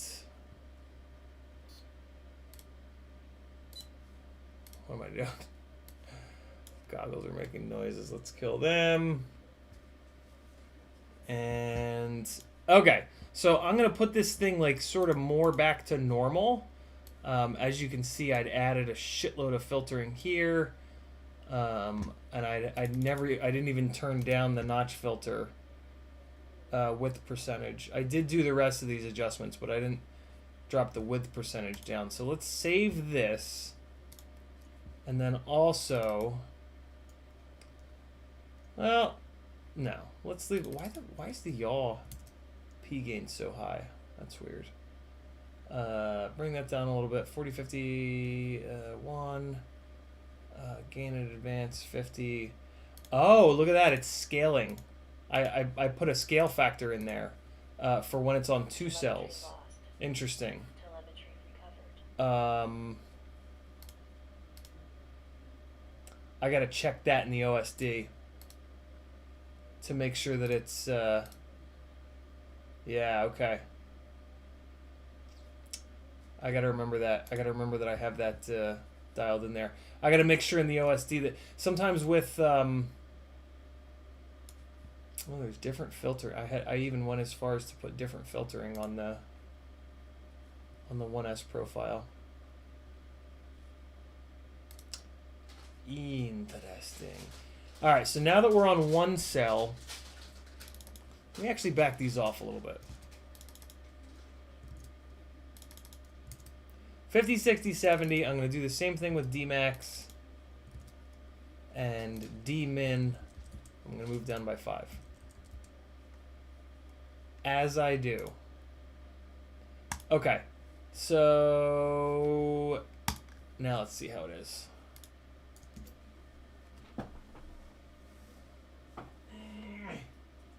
It's going to be kind of a janky setup with this battery, but it should at least give us a little bit of info. So let me go here and stuff that battery in like that. And then pluggy. Yeah. Telemetry recovered. Alright, not bad. I do want to add the Insta360 Go. Because that's the whole point, and it's the only way that this goddamn camera is going to stay even remotely straight.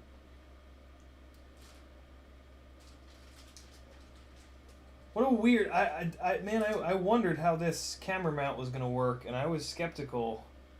And man, I was right to be skeptical. That is a weird. I don't. I guess they just want you to glue the camera in. That's kind of crazy to me, but what do I know? Get you guys back over here, but I can't do it with keystrokes because OBS hates me. There we go.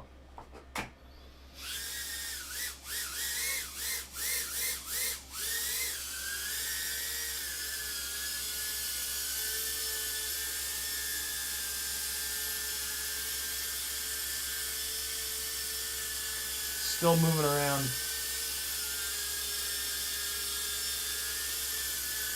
Yeah, it's still moving around quite a bit.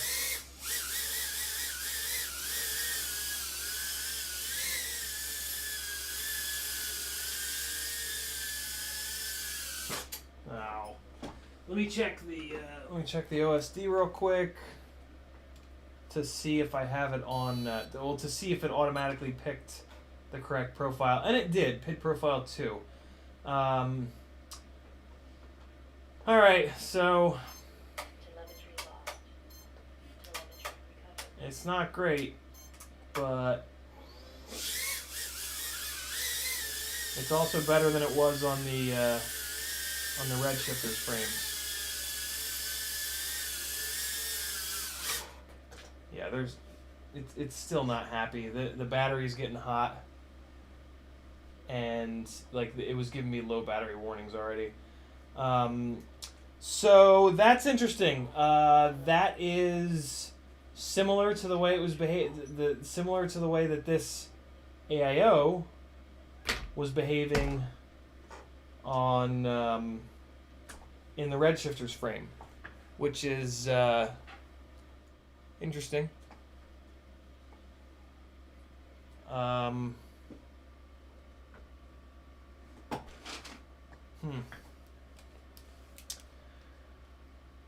I was hoping that it would just work.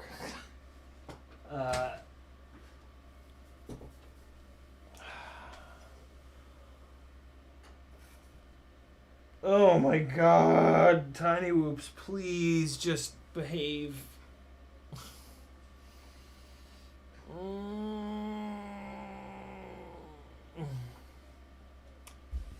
Thanks for hanging, guys. This marks the end of the stream. I'm going to get caught up on chat, and then I'm going to clean up this huge disaster that I've made. Frank says, we talked about that. Huckleberry says, JESC Jazz Maverick. Not sure why he says that, but he said it. Z says, I have something you might like to see. A sub 47 gram, 40 millimeter 2S top mount, 78 millimeter rig that I've been playing with. That sounds cool, Z. I'm not. It sounds very cool. It's not something I'm really interested in, but it sounds super cool. And anything that I'm interested in is going to have no props in view, and I don't see how that setup could. But if it does, I'm interested. I'm even more interested. Vicious Stitches says, "Hey, what goggles are you running? Will you be going to Shark Bite?" Nevin from FPV Exchange did send over Shark Bite for some testing. It is going to go in a glide after the Moon Goat is done, so that's coming. And I just use HD3s because I'm a basic bitch. Thanks for hanging out, wonderful people. I don't have any flight footage because I had to restart the computer, so I'm just going to end the stream. So thanks for hanging, and I will see you tomorrow. Maybe. Tomorrow will be a Patreon-only stream. It'll be public during the stream itself, but then the replay of the stream will only be available over on Patreon. So if you're not on my Patreon, I hope that you catch the live stream tomorrow. I would also love for you to join the Patreon pages. Look for Patreon channel for as little... It's not a channel. What is it? It's a thing. I don't know. For as little as $3 a month. Be good, lovelies. I'll see you tomorrow. Some of you. Goodbye. Wait, no, I can play a song. I can at least play a song. I'll play an Epidemic Sound song. Here we go. Goodbye. I'm not good at ending streams. Where's the thing? There it is.